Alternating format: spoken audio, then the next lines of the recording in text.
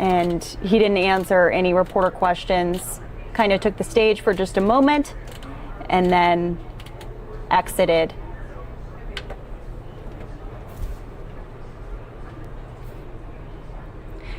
And like we said, we are going to be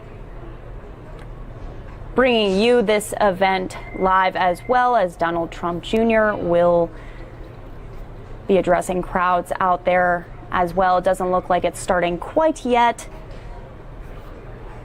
but we'll be watching that. Now, like I was saying, let's take a look at the map right now. We'll do a little bit of math while we have a little bit of downtime waiting for those live events. As of right now, Joe Biden is at 264 points. This is all according to the Fox News decision desk. So again, Joe Biden 264, Donald Trump 214. Now, if you do the math, you could see Nevada is worth 6 points. So that means that if Joe Biden was to secure Nevada, which isn't sounding like it's going to happen tonight, according to election officials, we'll likely hear from them about results tomorrow. But they're worth 6 points. So that would put Joe Biden at 270, which is what he needs to kind of secure that win. Looking over at Pennsylvania, 20 electoral votes over there. So this is definitely an important state for Donald Trump to secure. But hour by hour, I mean, that state is shifting back and forth. Donald Trump still has a lead out there, but it's becoming smaller and smaller as votes continue to be counted. Pennsylvania officials saying that they are actively counting right now, but we might not hear results, official results from them until tomorrow as well.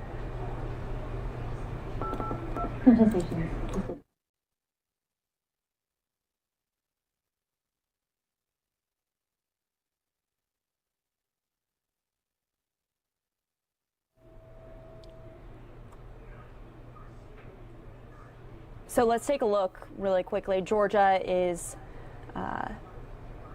in that kind of red shade right there. President Trump is leading Georgia. Pennsylvania, President Trump is also leading as of right now. Nevada, Biden is leading currently. North Carolina, President Trump is leading that state. Now, we haven't heard from North Carolina as much as the other states. We've heard from Georgia about 3 times today. One's from the Secretary of State, and then again from other Georgia officials.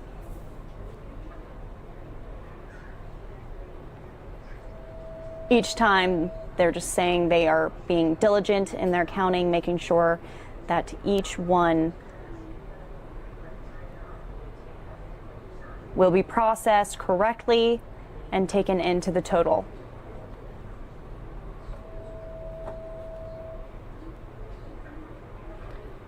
So we'll take another look at these shots from the White House. You can see the crews getting ready as the president will take that stage hopefully in about 15 minutes. That's the projected time, but if you've ever watched news now from Fox before, we know that the president is fashionably late sometimes, but he is in the briefing room, so reporters will be in attendance as well.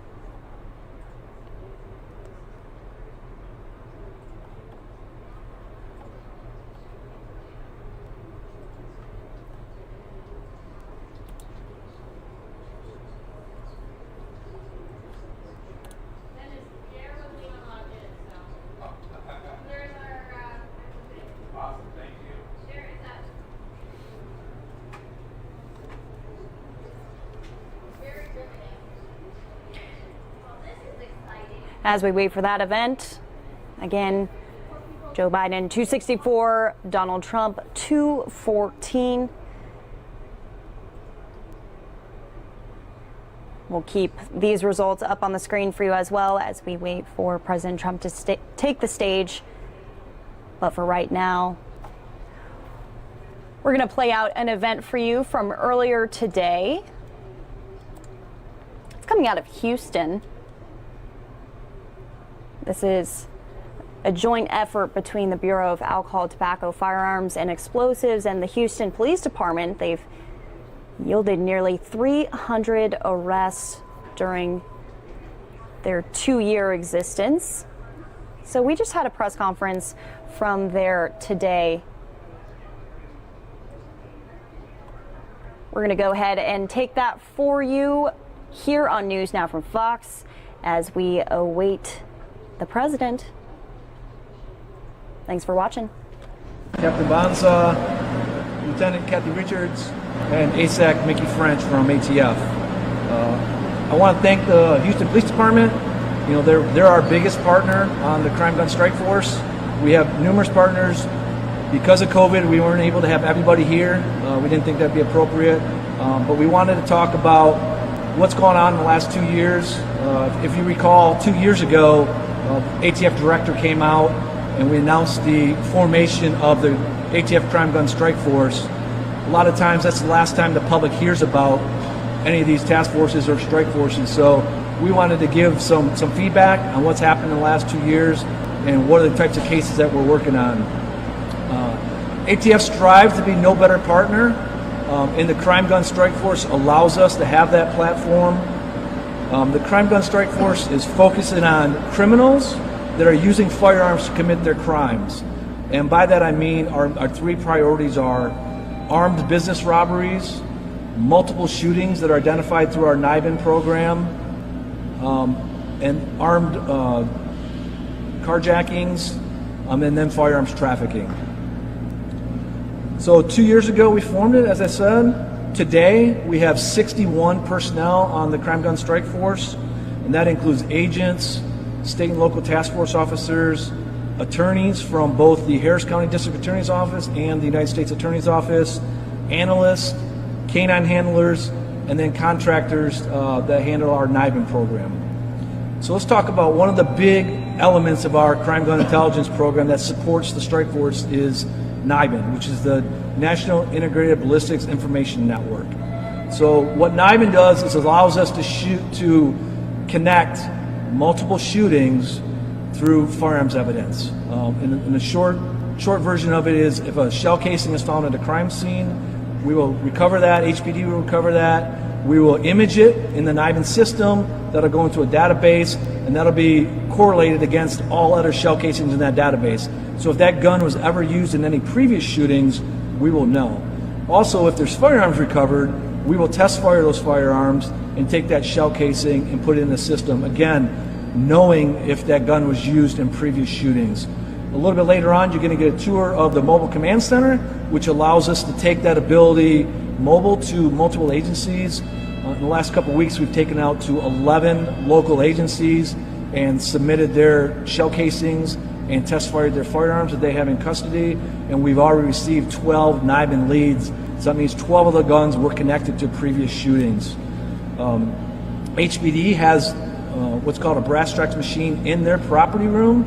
So every shell casing that they recover is automatically, immediately going into the NIBIN system. The other thing that you can see today is the NIBIN test fire room. This is where ATF test fires guns that we recover, and then those shell casings get entered in with a brass tracks machine that's here in this building also. We've also opened it up to our federal partners, so all the federal agencies now come here, test fire their guns, and put them in the system. So ultimately what that's resulted in is we're the first major metropolitan area in the country that has comprehensive collection and entry at the state, local, and federal level for NIBIN and firearms evidence. A little bit about the strike force and some successes in fiscal year 2020, which for us ended September 30th. The strike force has conducted 293 arrests, and 200 of those arrests are for either armed robberies, multiple shootings linked by NIBIN, or firearms trafficking.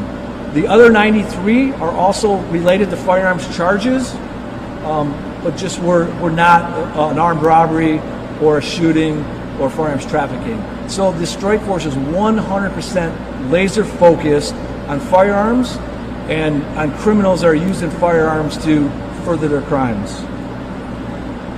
As you can see from this graph over here, in the last 3 years, that graph depicts NIBIN shooting cases, armed robbery cases, and then the Violent Offender Squad from Houston Police Department in their cases. Now, the Violent Offender Squad is embedded in the ATF Crime Gun Strike Force.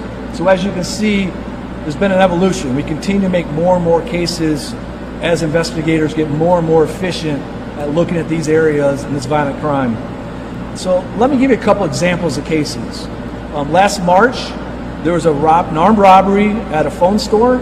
4 individuals came in, put guns to the victims' heads, and robbed that phone store. HPD were able to apprehend them.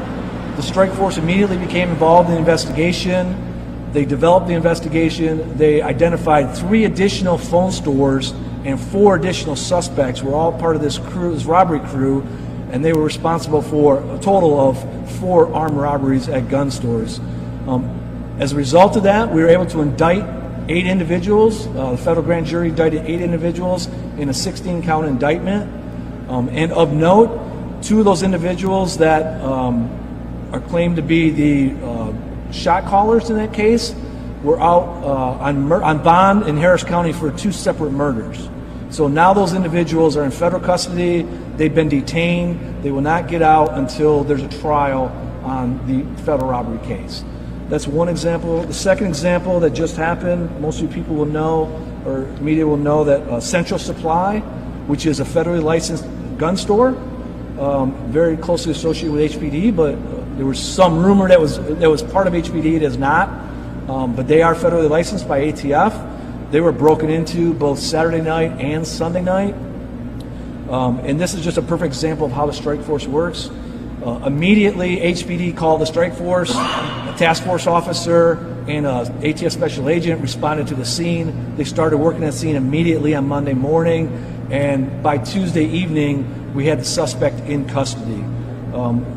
That case is currently was charged in Harris County by the District Attorney's Office, but because we have district attorneys from Harris County and assistant United States attorneys from the U.S. Attorney's Office on the strike force, they will confer and determine which is the best venue to prosecute that case. Because those vehicles are already in place, those relationships, those partnerships are already in place, that was a seamless investigation from the strike force, from the very beginning of the investigation to the arrest and now to the prosecution. So with that, I will introduce Houston Police Department Chief Art Acevedo.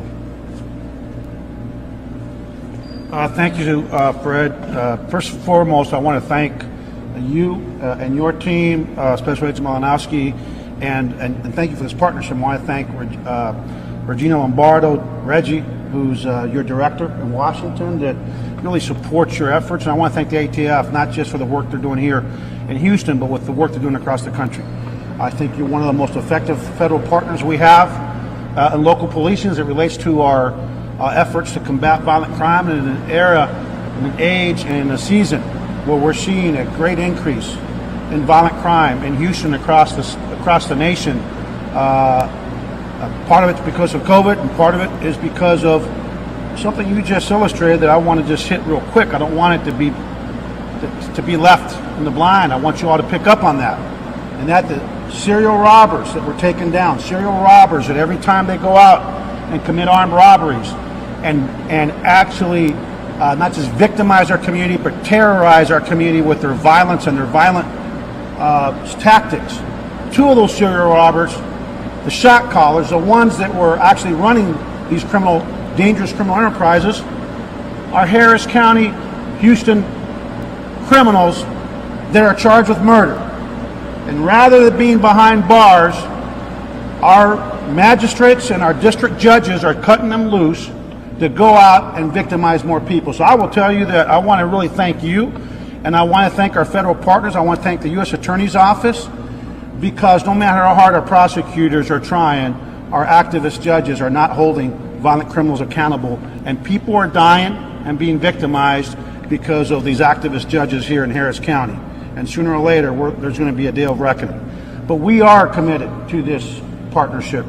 2 years ago, we started our crime gun strike force here in Houston as a result of the pattern of violence involving firearms in our AOR, and we're proud of the fact that those 17 task force members that we have put together with you from HMPD under the leadership of Lieutenant Richards, who does a phenomenal job, and Commander Borza, we're getting some great results.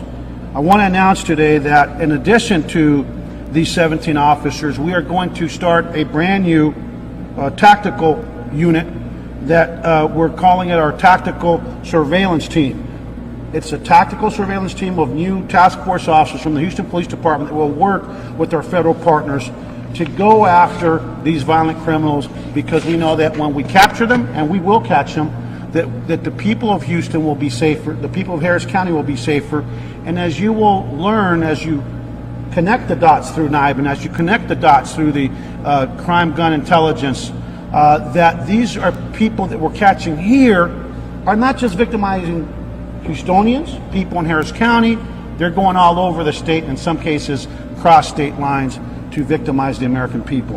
And so I want to tell you that new task force we're putting together, that tactical surveillance team, will do a phenomenal job of chasing down, apprehending, and bringing these crooks to justice. And lastly, on behalf of all of us at the local level, not just here in Houston but across the country, I want to thank the U.S. Attorney's Office, Attorney General Barr, and our U.S. Attorney here for intentionally adopting a lot of cases. Because as we talk to our crooks that we get, these violent criminals, they do not fear Harris County justice. They do not fear local justice across too many big cities in this country. What they fear is federal prosecution, because they know they're not going to go in one door and out the other, and they know they're going to be taken to task. And we know that because they laugh at our officers' faces when we arrest them for committing a violent crime, and they say, oh yeah, we'll be out the door. They think it's a joke. Well, crime is not a joke. Robberies aren't a joke. Aggravated robberies are not a joke. Aggravated assaults are not a joke. Murders are not a joke. Attempted murders are not a joke.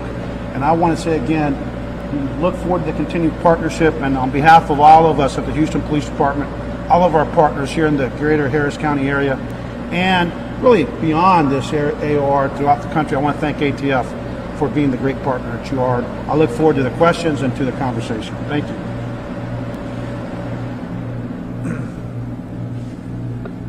Are there any questions? So this operation is still going then? Yes, this is ongoing federal strike force. Will continue to be ongoing. And we expect now that we're getting 10 more additional task force officers, it's just going to get that much bigger and more efficient. I know we've seen a few recent, or the past few weeks, we've seen a lot of shootings. Are you guys looking into that and a lot of taking the shootings that we've seen in your experience? Absolutely. So, again, with NIBIN, the NIBIN's connecting multiple shootings. So if it's a case that involves a gun that's used in multiple shootings, then absolutely the strike force will be involved with that. We do respond to every single FFL burglary and robbery. So 100% of those get responded to. And when the police department, if they have a certain case that they want to call us in, because they have so many task force officers, there's that connection, they'll call us in on shootings. Again, and even on homicide cases, there's about 124 cases that NIBIN assisted in making the case. Maybe it wasn't the main thing that made it, but with Houston Police Department, about 124 cases that use NIBIN as one of their points of evidence to make their case. So it's not just the strike force using NIBIN, crime gun intelligence, it's our state and local partners also in addition to that. The one thing I would be remiss without mentioning is that in 293 cases, all violent crimes, there's hundreds of victims and witnesses. And for them to get some closure, because we're making arrests, that's very important to the victims and witnesses that we talk to, particularly when they're federal cases, and particularly when we can get them detained, and so they're not back out in the street on bond. If they're violent criminals, we can keep them detained prior to trial. So that's particularly important to the victims and witnesses in all these cases. So I'd be remiss if I didn't talk about them. It also allows us to close a lot more open shooting cases, non-fatal shooting cases, by linking 6 or 7 or 8 shootings together, knowing it was the same gun. a lot of times, not only weren't able to make a case just on one, but once it's linked to 5 or 6 or 7, there's enough evidence in all of those to develop a suspect, make a case, and now we can close 6 or 7, again, multiplying the number of victims that we can give closure to, and holding those suspects accountable for everything they did. When you get arrested for just one non-fatal shooting, even though you did 6 or 7, you're not really getting to be held accountable for all the violence you created. But when NIBIN connects all of them together, and we can show the prosecutor that this gun was used in all 7 of these, then people get held accountable for all the work, for all the violence that they committed. And I want to add one thing before I forget. And I don't think I mentioned this mobile command post. It has the capability to go around. We can run our own NIBIN tests and then submit them for E-Trace and everything else, and these weapons and everything else. But a lot of our agencies around here, we know we have over 100 agencies in this area, to be able to take this vehicle and actually process every firearm, I think it's huge. And I don't think I mentioned it, but I just want to say thank you for bringing it here to the director and to you, Fred, because I know they want to put it in places where it's going to be put to good use. And I think as a result of this vehicle, we're going to be much safer, and we're going to be able to bring closure to a lot of victims. Anything else in English? I'm going to do Spanish real quick. Let me do Spanish real quick. Can everybody hear me okay? It's pretty loud in here. Okay. Buenos días. Primero y más que nada quiero dar las gracias a la directora del ATF, a la señora Regina. You're watching news now from Fox. We're going to cut into that event really quickly. As we said, we are waiting any moment President Trump should be taking the stage. We'll take a look at that live look right there. There's John Roberts in the back getting geared up for his live report. We're not exactly sure what the president will be speaking about, but we do know that he is going to be speaking. This is one of the first times he will be addressing the media and America, quite frankly, all day. We haven't heard from the president besides on Twitter. So as we await that event, we're going to go out to a GOP event that happened earlier today in Arizona, which Arizona has been making headlines as the Fox News decision desk has called Arizona for Joe Biden, but the race is starting to tighten in the state. So Arizona Republican Party Chairwoman Kelly Ward was speaking to Arizonans and voters in general as protests with dueling parties continue through the nights. Anti- and pro-Trump protesters showing up at polling processing locations talking about if votes should still be counted right now in the state of Arizona with such a tight presidential race. So we'll listen to that right now. Once President Trump takes the stage, we will cut into that and, of course, bring it all to you live here on News Now from Fox.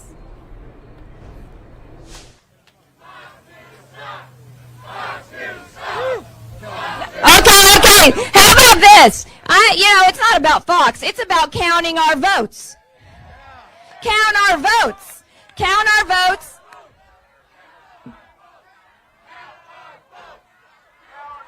Yes. Count our votes. And that's exactly what we're doing. When the race was inappropriately called by the media, the fake news media,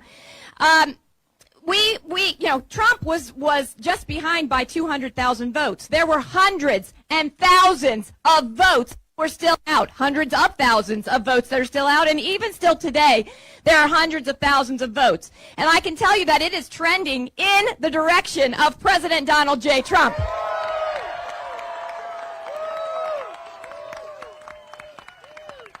We have the team on the ground. We have the people. We have the momentum. We have the activist community that is not going to allow this race to be stolen from President Trump or from Republicans all the way down the ballot. You can count on me. I can count on you. I'm going to leave it at that because you don't need to hear from me. You all know I think we're going to win this state for Donald Trump. I've got some awesome people here with me, and you're going to hear from Dave Bossie in just one moment, but I do want to introduce our congressman, Congressman Paul Gosar. We've got Congresswoman Debbie Lesko. We've got COO of the Trump campaign, Jeff DeWitt, former treasurer. We've got former Congressman John Shadegg, Boris Epstein right here. So don't go away, because we are winning this. Stay vigilant, stay awake. Do not let this election be stolen. I won't. I know you won't. Here's Dave. Thank you all very much. Thank you so much. Thank you, Kelly. This is an exciting day. We are so proud of each and every one of you. My name is David Bossie, and I'm a senior advisor to the Trump campaign. And I'm happy to make, I'm going to make a few, thank you very much. I'm going to be happy to make a few remarks, and then we're all happy to take questions when we're done. First, I just want to say that Arizona's 11 electoral college votes are going to be in Donald Trump's column when we get done with this. Every legal ballot must be counted. We are here to protect every legal vote. If the current trends continue, as we have seen, because we follow the science, President Trump is going to overtake Joe Biden, and we are going to win Arizona. Look, the news organizations that prematurely called Arizona have really done a disservice to the American people. And so, look, that's water under the bridge. What we're going to do is prove them wrong. Okay? That's what we're here to do. We're going to make sure that every single vote counts, and we're going to prove to the American people that Arizona is Trump country.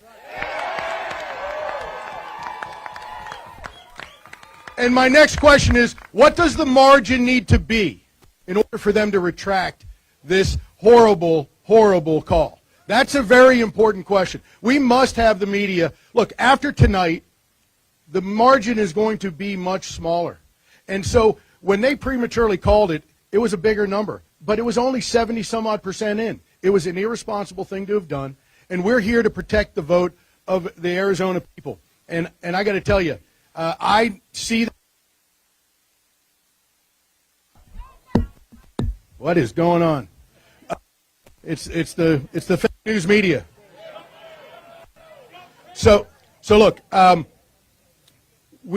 was only about 73% in when they called this race. So we're here to make sure every vote is counted. We're here to make sure that Arizona is delivered for President Trump for his reelection, and it is going to be. So I thank each and every one of you for being here, and I'm happy to take questions. Go ahead.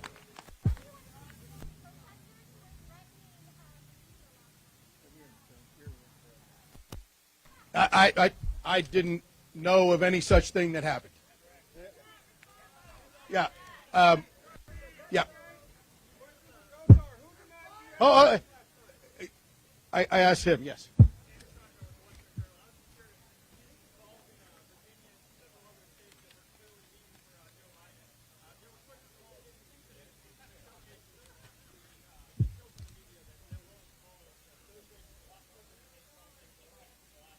Yeah, that's a great question. He asked, did the mainstream media calling some of these states early have impact on what happened in the rest of the country? And I think the answer is very simply yes. Because if you look at what the mainstream media did with the state of Florida, we won the state of Florida in 2016. President Trump did by about 110, 115,000 votes. He was up 400,000 votes, and they called California before they called Florida. They didn't call the state of Ohio. Look, this is not a mistake, folks. They have been against this president. They've been against your president from the very first minute 4 years ago.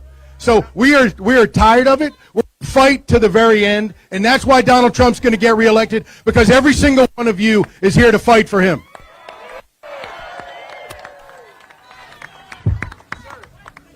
Thank you. I'm sorry, I couldn't hear you.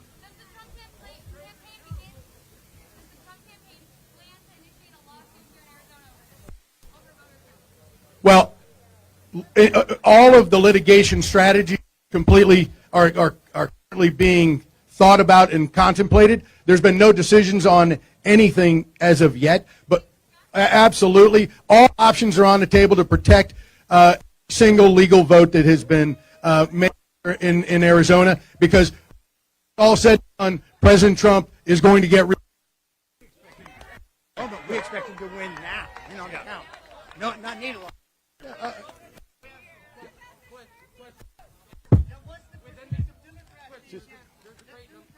Go ahead. Go ahead. There's a great number of media organizations that have not called it. I see your guys' path here going forward. And I think that's why a lot of news organizations are waiting to call this race. At the same time, is there anything that you have actually seen in terms of evidence that concerns you that could lead to a lawsuit right now? The answer to your question is yes. However, this is way discussed because we're not there yet. Okay, we're not there yet. But President Trump is going to win. By when all the votes are counted, we're not going to have to worry about that. Clint Pickman, the chairman of the Maricopa County Board of Supervisors, who supports this president, said that he has faith in the Maricopa County Elections Department. Do you guys all agree with that faith? I have some concerns about the election department and about Adrian Fontes himself. He has disregarded legal advice from outside and within his own organization, and we have had our poll observers, Republican poll observers, be disenfranchised. They've been put into a corner. They have to sit in their seat to verify the signature. The screens that were in front of them, they were able to look at the back of the computer screens. They were allowed to have binoculars, but they could only see the name brand of the computer, not the actual signatures of the voters, and that's just one instance. So I believe that one of the reasons we're standing here is that we want to assure the integrity of elections in Arizona, and the Republican Party of Arizona and everyone here will do just that.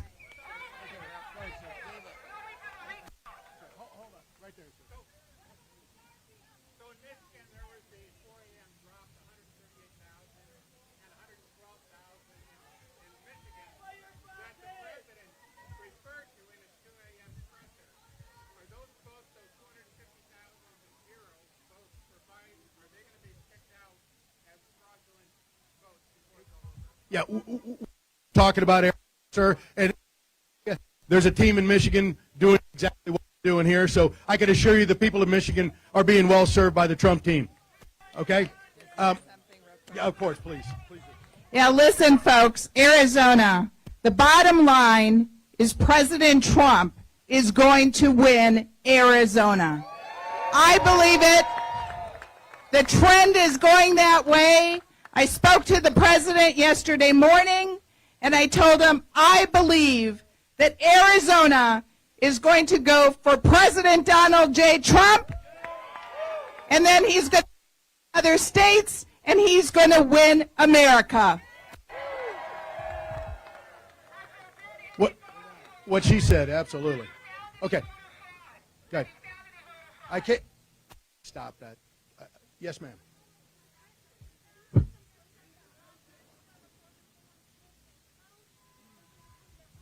You just asked that question and I answered it. I didn't have. Go ahead, ma'am.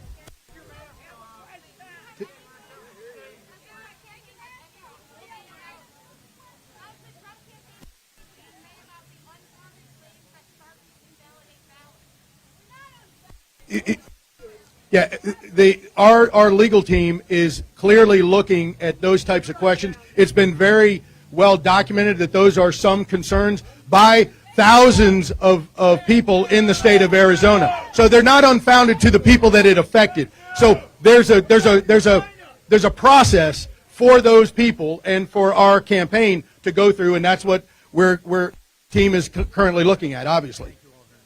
Yeah, thank you all very much. Happy to take any more questions after we're done here. Is that good with you, Kelly? Yeah. Thank you. Thank you all for coming. We're willing to take some more questions, everybody here, from you all, but the press conference is officially over, and the count is still going on, and Arizona's going to win for President Trump. All right, so there you have it. That was a GOP event coming out of Arizona where, of course, things are up in the air right now. A lot arguing that it could tip back into President Trump's favor.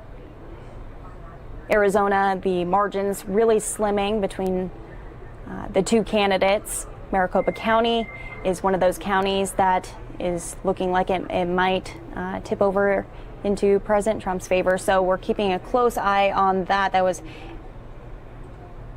Arizona's Republican Party Chairwoman Kelly Ward that was speaking briefly there. This event was from earlier today. So President Trump was supposed to be taking the stage about 15 minutes ago. He's looking like he's going to be a little bit late. So we're just keeping a close eye on that podium to see when he will step up. Again, not exactly sure what the president is going to say, but he will be addressing those election results that are still rolling in around the country today. Nevada, Pennsylvania, North Carolina, and Georgia, all still up in the air. Americans' eyes all on Pennsylvania today. We just got a 2-minute warning for the It does look like we have a 2-minute warning for the President Trump to be taking the podium.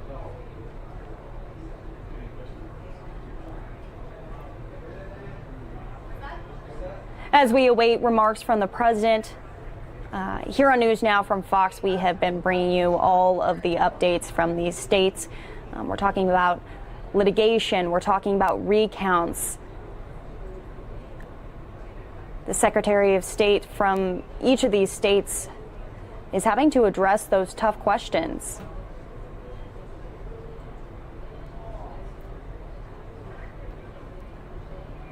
Seeming like the election will not be over by the end of this week, even if a winner is called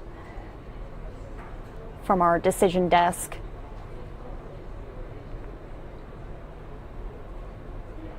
Again, for those of you who are tuning in right now, President Trump will be taking the podium in just about a minute or so. We're not sure if he will be taking reporter questions, which I'm sure a lot of those reporters in there do have questions. President Trump has been silent all day today, besides on Twitter. Several of his tweets being flagged. Oh, there he is. Let's tune in.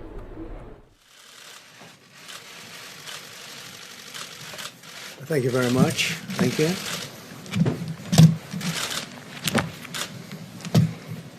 Good evening. I'd like to provide the American people with an update on our efforts to protect the integrity of our very important 2020 election. If you count the legal votes, I easily win. If you count the illegal votes, they can try to steal the election from us. If you count the votes that came in late, we're looking at them very strongly, but a lot of votes came in late. I've already decisively won many critical states, including massive victories in Florida, Iowa, Indiana, Ohio. To name just a few, we won these and many other victories despite historic election interference from big media, big money, and big tech. As everybody saw, we won by historic numbers. And the pollsters got it knowingly wrong. They got it knowingly wrong. We had polls that were so ridiculous, and everybody knew it at the time. There was no blue wave that they predicted. They thought there was going to be a big blue wave. That was false. It was done for suppression reasons. But instead, there was a big red wave. And it's been properly acknowledged, actually, by the media. They were, I think, very impressed. But that was after the fact. That doesn't do us any good. We kept the Senate despite having twice as many seats to defend as Democrats, and in a really much more competitive states. We did a fantastic job with the Senate. I think we're very proud of what's happened there. We had many more seats to defend. They spent almost $200 million on Senate races in South Carolina and Kentucky alone, 2 races, and hundreds of millions of dollars overall against us. At the national level, our opponents' major donors were Wall Street bankers and special interests. Our major donors were police officers, farmers, everyday citizens. Yet for the first time ever, we lost 0 races in the House. I was talking to Kevin McCarthy today. He said he couldn't believe it. 0 races. Very unusual thing, 0. And actually won many new seats with, I think, many more on the way. This was also the year of the Republican woman. More Republican women were elected to Congress than ever before. That's a great achievement. I won the largest share of non-white voters of any Republican in 60 years, including historic numbers of Latino, African American, Asian American, and Native American voters, the largest ever in our history. We grew our party by 4 million voters, the greatest turnout in Republican Party history. Democrats are the party of the big donors, the big media, the big tech, it seems, and Republicans have become the party of the American worker, and that's what's happened. And we're also, I believe, the party of inclusion. As everyone now recognizes, media polling was election interference in the truest sense of that word, by powerful special interests. These really phony polls, I have to call them phony polls, fake polls, were designed to keep our voters at home, create the illusion of momentum for Mr. Biden, and diminish Republicans' ability to raise funds. They were what's called suppression polls. Everyone knows that now. And it's never been used to the extent that it's been used on this last election. To highlight just a few examples, the day before election, Quinnipiac, which was wrong on every occasion that I know of, had Joe Biden up by 5 points in Florida, and they were off by 8.4 points, and I won Florida easily. So they had me losing Florida by a lot, and I ended up winning Florida by a lot. Other than that, they were very accurate. They had him up 4 points in Ohio, and they were up by 12.2 points. And I also won Ohio, great state of Ohio, very easily. The Washington Post said Biden up 17 points in Wisconsin, and it was basically even. They were off by about 17 points. And they knew that. They're not stupid people. They knew that. Suppression. There are now only a few states yet to be decided in the presidential race. The voting apparatus of those states are run in all cases by Democrats. We were winning in all the key locations by a lot, actually. And then our numbers started miraculously getting whittled away in secret. And they wouldn't allow legally permissible observers. We went to court in a couple of instances, and we were able to get the observers put in. And when the observers got there, they wanted them 60, 70 feet away, 80 feet, 100 feet away, or outside the building to observe people inside the building. And we won a case, a big case, and we have others happening. There are lots of litigation, even beyond our litigation. There's tremendous amount of litigation generally because of how unfair this process was. And I predicted that. I've been talking about mail-in voting for a long time. It's really destroyed our system. It's a corrupt system. And it makes people corrupt even if they aren't by nature. But they become corrupt. It's too easy. They want to find out how many votes they need, and then they seem to be able to find them.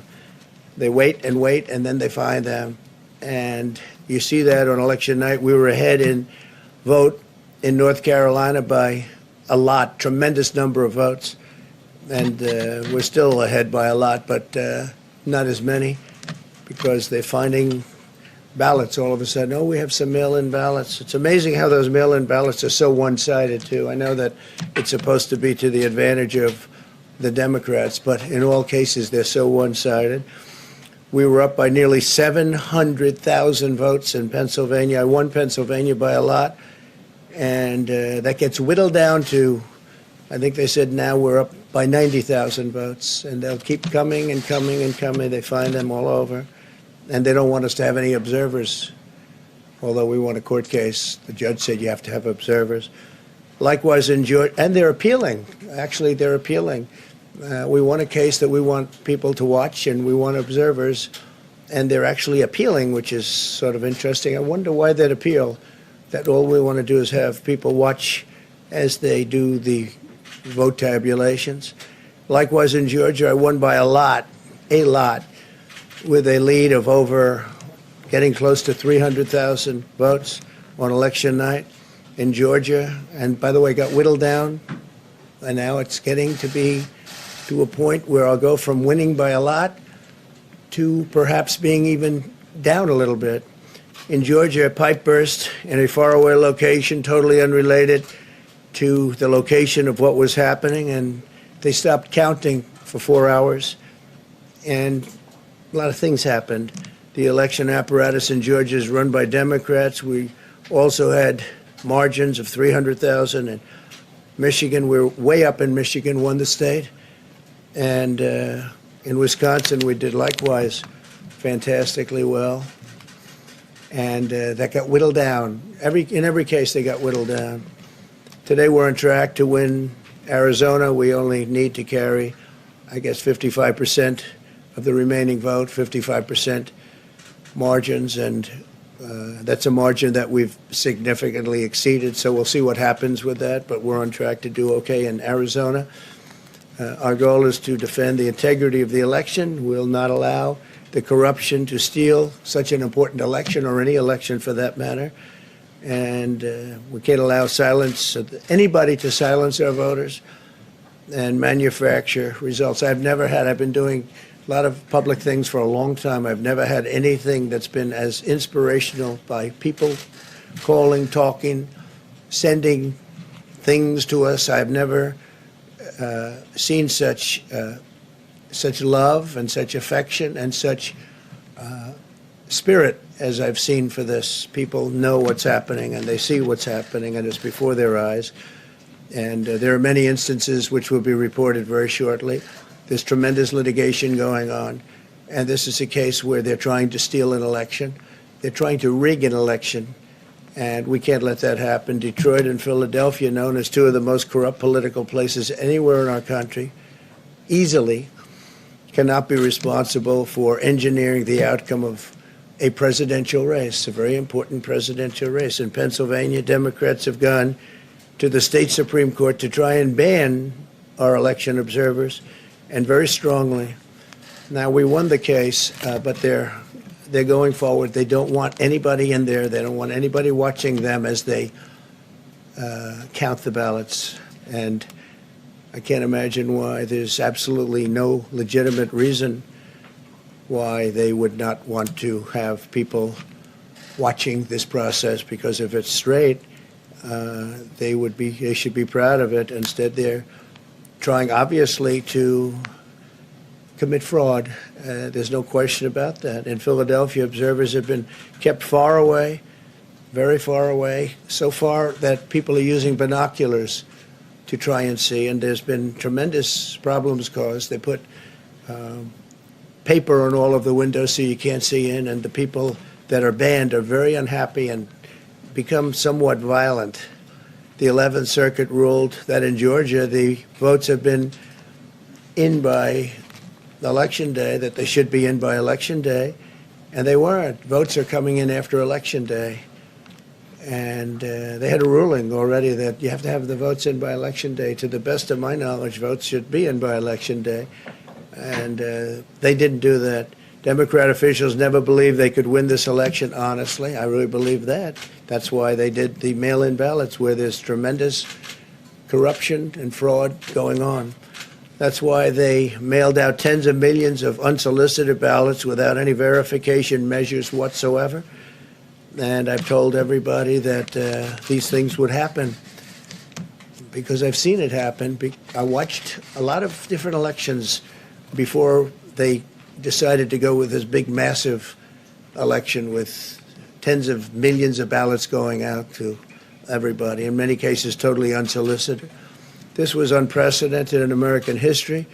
This was by design, despite years of claiming to care about the election security. They refuse to include any requirement to verify signatures, identities, or even determine whether they're eligible or ineligible to vote. People are walking in there. They have no idea. They're just taking numbers. They're writing down things, the workers, and doing a lot of bad things. And we have a lot of information coming and litigation that you'll see that will shake even you people up. And you've seen it all. The officials overseeing the counting in Pennsylvania and other key states are all part of a corrupt Democrat machine that you've written about. And for a long time, you've been writing about the corrupt Democrat machine. I went to school there, and I know a lot about it. It hasn't changed. It's a long time ago, and hasn't changed. It's gotten worse. In Pennsylvania, partisan Democrats have allowed ballots in the state to be received 3 days after the election, and we think much more than that. And they're counting those without even postmarks or any identification whatsoever. So you don't have postmarks, you don't have identification. There have been a number of disturbing irregularities across the nation. Our campaign has been denied access to observe any counting in Detroit. Detroit is another place, and I wouldn't say it has the best reputation for election integrity. Poll workers in Michigan were duplicating ballots, but when our observers attempted to challenge the activity, those poll workers jumped in front of the volunteers to block their view so that they couldn't see what they were doing. And it became a little bit dangerous. One major hub for counting ballots in Detroit covered up the windows again with large pieces of cardboard. And so they wanted to protect and block the counting area. They didn't want anybody seeing the counting, even though these were observers who were legal observers that were supposed to be there. In Detroit, there were hours of unexplained delay in delivering many of the votes for counting. The final batch did not arrive until 4 in the morning, and even though the polls closed at 8 o'clock, so they brought it in, and the batches came in, and nobody knew where they came from. We've also been denied access to observe in critical places in Georgia.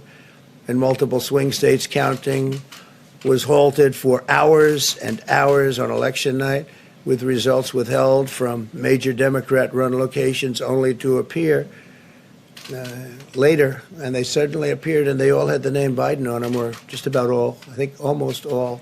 They all had the name Biden on them, which is a little strange. I challenge Joe and every Democrat to clarify that they only want legal votes, because they talk about votes, and I think they should use the word legal votes. We want every legal vote counted, and I want every legal vote counted. We want openness and transparency, no secret count rooms, no mystery ballots, no illegal votes being cast after Election Day.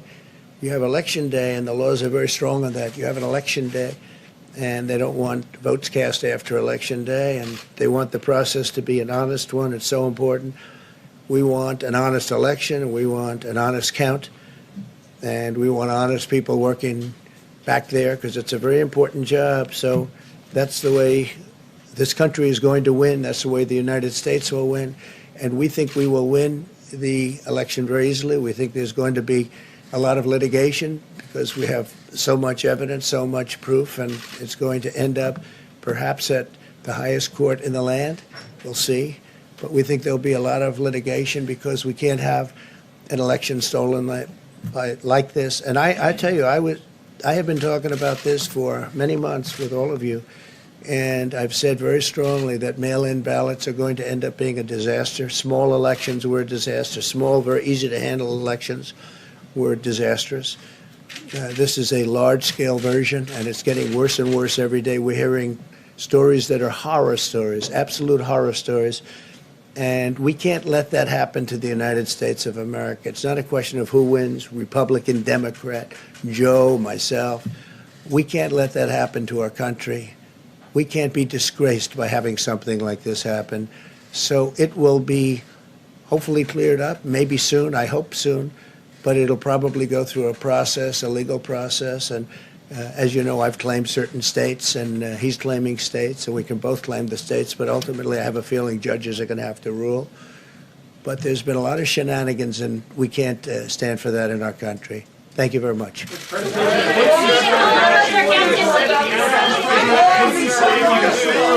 President, Are you being a sore loser? Haley, why is the president undercutting this process? Haley, are you here as press secretary or Trump advisor? All right, President Trump right there addressing the nation. He had a lot to say. Break down a little bit of that for you right here on News Now from Fox. He says that he wants to protect the integrity of the election, really tearing apart how several states have been handling this specific election in itself. We're going to hop out of that.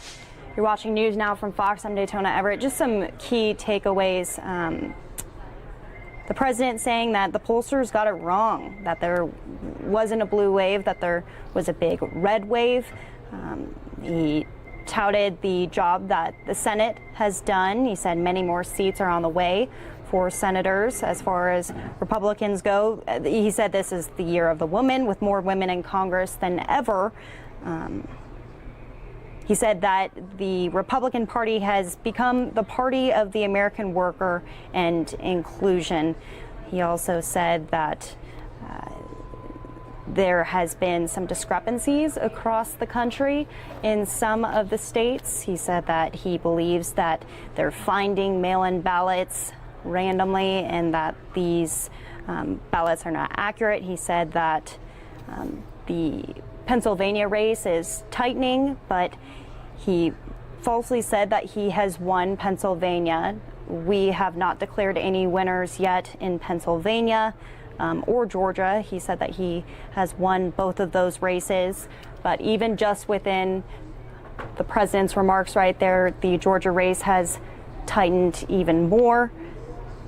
He said that his goal is to defend the integrity of the election, and that's probably what his goal was for those remarks right there at the White House. He said to be looking for a lot of litigation soon. We've already seen him sue several states. He said that the Democratic Party is trying to, quote, steal and rig the election. He's calling out fraud in several states, saying that Georgia is accepting ballots past Election Day. None of these things have been confirmed yet in any of these states.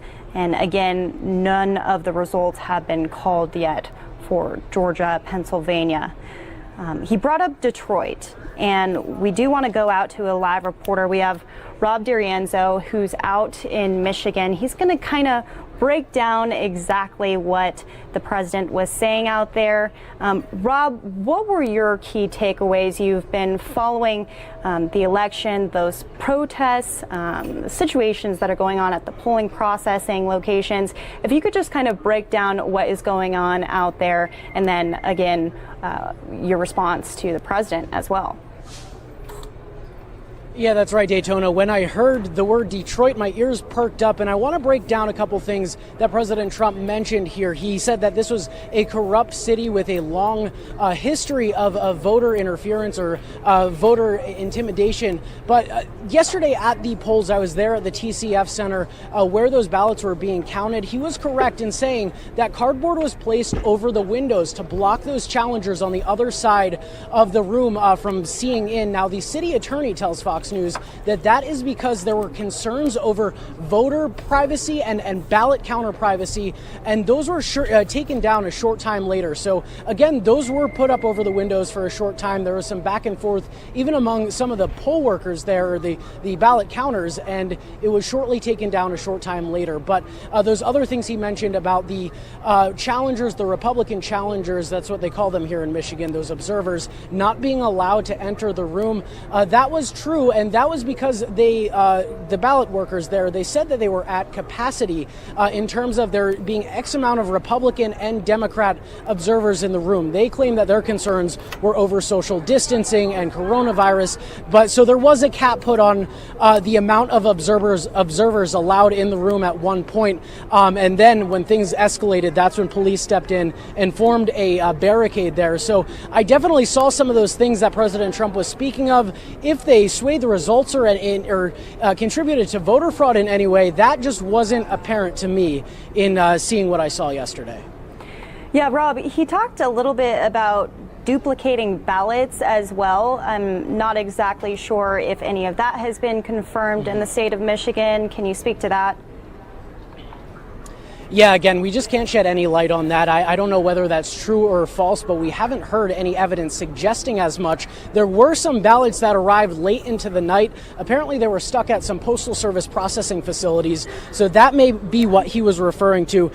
He called Philly and Detroit some of the most corrupt in the country of engineering the election. So he was trying to point to this track record that these cities supposedly have of running crooked elections. Again, I personally, in the TCF Center here in Detroit yesterday, did not witness any of that, but there was a lot of tension, a lot of commotion on behalf of the Trump supporters who claimed that they were being blocked out from observing the process. Again, there were a handful of Republicans and a handful of Democrat challengers in the room, but more of them wanted to come in, and then they claimed when some left, others weren't being allowed to go and replace them. So there was a lot of back and forth, a lot of tension yesterday, but no immediate or evident signs of voter fraud here in Detroit.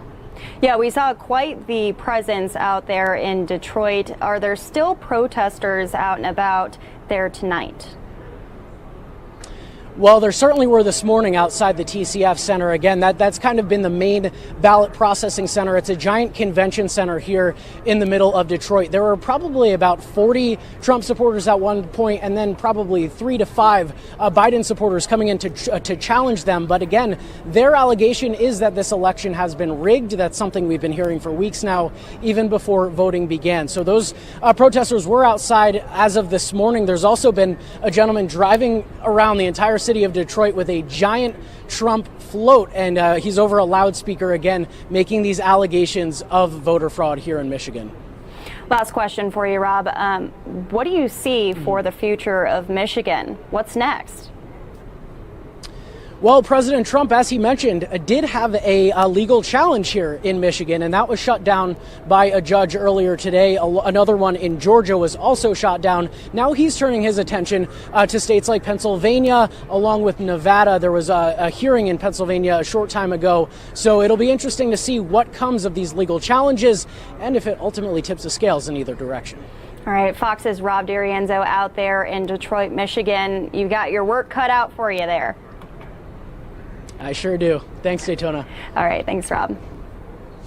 So again, you're watching News Now from Fox. We're breaking it all down for you. President Trump just stepped off the podium, definitely attacking several of the states across the country on what their voting process and counting the results process, saying that it's insufficient and that it's inaccurate, and we will likely be seeing more litigation coming from the Trump office in the coming days. Rob mentioned Pennsylvania right there, and I know we just brought it to you, but this is the state that everyone is watching right now. So we're going to play out for you a press conference from the state of Pennsylvania talking about what the latest is there and when we should be seeing those results. We're thinking possibly tomorrow we'll see full results rolling in for the state of Pennsylvania. Some of you are going to be going out to a quick commercial break. We'll see you in a couple minutes. When you come back, you will see that update. For those of you who are sticking around, thanks for sticking around. Continue to watch us here as we cover the election. Good afternoon, everybody. Thanks for joining me here yet again. We're coming in the home stretch here. The counties have been working incredibly hard.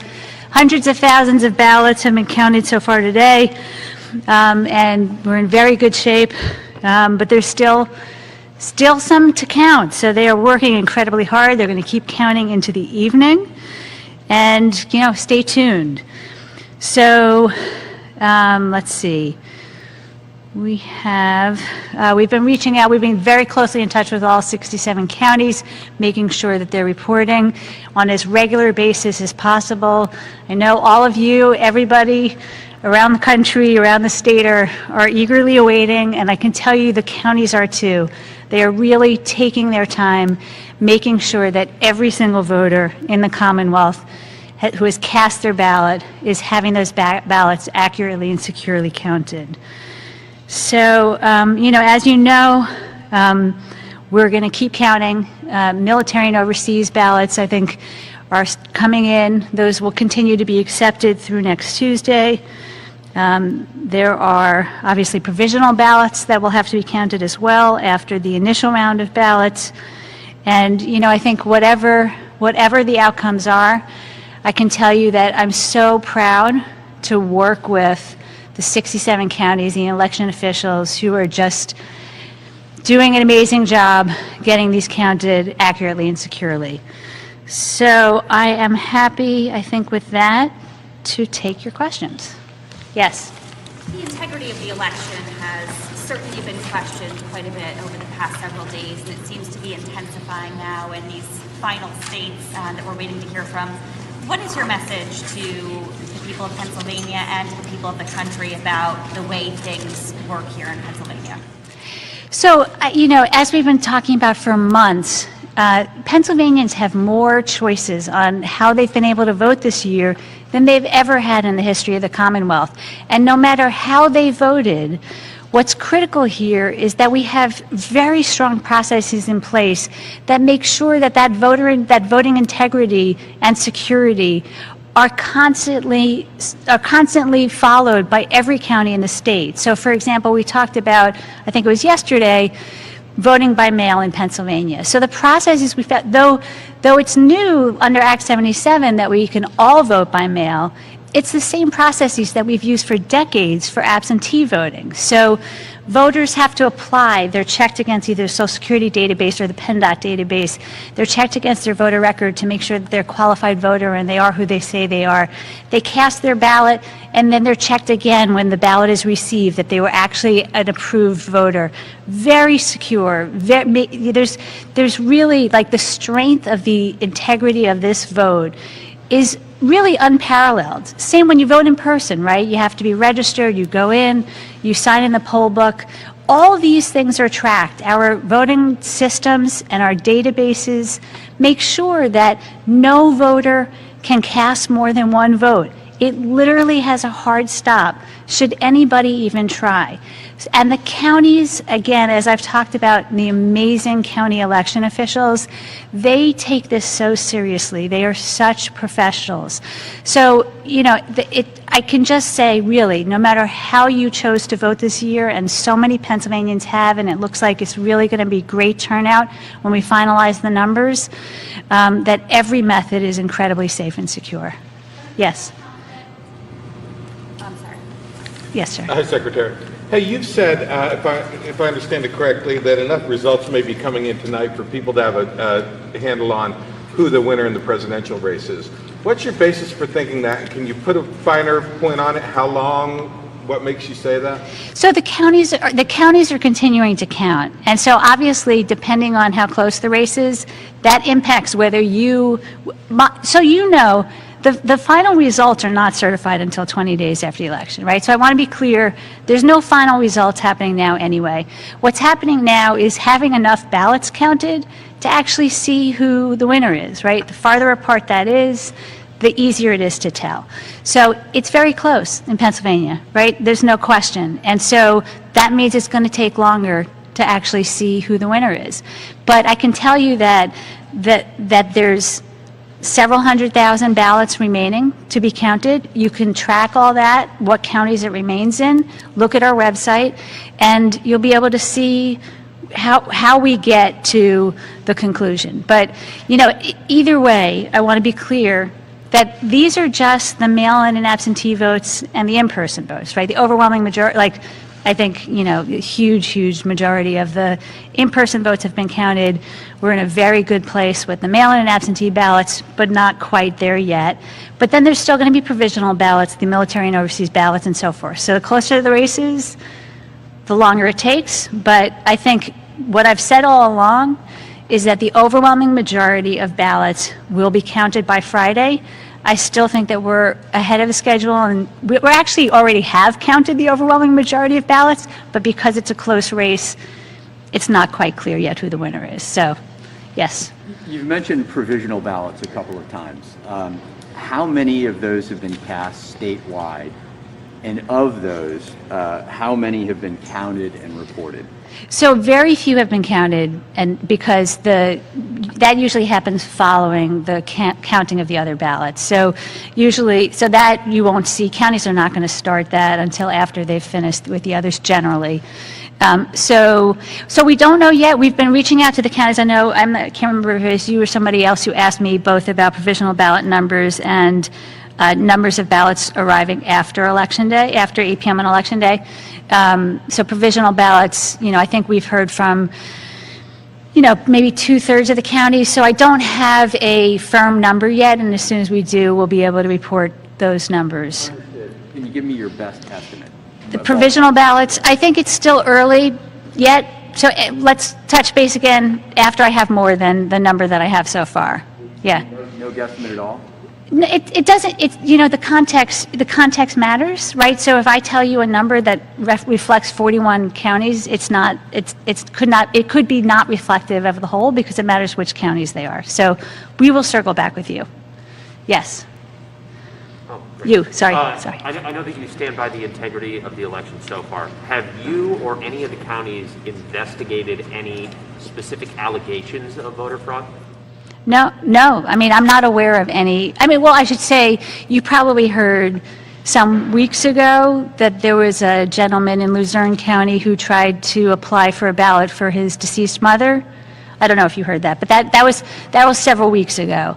That was the only incident that I am aware of in this year. Yeah. Yes, sir.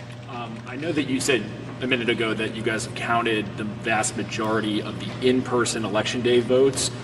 Can you give us a more specific sense of how many of those are outstanding? Is it fewer than the remaining mail-in votes? Oh, yeah. If you go to our website and the supplemental dashboard, if you look at like the pie chart, it's a tiny sliver. It may be that 99% are counted. So whether it's 99 or 98.5, go to the dashboard and it will tell you. More beyond the mail-in ballots that are. No, there's a tiny fraction of precincts that aren't counted yet. Yeah, it's a very, very, very small number. Yeah. Yes. The outstanding mail-in ballots, does that include counties that have all counties segregated the ballots that came in after Election Day? Right. So the ballots that have been counted so far are the ones that came in by November 3rd. So all the counties are going to be segregating any that came in after 8 p.m. on November 3rd through 5 p.m. on November 6th. Yes. Yes, Dennis. Secretary, there are 7 precincts in Allegheny County that aren't reporting anything yet. That includes Election Day in-person ballots. Do you know what's going on there? No, I don't, but I'm happy to check with them afterwards. I know what's going on in some of the other things, but I don't know what's going on in those 7 precincts. So thank you. We will reach out to them. Yes. Does the department know how many mail-in ballots might still be en route to election offices that were postmarked by the 3rd? Do we know how many are en route? No. I could tell you that the numbers that have come in so far are a tiny fraction of what came in after the primary. So I don't think, and usually, based on historical numbers, you get the most ballots, the day after Election Day, and then it dwindles from there. So I don't expect it to be a significant amount. How many mail-in ballots were surrendered at the polls on November 3rd? Not yet. We will know that because we will know that at once the counties do those because obviously those voter declarations had to be signed, and I think they'll also be able to track the provisional ballot voters, the ones that didn't surrender their ballots. But that will take some time. Thank you. Yes. Have you and your staff taken any special safety precautions? And should the county workers who are doing the counting be concerned about their safety, given the strong feelings? So by safety, you mean from the outside world or? Physical safety, yes. The counties really are in the best position to assess that. As you might imagine, we have a great Commonwealth, a lot of diversity from, very rural counties to urban counties. So it's really not a one-size-fits-all assessment. We certainly talk to the counties and issue guidance and directives on security of, the voting systems and the locations and, all those things. But I think the physical security of the staff, I would defer to the counties on. What about you and your staff? Taking any special precautions? Yes. Can you talk about those at all? I mean, we have security. We make sure that we are safe, and we make sure that where operations are secure and safe. Yes, thank you. Yes, Jan. Well, I was going to ask you about the late arriving ballots, if you have any kind of idea of how many there are, but based on these questions, I get a sense you don't know. But you did tell CNN today that it was anywhere from 0 in some counties to hundreds in others. So, I mean, can you be a little bit more? Yeah, I mean, again, it's actually it's a lower it's significantly lower number than we thought. But I think we've heard from.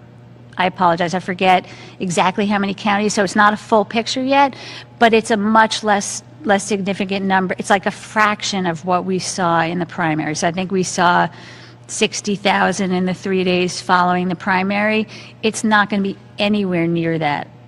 So once I have the full, again, I think I have maybe, 2/3 of the counties, and so I just want to make sure before I give, but what I said was true. There are some counties that got 0 the day following, and there are some counties that got in the hundreds, maybe 500. But so that's the range that I have now, but I just don't want to give an overall picture until I make sure I have every county in. Thanks. But it really is smaller. Yes. Sorry, if I could just double back on mail-ins, uncounted mail-ins. I think you said in your opening remarks that there were several 100,000 outstanding. And we've heard some, varying numbers on that. Can you put a finer point on that at all? Just what kind of figure we're looking at? So go to the website and go to the dashboard. It's constantly changing. And so it just seems like as soon as I give a number, there are county results that get updated, and it's different than what I just said. It's a moving target. What's the last number you were aware of? I think it was in the 350,000 range. But again, as soon as I say that, you're going to go into the dashboard and it's going to say it's lower than that. So, difficult topic, yeah. And thank you for indulging me. Yeah, sure. Yes, I'll get to. So on election night, results in Lancaster County were showing an amount well above the amount requested and then nearly double the amount returned. Could you explain why that happened and if that was county specific? I'm sorry, can you repeat that again? Sure. Yeah, in Lancaster County on election night specifically, it was showing results for mail-in ballots that was well above the amount returned and the amount requested. Can you explain how that happened? I can't remember Lancaster County specifically. What I can tell you is that some of the counties, and Lancaster, I'm thinking it probably had to do, so they're one of, I think, the 2 counties that have heart voting systems. Each voting system vendor has, the way they translate with the data has worked slightly differently. And as you know, this dashboard, and even the website, it's the first year that we broke out provisional ballots, mail-in ballots, and in person. So some of the reporting, if the county's files were not done perfectly, it might merge to the categories, it might put things in the wrong category. So we've been working out all those quirks. Like I know, for example, York was off for a little while, but that is now corrected. So that may have explained what was going on with Lancaster. There's just been, most of it has been the county, the way they sent us the files, the data was just not in the right place, basically. How do you assure voters that it was handled and taken care of? Is there a way that you can do that? Well, it's fixed. I mean, it's fixed on the website. And you can also, I think I've said this priors of these, but you can always go to the county websites. You can look and see, it's an easy way to double check. Yes, Dennis. Secretary, some tweets have surfaced, admittedly from a couple of years ago, your tweets suggesting negative things about Donald Trump. What do you say to people that say, geez, you're the person overseeing this election and you have clearly partisan views on the matter? What's your response to that? So my response is, look, these were 4 years ago. And at the time, I was not in the administration. I was not in any public service. I was a private citizen. It was a personal Twitter account. So that, and then All right, this is Andrew Kraft here with News Now. You've been watching from earlier today, the Secretary of State there in Pennsylvania give an update on all things happening there in the Keystone State as votes are still being counted, though we wanted to take it out west now to Nevada in Las Vegas, in Clark County. Fox's own Robert Sherman is there. He's monitoring all the developments happening there. Robert, what is the latest? Well, Andrew, yesterday we did not get any new results here out of the Silver State, but today we did get a new batch of results. We just kind of want to walk through them a little bit. So before former Vice President Joe Biden owned a lead of less than 8,000 votes here in Nevada, that has now climbed with this new batch of votes that has come in today. And right now, the state of Nevada is moving very meticulously through all of these ballots. Remember, mail-in ballots were sent to every resident in the state of Nevada who was registered to vote at the time. So there's still some question marks out there as to how many votes are still available. But every day, new mail-in ballots are going to continue to trickle in all the way up to November 12th. So there is still a little bit of a ways to go here with still exceptionally razor-thin margins. But another important development that came out of Nevada today, members of the Trump campaign, including Rick Grenell, the former director of national intelligence, was here in Clark County, just standing out in front of the elections offices, and they announced that the Trump campaign is filing suit here in the state of Nevada, and they contend that thousands of illegal ballots have been submitted and counted here in the state of Nevada. When they say illegal ballots, they really refer to two things. One is ballots that were sent to Nevada residents who are deceased, or the other is Nevada residents who no longer live here in Clark County. They believe thousands of those ballots have been counted. That being said, Clark County election officials say they have not seen any evidence of this and they are not aware of any fraud of this kind. We have not heard any firm evidence from the Trump campaign to this point, but we'll see how this lawsuit progresses over the next couple of days. Andrew? You know, Robert, obviously, former Secretary of State Hillary Clinton won the state last cycle, and we've been seeing a lot of Trump campaign advisors, former administration officials really go around to these battleground states, like you mentioned, standing outside these election offices, trying to rally support and make their claims heard. But like you said, the registrar there in Clark County said he hasn't seen anything. But I was wondering, when can we expect another update out of Clark County? And, you know, for some of the voters and people watching this so closely who may be wondering, why does it take several days to get these ballots counted? Is there any rhyme or reason to that? So unpacking all of that one at a time, so we are expecting to get new results out of Nevada tomorrow morning. Clark County says that they're expecting to get about 51,000 votes added to the tally tomorrow. And why is Clark County important? Well, Nevada is a big state geographically, but over 70% of the state lives here in Clark County. So there is a lot of weight placed on Clark County and its electorate here. So we'll be watching that very closely. In terms of timetables as to how long it takes for a lot of these votes to be tabulated, that was something that Joe Gloria, the Clark County election registrar, mentioned today, is that they are being fastidious. They are making sure that they get every single vote counted, but also making sure that no votes are counted twice. They said that they recognize how important Nevada is and they want to make sure that they get everything done accurately. But he also said is that there are votes that they are still waiting for. They are waiting for more mail-in ballots to come in. They're also waiting for ballots to come in from overseas. They're also waiting for provisional ballots to come through. They have until Friday in order to get ballots cured here. So there are still a few different sets of ballots that are still yet to come in, and that is part of the delay here. I know that we keep talking about the importance of all of these swing states and how critical they are to the election. These numbers say it for themselves. Fox News projects that Joe Biden currently has won 264 electoral votes, meaning that he is 6 shy of winning the Electoral College. Nevada is worth precisely 6 electoral votes. So even though the president has been bullish about his hopes of winning states such as Pennsylvania, and they believe that they're going to hold on in Georgia and North Carolina, none of those states matter unless the president holds on here and takes the state of Nevada, a state that he lost, as you said, Andrew, by 27,000 votes to Hillary Clinton in 2016. All right, Fox News multimedia reporter there, Robert Sherman in Clark County, following all the latest developments there in Nevada. Robert, thanks so much. Thank you, Andrew. All right, we are following a lot of these battleground states as votes are still being counted, votes are still being tabulated. But like you said, or like Robert said, Nevada, the margin is there. It's only 6 electoral votes. As it stands right now, Joe Biden only needs 6 electoral votes to clinch the presidency. So we are following a lot of this. We want to take a quick commercial break.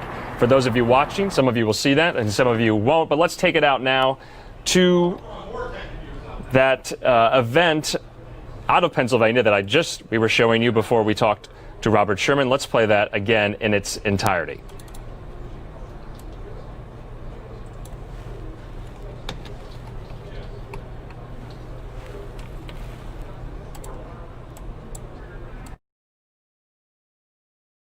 Where operations are secure and safe.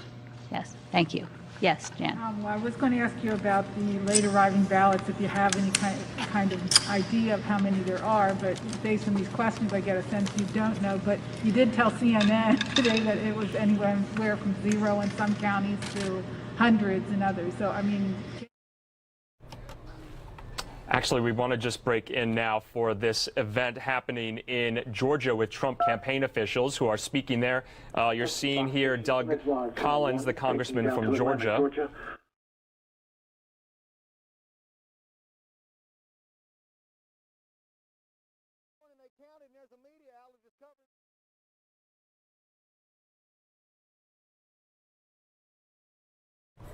And let's listen into this. Kimberly Guilfoyle, Donald Trump Jr., and Doug Collins there in the state of Georgia holding a rally among supporters as votes still being counted there. Hear me clearly, because I've been fighting for a long time. Folks behind me know it. We've been knowing. And I'm going to just say back something that came back from a time when we fought against Russian hoax. We fought against sham impeachment. We fought against Mueller. And it's coming to view right now in the view of things that we're seeing. And I just have a time now, as I told the Democrats in Congress, I'm going to tell the Democrats in the state of Georgia and all of this country, the clock and calendar's watching. You're trying to do it fast because you want it wrong, because you don't believe Donald Trump should be elected president. And I'm going to tell you right now, the people of America will stand up. These votes will be counted. Every legal vote counted.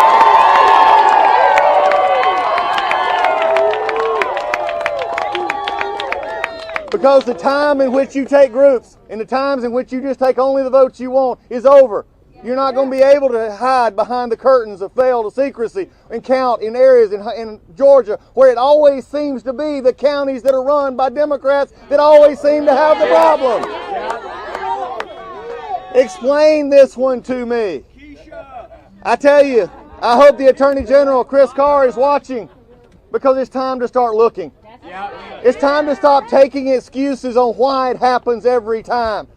The Republican Secretary of State, the Republican leadership have called it out many times, but many times, as Vernon knows from these counties that are Democrat run, is where we find the most problems. This should not happen. Everybody's vote should count, and everybody ought to have a right to get there and have them legally counted. You can't have boxes sitting open like we had in Chatham County today where they're supposedly segregating votes. And yet you have it open with no security, yet a judge down there says, no, it's fine, let's keep it up. No. The legislature in Georgia needs to look at this. The legislature in Georgia needs to look. There needs to be IDs on the absentee ballots. You've got to know when they come in and when they don't come in. So folks, let me just say this. We're here tonight and across this country. As we've seen it here in Georgia, we're going to see it everywhere else. This is about the most fundamental right Americans have. It is the one thing that has kept us as Americans for 200 plus years. It's not our religion, it's not our race, it's not our creed, it's not our background. It is a simple right to do what those founders said. Vote for our leaders and have the will of the people honored and the law followed. When the law is followed, the truth will prevail. And as I have always said and others have said before, when we follow the truth will set us free. And that is what we're asking for tonight. So tonight, as many as gathered here to help, as many as gathered here to hold accountable, that's what we've got to do. This country needs accountability, and the folks on the left don't like Donald Trump because he holds them accountable. And there's one who's been exposing that for a long time. He's just the younger version of the one in the White House. And then he comes to tell the truth. Now, people don't like the truth, but you know what? When the truth hurts, you just gonna have to wear it. And when this election is going to be done, after all is said and done and every legal vote counted, Donald Trump will be elected 4 more years. And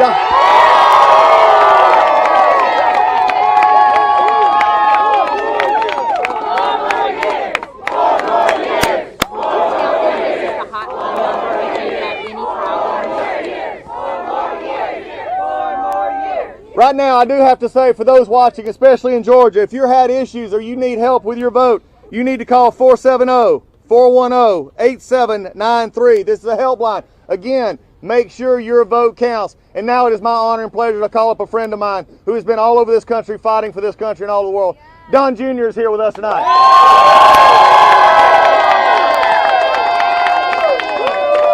Well, thank you everyone there, but thank you everyone here.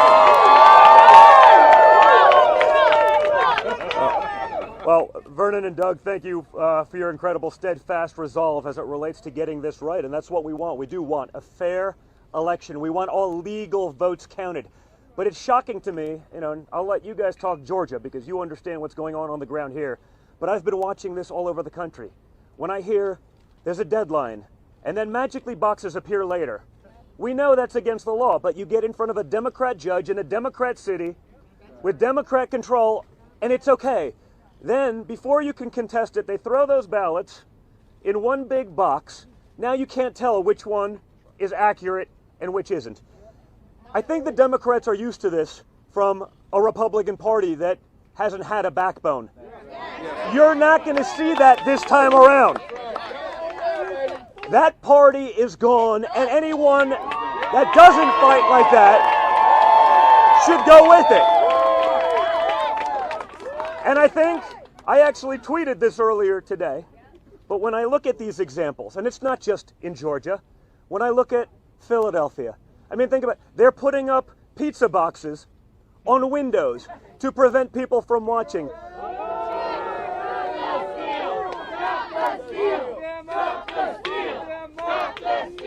You have James O'Keefe getting it on video where they're doing it in Michigan. You have example after example. Notice how it only breaks one way? So Donald Trump gets a historical percentage of minority votes.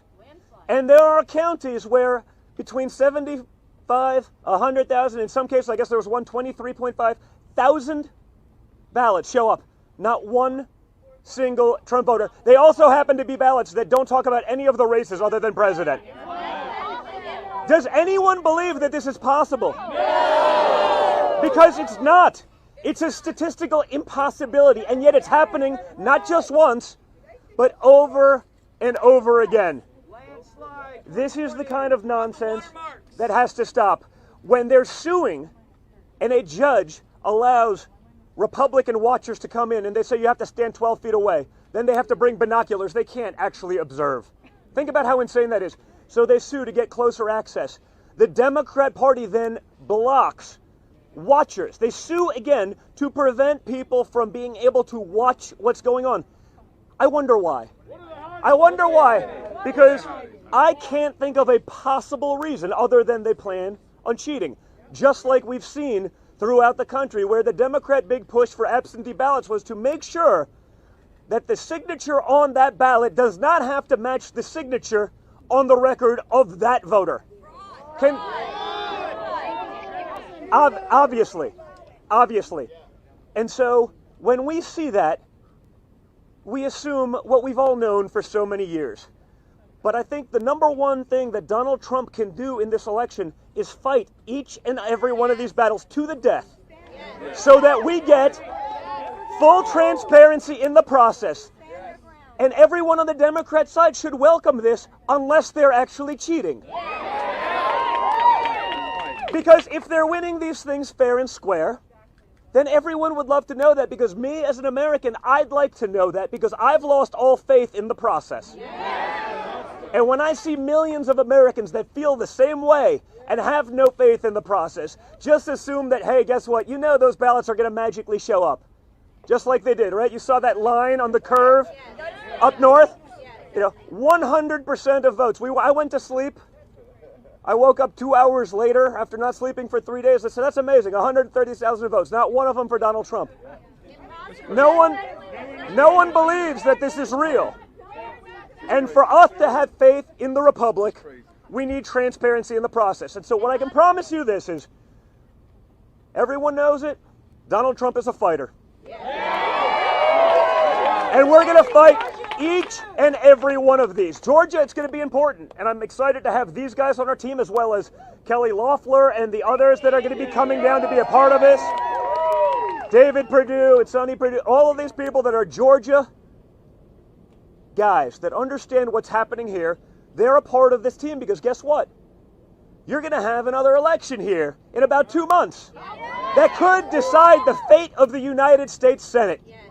So we're going to be watching this nonsense because everyone knows what's going on. Everyone understands it. And the media, who, let's not kid ourselves, have given up the pretense of objectivity to be cheerleaders for the left, they're going to go nuts. But Donald Trump is going to fight each and every one of these things so we have a fair election, regardless of that outcome. Americans need to know that this is not a banana republic. And right now,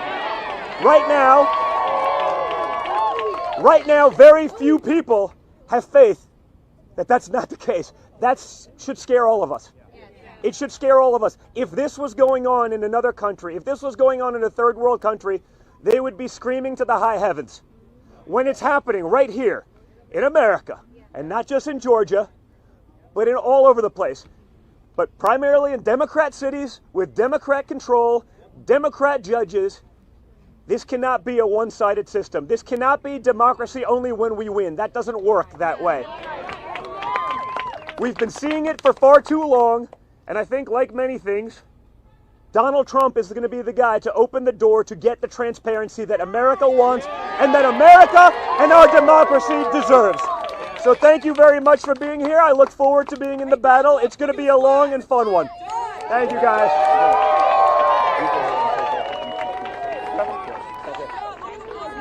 In closing,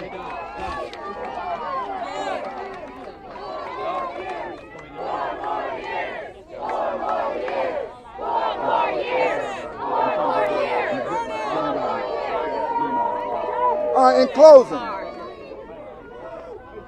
I want you to give me your attention just for a second. I want you to hear this. I want you to really hear this. If Joe Biden wins this election, He won't. Steal. If he steals it. there's going to be some payback. Not violence. Half of this country will believe that they cheated us out of this election. That's right. When Donald Trump became the duly president in 2020, 2020,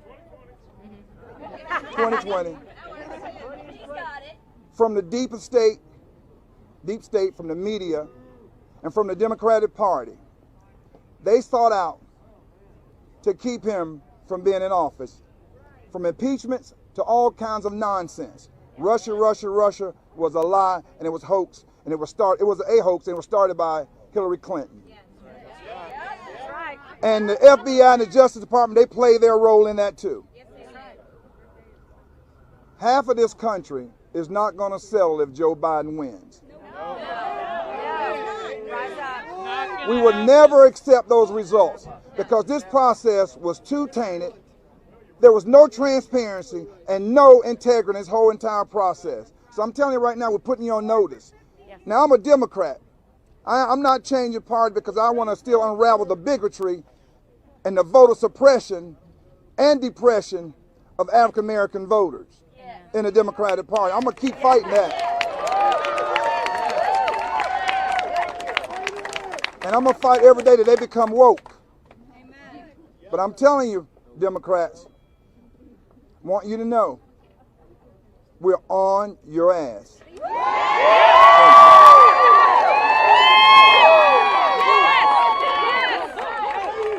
It's over.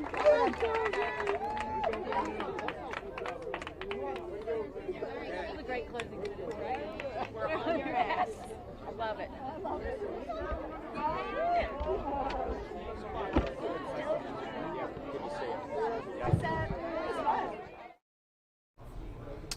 Okay, it looks like the event there in Atlanta, Georgia is now over. We heard from Donald Trump Jr. and we heard from Congressman Doug Collins, the Republican of Georgia.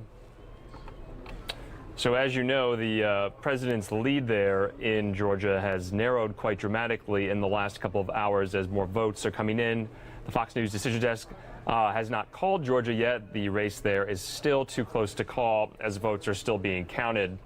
But we are monitoring a potential call for Georgia going into tonight, possibly. So we'll bring that to you here on News Now from Fox. I'm Andrew Kraft. I want to thank everyone for joining. It's almost 6 p.m. here in Phoenix, Arizona, 8 p.m. almost there on the East Coast. As America still is wondering who will be declared our next president, if it will be Joe Biden or if Donald Trump will have 4 more years. So we want to just show you the electoral count of the electoral votes at the moment. This is where it stands. 264 for Joe Biden, 214 for Donald Trump. The Fox News Decision Desk is sticking with its call for Arizona. There's been a lot of backlash that it was called too early, but no, they're sticking with that call, and we are sticking with their call here on News Now from Fox in the state of Arizona. Speaking of that, we just want to take you to a live look in Maricopa County outside of the elections office there. There was a lot of activity there last night, and it looks to be the same tonight. I believe officials cordoned off part of the parking lot for supporters of the president to gather. It's predominantly pro-Trump supporters there questioning the ballot counting process. We're still awaiting thousands of ballots to be counted in Maricopa County. Former Vice President Joe Biden does have a lead still in Arizona.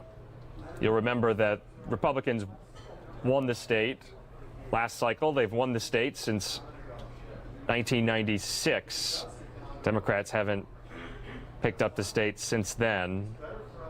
So we will be monitoring that as well as these states and their ballot counting is underway, yet still too close to call.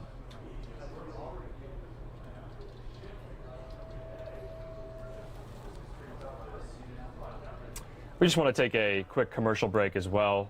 For those of you watching here on News Now, stick with us.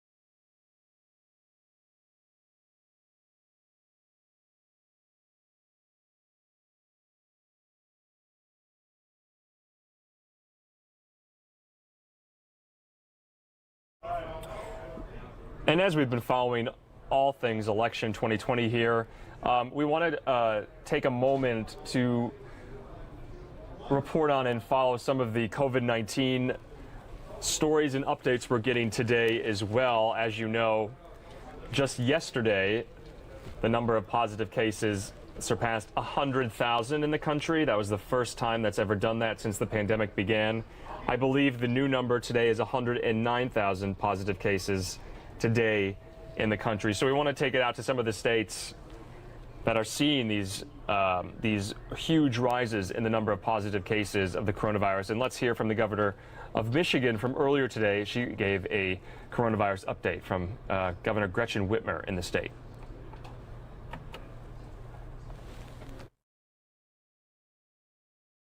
I want to start by talking about the election. First, I want to congratulate Joe Biden. Kamala Harris, Senator Gary Peters, Chief Justice Bridget Mary McCormick, and Justice-elect Elizabeth Welch on their victories here in Michigan.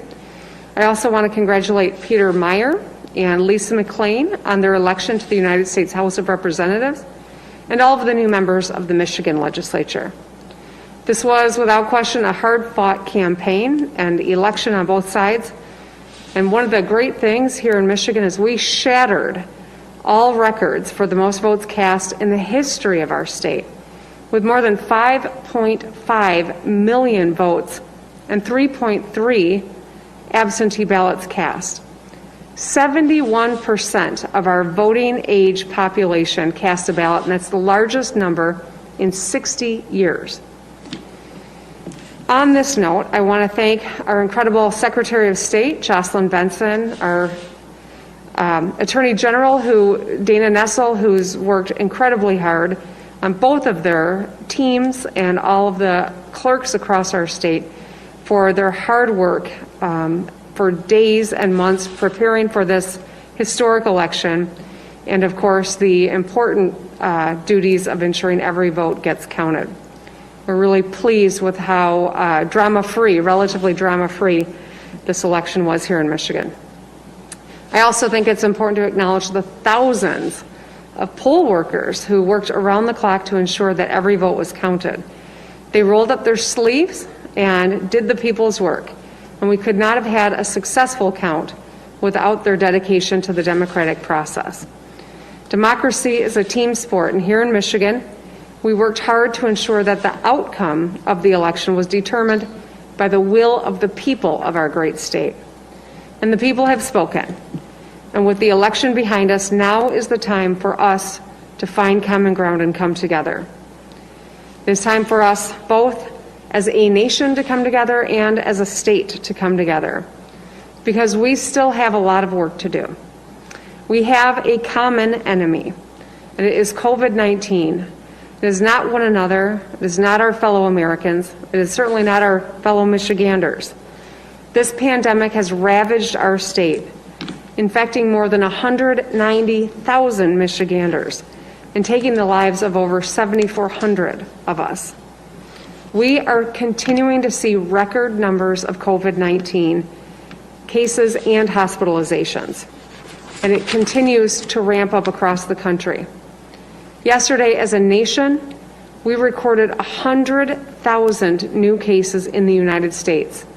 That's the first time we've ever reached a number that high in a single day. So fighting this virus needs to be a team sport, one that requires leaders from both sides of the aisle to work together to keep Michiganders safe. As governor, I remain ready to work with our state legislature on areas where we can find common ground so we can keep our state safe, keep our people safe, keep our economy engaged. I remain fully committed to doing everything we can to slow the spread of this deadly virus so we can protect the health and the safety of our families, our frontline workers, our seniors, and our small businesses. So let's take a look at where we are here in Michigan. This graph shows our cases per million lined up with actions that my administration has taken over the past 8 months. The furthest line to the right shows when the Supreme Court issued their ruling, striking down the law under which I issued executive orders to protect Michigan families. As you can see, our cases per million since then have been on the rise, dramatically so. The next slide, the graph shows the same timeline with Michigan's hospitalizations. And as you can see, those numbers are on the rise too. Hospitalizations are always a lagging indicator, but you can see what the trend is. We are not alone, and this graph gives us a little perspective. Other states are seeing a rise in cases and hospitalizations as well. But if we want to avoid looking like Wisconsin, which is the blue line there, we have got to take action now. This week I sent a letter to the Republican leaders in the legislature urging them to pass legislation that requires Michiganders to wear masks in indoor places and crowded outdoor areas. I want to be clear, this is the law under epidemic orders, But we do think that it would be helpful to our health, our safety, and our economy if it was codified in a bipartisan way with the legislature, and that's what we've asked for. We've known for a long time that the single most important weapon we have against this virus is a simple act of wearing a mask. Dr. Robert Redfield, President Trump's CDC director, recently wrote on Twitter that the best defense we currently have against this virus are the important mitigation efforts of wearing a mask, washing your hands, social distancing, and being very careful about crowds. Wearing a mask protects our families, it protects ourselves, it protects our frontline workers and our most vulnerable members of our society. It'll help us keep our schools open and allow our businesses to succeed. And at this moment, mask wearing could not be more critical. Our numbers are climbing, and we are now seeing new highs of daily confirmed cases every single day. Wearing a mask is the law in Michigan under the DHHS Director's Epidemic Order. But something this important, this critical to saving lives, deserves the legislature's stamp of approval. It will send a resounding message that every one of us has to do our part. The legislature has said time and time again they want to have a role, and if they really want to be a partner in fighting this virus, we invite them to take this step as the very first thing they do when they reconvene their session days. As Washington returns for their own lame duck session, I really hope to see a bipartisan bill passed to provide more relief during this time of COVID. Our numbers show that this pandemic is not gone. In fact, it is arguably at the worst numbers we've seen in this country. The president has said he wants to see a relief package, and it might be the one thing that we can all hopefully agree on. Families, frontline workers, small businesses, and communities across the country are awaiting much needed action from the federal government.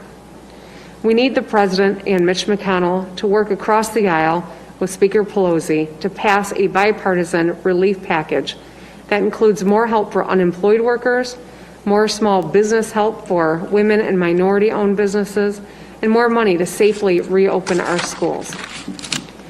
My administration is continuing to take action to protect Michigan workers as cases ramp up and we continue to fight this virus.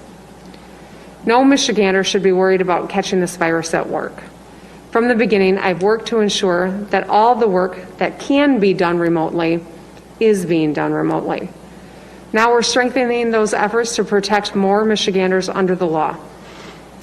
In an effort to prevent the spread of COVID-19 and protect workers, workplaces, and customers, MIOSHA is increasing scrutiny on the remote work policies established by the Michigan business community and primarily policies that revolve around offices. Next week, MIOSHA will announce a new state emphasis program for office work. The focus of this program is to educate and seek compliance with guidelines and rules where community spread of COVID-19 is a risk. Under statute, MIOSHA can cite employers, require abatement, and fine them up to $7,000 for failing to produce a remote work policy, or if the employer's preparedness and response plan is non-compliant. Under the emergency rules and orders, employers shall create a policy prohibiting in-person work for employees to the extent that their work activities can feasibly be completed remotely. So we have challenges that we need to come together around. There is good news here, and the good news is that we know what it's going to take to be successful. We know how to fight COVID. We have been through this, and we have done it successfully. Now is not the time to abandon all of these protocols or to drop our guard. It's actually time to double down on wearing your mask and safe physical distancing. It's time for Michiganders who haven't yet gotten their flu vaccine to go get it done.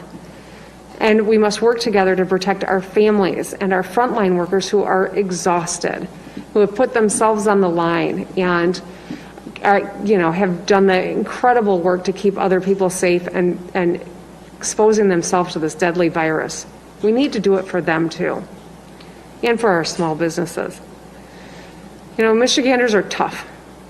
We have grit. We take care of each other. And we can't stop now. We have a beautiful weekend ahead, and I hope that my fellow Michiganders will try to get outside and get some fresh air, to think about planning your holiday. What are you going to do to stay safe? How can you stay connected with your loved ones without all coming together and potentially exposing one another to COVID-19? As we head into Thanksgiving, I encourage you to follow the guidance from the Department of Health and Human Services. Get outside whenever possible. You have up to 20 times higher risk of getting sick inside. Wear your mask. Take it off when you eat or drink and then put it back on. Keep 6 feet apart as much as you can. Wash your hands regularly and try not to share utensils if you do come together for a small holiday gathering. We're going to get through this together, but we've got to take care of each other as we head into this winter. Thank you, and I will hand it over to Dr. Janae Caldoun. Thank you, Governor. Good afternoon. So we are very concerned about what we are seeing across the state with COVID-19. As of yesterday, we had 192,000 cases, 96 cases, and 7,419 total deaths in the state. Our overall case rate is 261 cases per million people. We're seeing more than 5 times the number of new cases per day now than we saw in early September. The good news is testing is going very well, and we performed 43,000 diagnostic tests per day over the past week. However, the percent of those tests that are coming back positive is increasing and is now at 7.5%. That rate has been increasing for the past 5 weeks. Let me talk a little bit more about how the state looks regionally. The Upper Peninsula region has the highest case rate at 509 cases per million. That rate has been increasing for 9 weeks straight. The Grand Rapids and Kalamazoo regions have 370 and 331 cases per million, respectively, and both regions have the highest test positivity rate in the state at over 9%. The Detroit, Saginaw, Lansing, and Traverse City regions all have over 200 cases per million and between 5.5 and 7.7% positivity. The Jackson region now has our lowest case rate and lowest positivity rate as well at 193 cases per million and 4.1%. As the governor mentioned, hospitalizations are also going up in every region across the state. As of November 4th, more than 1,900 people were hospitalized for COVID-19 across the state. That's almost 4 times more than we saw at the end of August. We're not yet seeing the hospitalizations that we saw in the spring, but they are rapidly rising. Now, compared to the spring, about 60% of COVID hospitalizations are occurring outside of Southeast Michigan. We're working very closely with our hospital systems to understand their surge capacity plans and what they need to do to take care of both COVID-19 and non-COVID-19 patients. As has been the case throughout the pandemic, as hospitalizations go up, we expect deaths to follow within a few weeks. Our 7-day average for deaths is at 19, twice what it was at the beginning of September. We have models that estimate that at the rate we are going, if we don't do anything else, if we don't change our behaviors, we could be seeing up to 100 deaths a day by the end of December. We are really at a tipping point right now when it comes to COVID-19 in the state. Our rates are rising exponentially, and we have general community spread. This means that the cases we're seeing are not just associated with outbreaks. Many people, in fact, as many as 50% of positive cases that we investigate have no idea how they got the virus. Our local health departments are also investigating over 590 outbreaks across the state, the largest number since we began tracking these outbreaks. They're occurring in various settings, including long-term care, schools, manufacturing and construction, healthcare, and social gatherings. I want to give you a few more examples of what we're seeing with these outbreaks. There was a family that attended a birthday party, resulting in an outbreak of 6 cases. A wedding this fall resulted in 13 new COVID cases. We've seen outbreaks at recreational facilities. There was a high school sleepover, a high school banquet, and multiple outbreaks associated with both K through 12 and college sports teams. We have multiple outbreaks associated with funerals, and it's impacting workplaces. Example of workplace outbreaks include office buildings, assembly plants, manufacturing, and a grocery store. So this is important. Given the rates of spread that we're seeing across the state, employers that can have their employees work from home right now should be doing that. This means most office work. And for those companies that really must have their employees come to work, they should be making those workplaces as safe as possible and enforcing physical distancing and mask requirements. We're also actively working to prepare to distribute a COVID-19 vaccine when a safe and effective one becomes available. We are hopeful that one will become available this winter. It's important to note that when it first becomes available, it will only be available in limited quantities and will be prioritized to the highest risk people, such as healthcare workers and those living or working in long-term care facilities. MDHHS is already working with our healthcare systems, our local health departments, our pharmacists, and our community-based organizations to make sure people have access to the vaccine when it becomes available. It's important to note that a COVID vaccine is several months away from being widely available. And when it is, it will take months more for people to receive the vaccine, such that it significantly decreases our infection rates across the country. That's why it's so important for everyone to continue doing their part. We cannot control very many things, but we can control our own behaviors.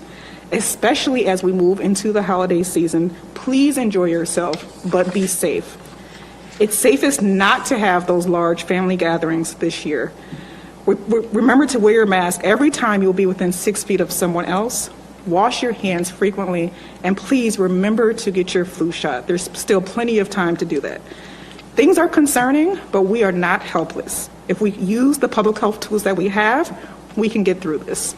And with that, I'll turn it back over to the governor. Thank you, Dr. J. So considering where things are, we'll probably be doing press conferences a little more frequently as the numbers are very concerning. And on a high note, today is my daughter's birthday, so I didn't want to forget to acknowledge that. Okay, let's open it up. All right, great. Governor, the first question will come from Tim Skubic. Governor, you said the other day that your public health director does have under the pandemic or the epidemic authority to close down parts of the state. Based on your modeling meeting on Wednesday, do you see any parts of the states or counties that you think are in line to do that? And if so, how soon? Well, at this juncture, I mean, the numbers that Dr. J just shared are very alarming. And I think that something that really stuck with me as we covered it was that she acknowledged there's a model that shows if this trend continues, we could be losing 100 people a day around Christmas here in Michigan.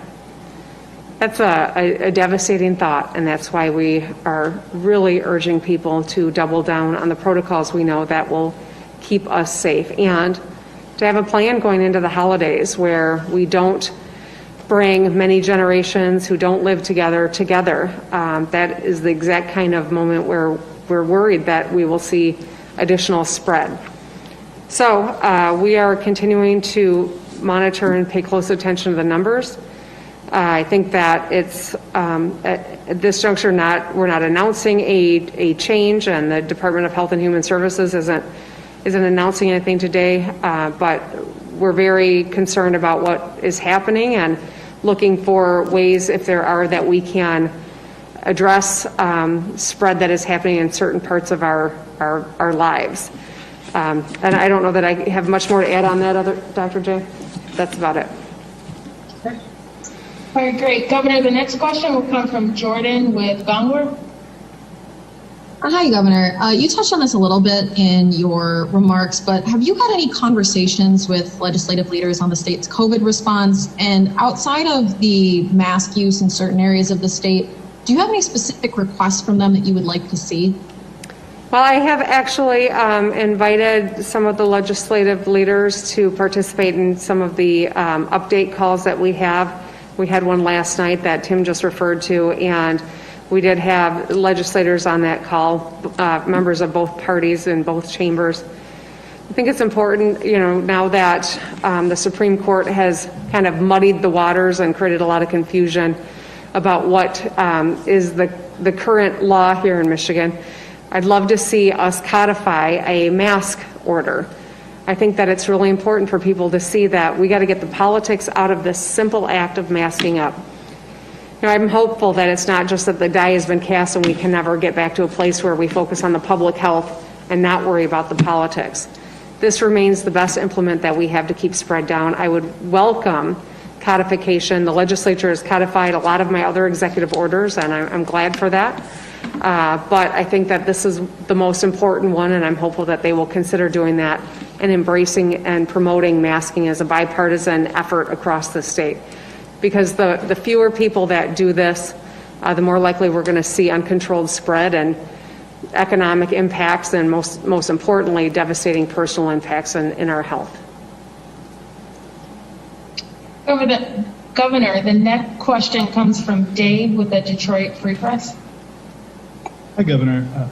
Your administration has issued orders, obviously through the health department, but as you know, case rates are going up really high. Why do you think people are ignoring these orders, and what do you think it'll take for people to start following orders and for these case rates to actually start coming down? Well, I think this is a theory. You're asking me what my theory of what's happening is. But part of the theory is that people are tired. We're all tired of wearing masks. We are all tired of dealing with COVID, and yet ignoring the problem is making it worse. We have to acknowledge COVID is a reality, and the most important thing that we can do to get COVID out of our lives, or to at least get it under manageable number where we can continue to safely engage in other aspects of our lives, is to wear a mask. And so I think fatigue is a part of it. I think the political rhetoric has created a lot of confusion and unnecessary suspicion around the efficacy of masks. Every study has shown this remains the best tool that we have. And so I think that there are a number of factors here. But here's the deal. It's not an order that comes from a governor. It's not a Supreme Court decision. Every one of us has a role here, and every one of us needs to live up to that role. It's about our personal safety, it's about our personal families, but it's also about our economy that we all rely on. It's about our jobs. It's about our ability to do some things that are normal, to be able to visit with one another. All of these things are in jeopardy when people don't wear masks, and that's why I'm asking legislative leaders to embrace this. I am grateful that so many in the business community have, and encouraging them to continue. We've got a lot of doctors and nurses who are trying to encourage greater mask wearing. We all got to be in this one together. It can't just be some of us. It's really got to be all of us, and we're just trying to get the great people of Michigan to grit our teeth and do what needs to be done. We have done it before. We can do this. We rise to this challenge. We're all better off. All right, we'll take a few more questions, and the next one will come from Jacob with MERS. Hey, Governor. Question for you. The CDC came out with a national survey on mask wearing, and they found that about 89% of adults wear masks. Do you think that's at least a ballpark figure for how many people in Michigan wear masks? And second question is, if a legislative mask law is passed, would more people wear masks? So I can't tell you precisely how many adults in Michigan are wearing the mask. I assume the CDC, study is based on data that they've collected. I can tell you this, anecdotally, I've heard from a lot of Michigan employers who have presence in other states. They say Michigan's compliance is better than any other state that they do business in. That's anecdotal. I don't have a study to cite. I don't have specific numbers. But I do think that we have a stronger culture around masking than a lot of our neighboring states do. I do believe that bipartisan embracing of masking up would significantly improve compliance. I think that the politics of masks has gotten in the way of us really, I think, all stepping up to this challenge. And so I welcome bipartisan support on this front. You know, the legislature, I'd love it if they would pass a law. That's their job is to legislate. They can debate exactly what that law looks like. But I do think that it would send a powerful message about the seriousness of this moment, the need for us all to rise to the challenge, and the support for our economy and businesses to stay engaged because we all are doing our part. All right, the next question will come from Emily with MLive. Sorry. Thanks, Governor. You say we know what works to stop the spread. A key part of that mix this spring was your stay-at-home order.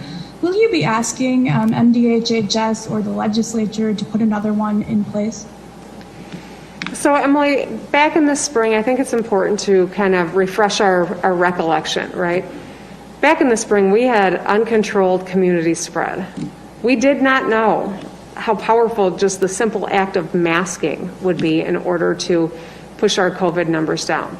We were running out of PPE. Our hospitals had a shift worth of PPE one of those early weekends when we couldn't get the simple N95 masks for our doctors and nurses and first responders. We, of course, have come a long way on all of those fronts. We have better therapeutics now, too.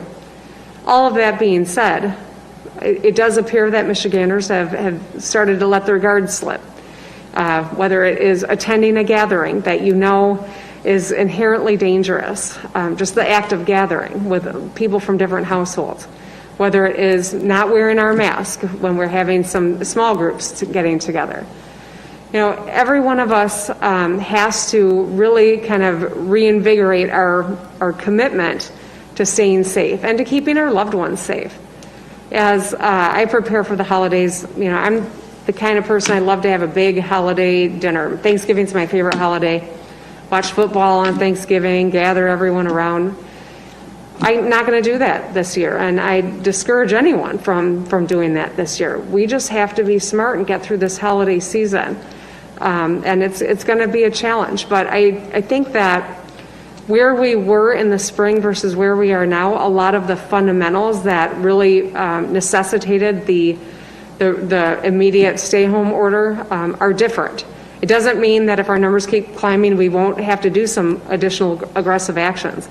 But I do think those factors are really important pieces to the difference of where we are now versus where we were then. All right, we'll take just a couple more, and so the next one will come from Rod with TV4. Hi, Governor. Apologies, my button was stuck. Just curious, you just mentioned the holidays. Are you at all looking at or eyeing the notion of an order surrounding the holidays that would prevent people from coming together for the holidays, as you just suggested? You know, Rod, I can't speak to that. You know, the orders will be coming from the Department of Health and Human Services. We have not had a conversation around that. I can tell you this, though. It shouldn't take an order of any kind for people to acknowledge that this virus could uniquely harm your loved ones if you pull people together and gather indoors with people from different households for any prolonged period of time without masks on. That's just the facts of this virus. So an order isn't going to change whether or not you're conducting yourself that way. It's going to be an individual decision, and we may have to take actions to heighten awareness about that, but the fact of the matter is, none of us wants to pull our family together and have it be a deadly outcome for someone in our extended family. And that's what we should all be worried about, because that is the very real threat here. All right, and the last question will come from Matt with TV6. Thank you, Governor, and good afternoon. Earlier, you talked about sending a letter to Republican legislative leaders urging them to push for mask wearing in indoor public spaces and outdoor crowded gatherings. What do you want the legislature to do that the state health department isn't doing already? I'm happy to answer this one again. So, that we do have a mask mandate in Michigan. It stems from the epidemic orders of our Department of Health and Human Services, and it has the force of law. And I want to reiterate that because I think it's important for people to know, just because the Supreme Court did what they did doesn't mean that it's changed the seriousness of this virus, the prevalence of this virus, or the fact of the matter that when you go to the grocery store or anywhere else, you need to be wearing your mask for your own protection, the protection of your family, and the protection of everyone you come into contact with. It's really important. And that's why I do think that codification, while it might not change the fact that this is the law, it will reinforce that we're all in this together. We have to get the politics out of this public health crisis. It is killing us. It is jeopardizing our economy. It is threatening our health systems that we all rely on. And that's why I am seeking legislative support, bipartisan support for masking up here in Michigan, because this remains, even with the therapeutics that are improving, even with the vaccines that look like they could be coming online in the next months. Today, the most important tool that we have is this mask. And every one of us has an interest in masking up. And if I can get support and we can grow the coalition to encourage people to do just that, it will save lives and it will mitigate the economic harm we're all confronting. Okay, great. Thank you, Governor. Thank you, everybody. Thank you. And you have been watching Governor Gretchen Whitmer react to the election results here in Michigan, as well as the surge in coronavirus cases. She began by All right, you're watching news now from Fox. I'm Daytona Everett. You were just watching right there Governor Whitmer speaking about coronavirus and the pandemic that is still ongoing, even though sometimes it doesn't feel like it because we are inundated with political news. We're going to switch back to the election and kind of dive into what the latest updates are. So let's get right into it. We're going to take you to the Electoral College map that we have been showing you here on News Now from Fox. Let me just tell you what the latest is. So here's what we're tracking. We've got our eyes on Georgia, Pennsylvania, Nevada, North Carolina, and these leads are slimming by every single hour. So as of right now, Trump is leading in Georgia. For Pennsylvania, Trump is leading there as well. Nevada, Biden is currently leading out there. And in North Carolina, President Trump is leading that state. Pennsylvania is going to be an important state for us to be watching. From what we've been hearing, these election officials are saying it's likely that we won't be hearing results completely tonight, but we are getting our updates from the Fox News decision desk. So we'll see if they call anything tonight, but official results are still rolling in right now as ballots are being counted. I do want to take you to a couple of live looks that we're following. We're going to have a live report soon from Phoenix, Arizona. This is inside the ballot processing center out there. Our bureau is actually located in Phoenix, Arizona, so we've been closely following this story as it has become a national headline. Workers are furiously counting ballots.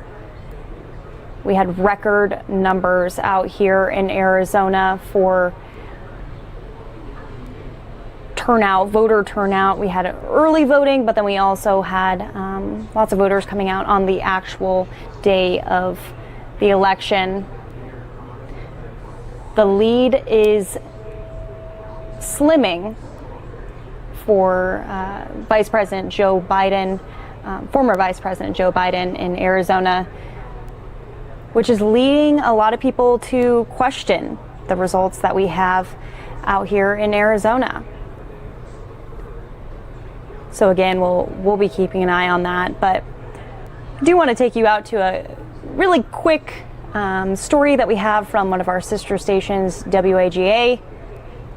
They're talking about election anxiety, something that a lot of people are probably going through right now. So we'll listen to that really quickly, and then we'll have that live report coming from Phoenix, Arizona. It's 9:33. If you feel like you've been put through the ringer over the last couple of days, you are not alone. This election has been a roller coaster, and it could go on for days. So how can you deal with the stress and anxiety of not knowing what's ahead? Fox Medical Team's Beth Galvin joins us live to talk about it. Beth, good morning. You spoke with an Emory Grady psychologist who says that this really is hitting people hard. Good morning. Yes, Elise. You know, every once in a while we check in with Dr. Nadine Caslow, and she specializes in trauma and is just really a good go-to person for when we're feeling anxious. So we checked in with her yesterday, and she said her phone has just been buzzing with people, both patients, but also friends and colleagues, saying that they are really struggling right now, that they're on edge, that they're not sleeping. Some of them saying that they're drinking more than they typically do. And she said, you know, going into this election, there was a poll that came out and it found more than 80% of people said that the 2020 presidential election was a significant source of stress for them. And that was before we went through the last 48 hours of this nail biter and this kind of inch by inch, you know, seeing the returns coming in almost in this sort of slow motion thing.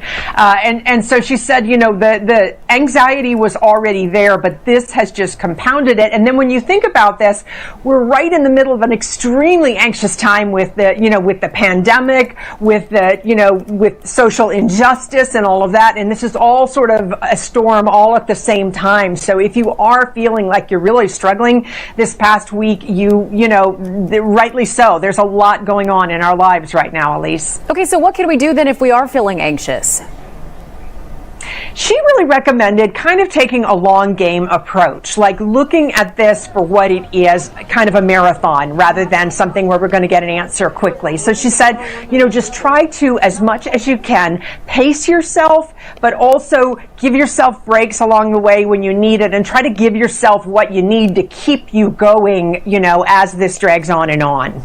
And that goes hand in hand with stress. So what are some ways, Beth, to dial down the stress that we may be feeling right now? Yeah. She really recommended, as much as possible, kind of not fixating on the numbers and the coverage hour after hour, giving yourself some breaks and maybe deciding, you know, at what point are you staying informed and at what point are you kind of falling off the edge in watching the coverage. So if you start to feel like it's too much, take a break from watching the returns come in and the states come in, and then maybe check in. Maybe for you it'll be comfortable to do it every hour, maybe every 2 hours you check in, rather than sit there and watch the glue dry in this election. Mm-hmm. And then she also really said, do what you can to take care of yourself. Like, find things that have nothing to do with the election that you can do, whether it's go for a run or go for a walk outside. It's beautiful right now, as Joanne was saying. Read a book, you know, anything that gives you kind of a mental break from this stress will help you sort of pace yourself. Also really trying to take care of yourself and trying not to, you know, fall back on crutches like drinking too much or those kind of things when you do feel highly stressed like this. I think it's normal to feel what we're feeling because we're not in a normal situation right now. Isn't that the truth? Some major truth there. And Beth, this is something else that we've seen this election. It's divided people in a way that many of us haven't seen before. So how can we find some common ground after this?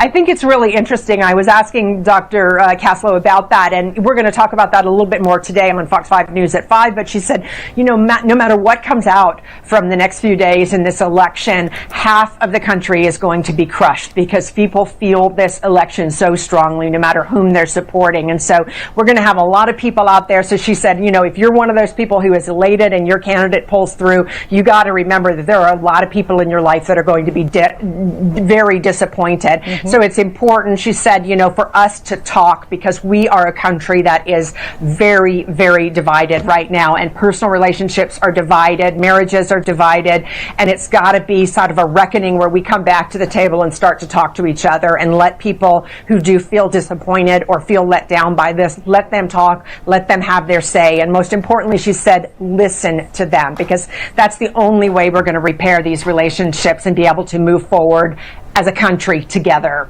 Such a great point, something that we all need to remember regardless of the outcome. Beth, thank you so much for the help this morning. We appreciate it. Thank you, Elise.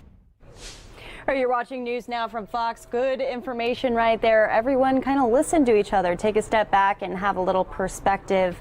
It's a stressful time right now with the election. Everyone awaiting these results, but it's important to breathe.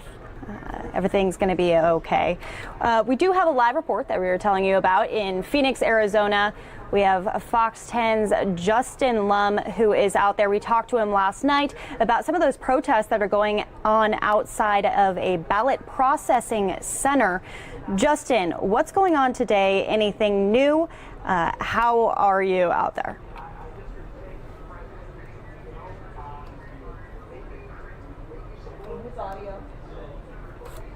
Election Center, and I want to give you a look right now. You have a crowd gathered around the megaphone. They've been listening to different speakers take turns on the megaphone. We just watched them pray a little while ago. They just did the Pledge of Allegiance together. I can say there are around 100 Trump supporters here right now. You see the flags, you see the signs, and it's been pretty peaceful so far. And this is a different setup than last night, where basically you had a couple hundred Trump supporters at the steps of the election center. Here you have them in the parking lot that's basically been split into two. There's a fence in the background. You may see the lights too. There's some press on that side. There's some press over here on the sidewalk, but really this crowd has slowly grown since around 3 this afternoon. We've been here. Basically, their message is that they want their votes counted in a fair and just way, and they just don't believe that Biden could take Arizona. So that's what they're doing here right now. This is what it looks like as this crowd has slowly grown tonight, Daytona. Justin, have you heard from any of the officials out there? Have they come out and talked to the crowds at all?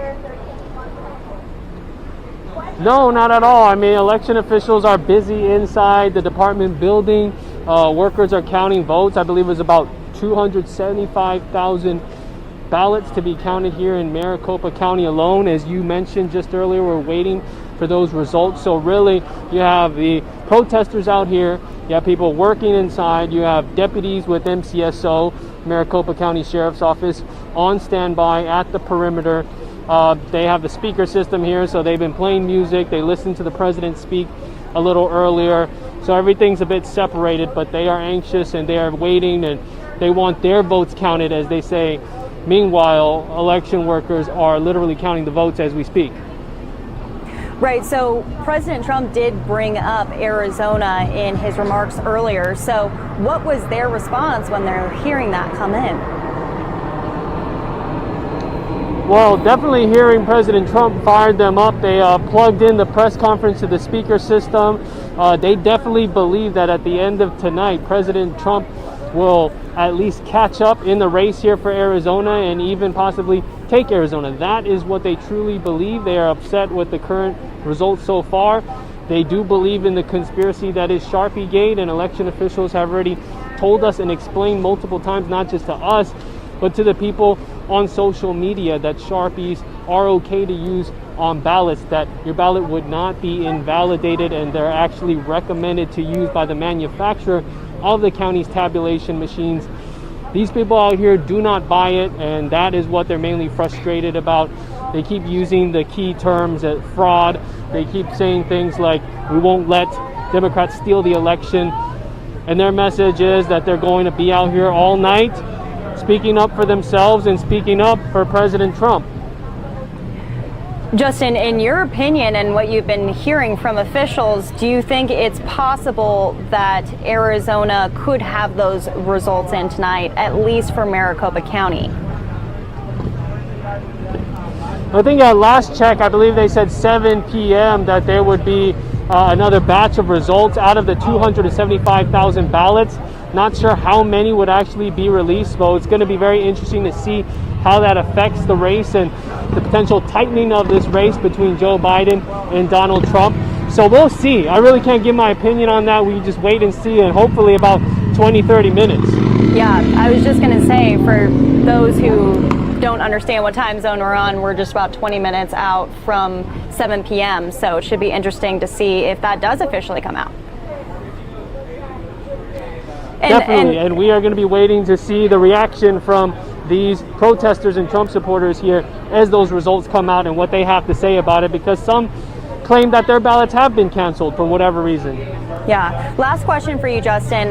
Just because you've been there over the past 2 days, does tonight feel different to you than it was last night? It seems a lot more tame.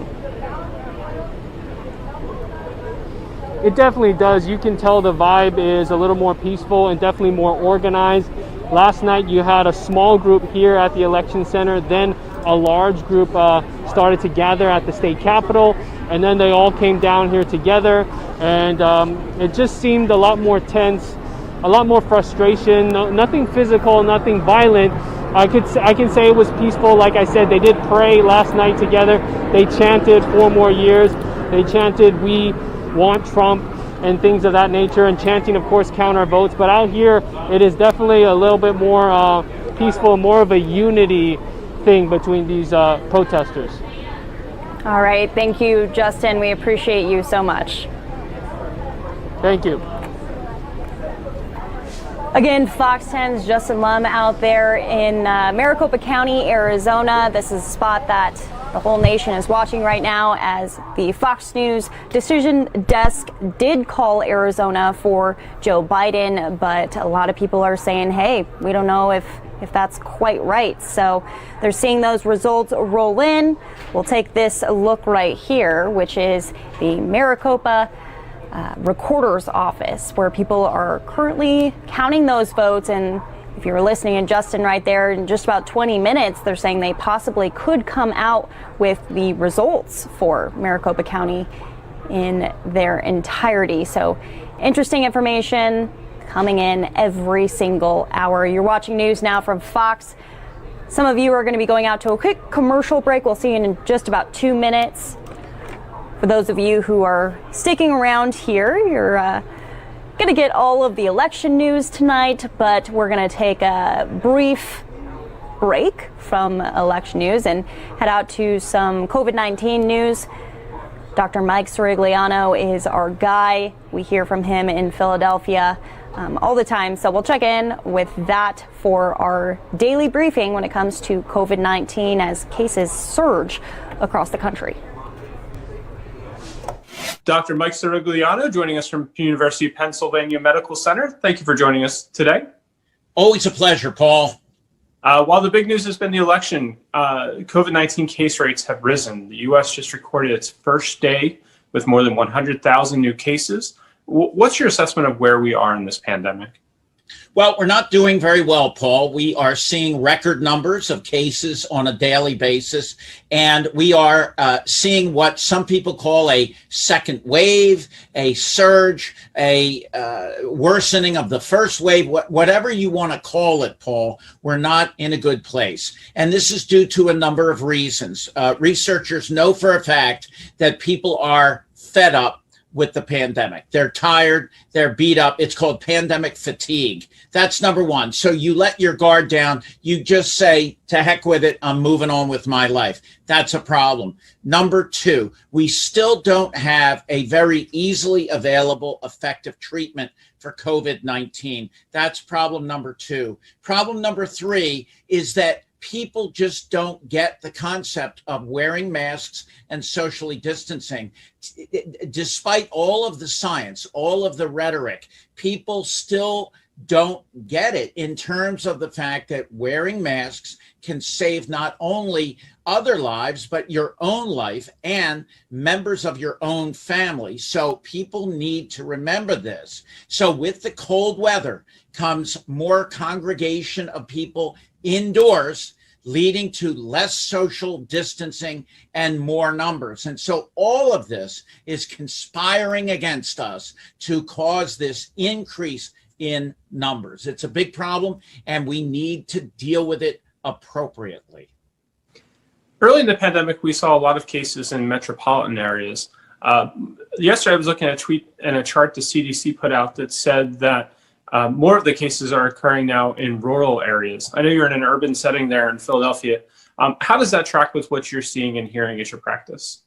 Well, the numbers are going up across the board, but we are seeing increasing numbers in the heartland of America. These are places that we didn't hear about early on. You heard about New York and Los Angeles and San Francisco, but we're now seeing the virus spread through communities that aren't used to these kinds of numbers. And it just goes to show you that this virus is everywhere. It's ubiquitous across the country, across the planet. And whether you live in a farmland or whether you live in an urban area of New York City, you need to take it seriously. You need to wear a mask and you need to socially distance. And that is the take-home message.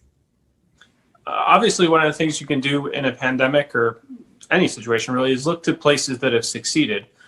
Canada has done well in suppressing case numbers, but recently they had their Thanksgiving on October 12th, and they have seen an uptick in cases since then. What can we learn from their experience? Well, Paul, when we look at Canada as an example, their Thanksgiving is earlier than ours, October 12th. And so what they found was an uptick in numbers, and that's due to the fact that people get together in small family gatherings. And research has found that those small family gatherings are a cause of spread. You get together with family members, you let your guard down, you don't wear masks, and then you have the spread of the virus. That is one of the concerns I have over the impending Thanksgiving in the United States, where it is a traditional massive travel day. People go to see their family members, and I have been counseling everyone, including my own family, not to get together this year because of the pandemic. If we do that, we're going to mitigate the amount of spread and lead to lower numbers. If we ignore it and business as usual occurs, we're going to have big problems. So we need to learn from our brothers up in Canada and sisters. The fact is that gatherings for holidays are a danger this year. Get your flu shot. That's one of the things we've been telling people throughout the months of September, October to help, while flu activity is low, to help reduce the burden on healthcare systems as we deal with COVID-19. What have you seen or heard about success rate there? Have people actually been going ahead and getting their flu shots?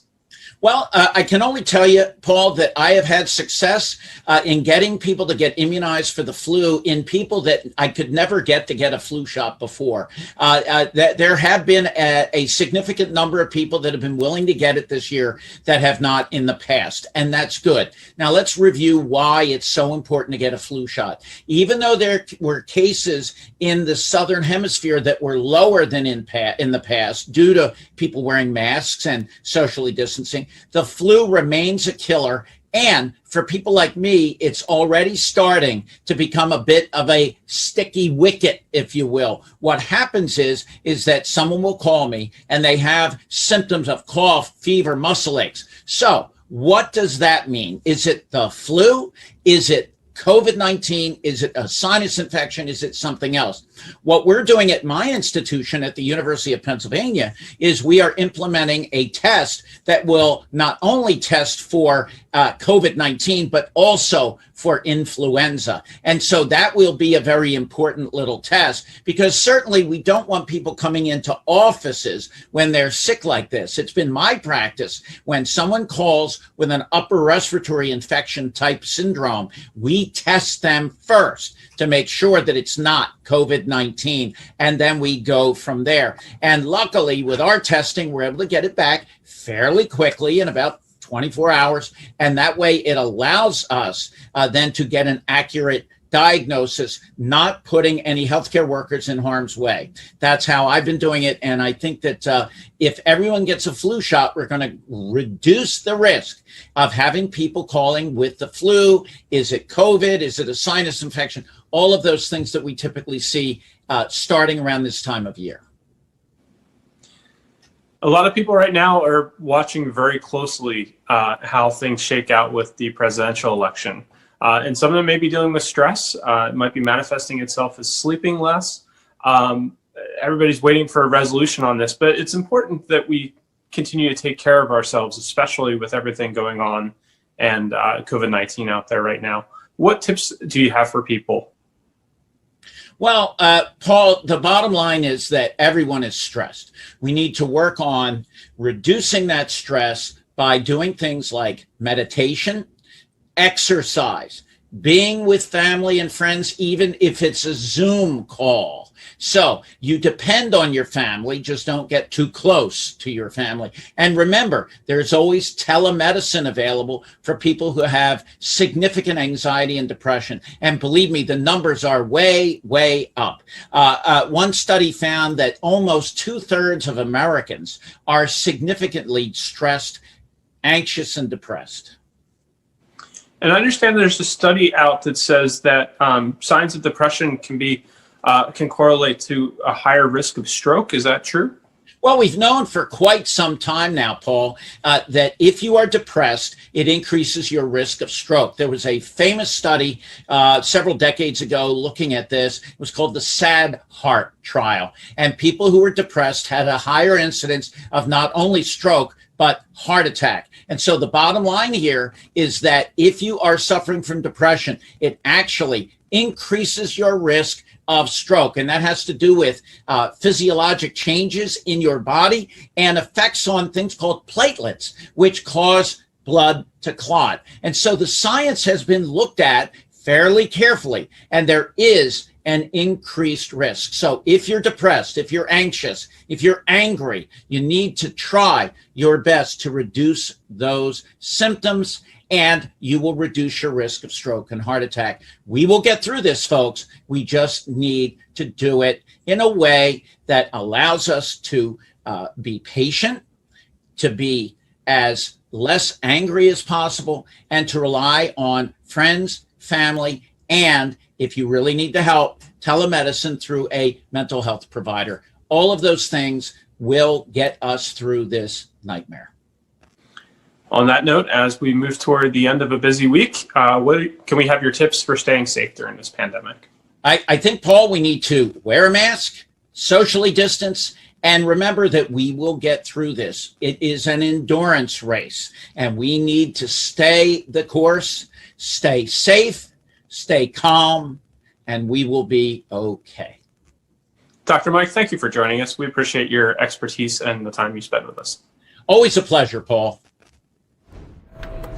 You're watching news now from Fox. That was Dr. Sirigliano coming out of Philadelphia, just giving those briefings on COVID-19. So important stuff right there. We're going to switch back into election gear and bring you some breaking news that just came out on Twitter. It looks like the Attorney General of Arizona is tweeting out right now, and he is saying a couple things. So you heard, if you were watching, Justin Lum is the Fox 10 reporter who's down in the field for Phoenix, and he was talking about this thing. Sharpies are thought to be a discrepancy here in the Arizona election, but they are clarifying that right now on Twitter. So I'm just going to pull this up for you.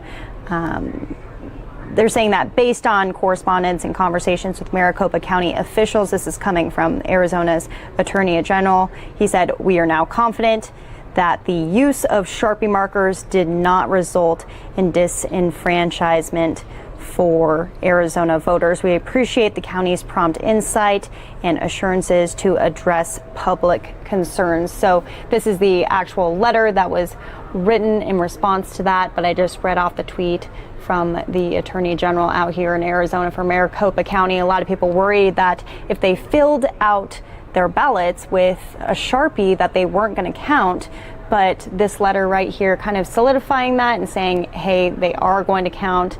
This is just a conspiracy theory, essentially, and that it was necessary and appropriate for the Attorney General's office to conduct some investigation rather than simply brushing hundreds of Arizona voters off, and to obtain information from the elected officials actually tasked with tabulating votes. That last paragraph right there saying, having received and reviewed your correspondence, AGO is satisfied that the mere use of Sharpie brand markers at voting centers in Maricopa County did not result in disenfranchisement, while AGO will continue to follow up on complaints or concerns about about Election Day received from individual voters. AGO considers the broader issues it raised in my correspondence yesterday to be concluded at this time. So they are still taking complaints from voters out there and are raising concerns, I guess you could say, about Election Day, but they have put that specific topic to rest. This right here is a live look from the Maricopa Ballot Processing Center. They are counting those votes, and even if they were filled out with Sharpies, they're still counting those too. So again, that was just put out about 20 minutes ago or so. So addressing all of your Election Day concerns. Here's a look at the big board that we are keeping an eye on. Still Joe Biden 264, Donald Trump 214. No results have been announced tonight for those states that we're keeping our eyes on. That's Pennsylvania and Nevada are the ones that are going to be interesting over the next few days to see if they come out. Same with Georgia. We heard from all of the election officials today breaking down the timeline, but some of them couldn't really answer when they will make those official announcements that, hey, all of our ballots are in, have been processed, and they're good to go. But once we hear of anything here on News Now from Fox, we will bring it to you. And the Fox News Decision Desk is on it as well, constantly counting those numbers from counties across the country. We're going to take a quick commercial break for some of you. We'll see you in about 2 minutes. For those of you who are still sticking around, a couple things to be keeping an eye on. We're thinking that in just about 5 minutes, we will have some more results coming out of Maricopa County in Arizona here. We just did a live report with Justin Lum, who is a reporter for Fox 10. And he told us that they could be making an announcement. The officials out there have not addressed any of the crowds of protesters that are out there saying, you know, stop the count, stop the count. But there's also protesters on the other side saying, keep counting, keep counting. So we will keep an eye on that for you for any developments on that end. But we'll switch back to COVID-19 for now and head out to Milwaukee for an update from there. Look at large. The revised guidelines now allow for tenting and heating, given certain requirements. Businesses will also need inclement weather plans submitted for snow and ice removal. So we're in Wisconsin. We know winter's coming, but we're going to take this challenge and try to make sure that we can continue to provide service for people, employment for people, but do so in an incredibly safe way. Applications and guidelines for the program are available online at milwaukee.gov/DPW. Current participants in the program will still need to apply for the winter extension. So if you're associated with one of these places, you obviously are also going to have to adhere to the revised guidelines. I also want to point out, as I did last week, that the ACA, the Affordable Care Act, open enrollment period has begun. It began on November 1st, and it's going to go through December 15th. And you can call 211. That would be the number I would call. I would call 211 or go online to healthcare.gov or wizcovered.com to sign up. So again, you've got basically 5 weeks to do this, so please take advantage of that. You'll hear more about it because on today's call, we are joined by Cheryl Isabel, who's an outreach and enrollment specialist with Milwaukee Health Services. She'll be sharing more information about open enrollment for viewers later on in this call. So I appreciate everybody staying with us. We've got a lot of work to do, but let's keep working. Back to you, Sydney. Thank you, Mayor Barrett. Up next is County Executive David Crowley.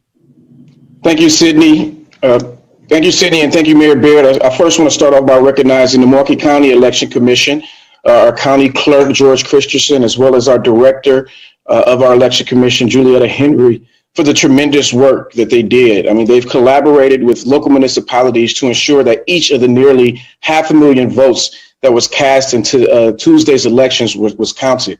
And we wouldn't have been successful in holding Tuesday's election without the hard work and dedication of election officials, poll workers, and volunteers. In the midst of this pandemic, these folks have worked tirelessly to ensure voting in Milwaukee County was not only safe, but fair and accessible to everyone. I also want to thank county residents for showing up and making their voice heard. I'm inspired by the high turnout in Milwaukee County across mail-in, early, and in-person ballots. Our focus on achieving racial equity hinges in part on the inclusion of all voices, especially those who have been historically marginalized economically, politically, and culturally. More people exercising their right to vote is a testament to the level of engagement across the county and across the political spectrum. It's a testament to those who have helped ensure that COVID-19, this pandemic, doesn't obstruct democracy. Those election officials, those poll workers and volunteers are the true heroes of the election process, and we are forever grateful for this tireless work. So I want to switch gears a little bit. We want to make sure that all Milwaukee County families and homes are safe and warm this winter. The Wisconsin Home Energy Assistance Program helps qualified county residents afford their heating and electric bills. And if you're worried about being able to pay your energy bill, now is the time to apply for Milwaukee County's energy assistance. The income requirement have changed because of the pandemic. So even if you've previously applied and didn't qualify, I highly encourage you to apply again. And you can visit keepwarmmke.org for more information or to apply online. But when you qualify for the Energy Assistance Program, you can also access additional energy saving and money saving programs. And these programs include furnace repair or replacement, which will help with an excessive energy burden, the Emergency Crisis Service and Prevention Crisis Assistance. With the weather turning colder soon, I know it doesn't feel like that with this week, it is important to have a plan in place with the Energy Assistance team to prevent disconnection. So if you could benefit from this program, I highly encourage you to schedule an appointment today or apply. Again, visit keepwarmmke.org for more information. I want to make sure everybody has access to the great benefits so all of our residents are safe and warm this winter. Finally, as the mayor mentioned, enrollment for the Affordable Care Act 2021 health insurance is now open. And as Milwaukee County continues to invest in improving our health outcomes on its mission to become, and on our mission to become the healthiest county in Wisconsin, it is critically important that each county resident has health coverage. We want to make sure all county residents have the coverage that they need to live stronger, fuller, and healthier lives. And with that, I'd like to turn it over to Dr. Weston. All right, good afternoon. Thank you, Mr. County Executive. First to our numbers, we have 45,729 confirmed cases of COVID-19 in our community and 497 individuals who have died. I just want to put out a quick reminder. Next week, our South Shore testing site will be closed for Veterans Day. So we'll give another reminder on that next week. We've all undoubtedly been following and continue to follow the election results as they come in. But despite Election Day having passed, COVID rages on stronger than ever in Wisconsin as well as Milwaukee County. Just this last Tuesday, we saw the highest single-day increase in hospitalizations of COVID patients, both in Wisconsin as well as in Milwaukee County. In the county, we now have 418 people hospitalized with COVID-19. For comparison, we barely crossed 200 hospitalizations at any other point earlier in the pandemic. I've stated multiple times on this briefing that with all the planning that we put in place in the spring among our health systems, that Milwaukee County hospitals were as well positioned as they could be for this surge. And that's still true. But no matter how well positioned and how well prepared our hospitals are, no health system, no hospital can keep up if the numbers continue to rise at as fast a rate and frankly as accelerating a rate as we're now seeing. Not only do we not have a flattening of the curve, but we have quite the opposite. We're seeing a steepening of the curve as our numbers are getting worse and worse. So that leads to what can we do? We've certainly hammered home the safety precautions and testing indications. So today I want to focus on a few items that I think are sometimes misunderstood. First, how to use personal protections. We must remember that each part of personal protection, so that's masking, physical distancing, being out in open air, shortened time of exposure, these are layers of precaution. These layers are not nearly as effective when used individually as they are when used in combination, where we really get a multiplicative effect. Second, the discussion around gatherings. There's a lot of attention around large gatherings. We all know, for example, an indoor wedding with 100 people, It's a bad idea. But for each of these large gathering events, there's many more small gatherings with friends, with neighbors, with extended families, 8 at a time, 10 at a time, 12 at a time. And those can add up to be just as dangerous, just as problematic, with even more collective transmission than those single large events. Unfortunately, this is a time when we must be avoiding both large as well as small, indoor, non-distance gatherings among family or friends. Third, there's confusion over the 2-week quarantine period. So if you have an exposure, you have to quarantine for 2 weeks, period. Unfortunately, you cannot test your way out of a quarantine. A negative test 5 days after an exposure does not mean that you won't become contagious and you won't develop symptoms on day 10 or day 14. Fourth, and finally, if you do get tested after a concern for an exposure, what's the best time to get tested? The day after an exposure? So if you're exposed, you think on Sunday, Monday is probably not the best day to get tested. You're very unlikely to test positive. Typically, after contracting disease through an exposure, you test positive after, on average, about 5 days. But this can be as late as 14 days, hence the need to quarantine. So please keep these principles in mind. We want to flatten the curve. But before we can even start thinking about flattening curve, we have to slow the steepening of the curve that we're seeing right now. And that can only happen if we carefully consider safe individual decisions. There's certainly an end to all this, but it's not here. And honestly, it's not looking close. For now, we must all buckle down, keep our community as healthy as possible. Thank you and stay safe. And I'll pass it along to Commissioner Jackson. Thank you, Dr. Weston. So I'm going to talk a little bit today about our testing at our community sites, and then also talk a little bit about our flu clinics that will be available starting next week. So first, in regards to our Milwaukee Health Department testing sites, as the mayor had already shared earlier today, the exact numbers, but I want to make sure that everyone understands that those 3 sites at this point are exceeding capacity every single day, which is a great thing. But I want the general public to understand that that capacity, we're talking 50 to 100% over what those sites were generally built for.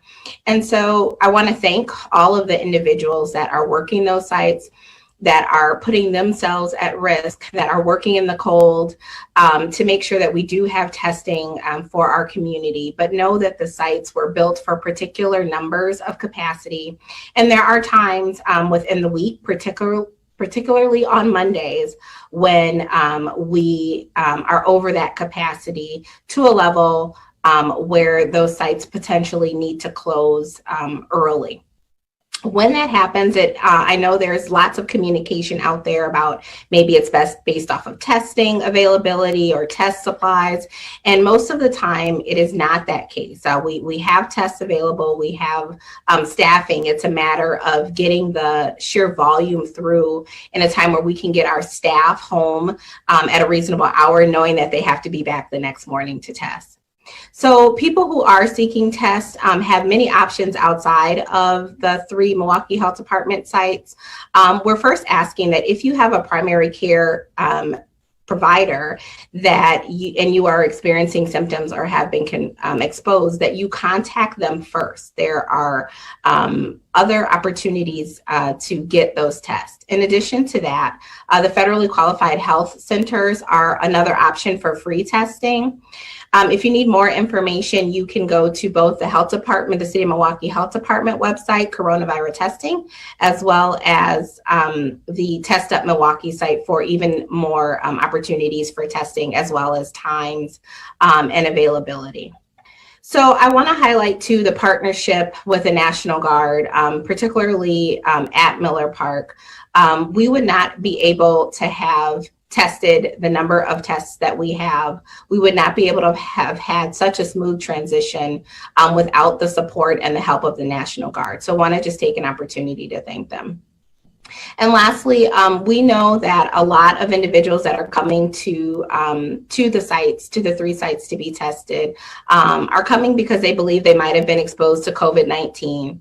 And while we're not discouraging people from getting tested, we want people to avoid groups and settings that might expose them. So this is about making sure that you are avoiding places, avoiding situations, and avoiding behaviors that expose you to increased risks of contracting COVID-19.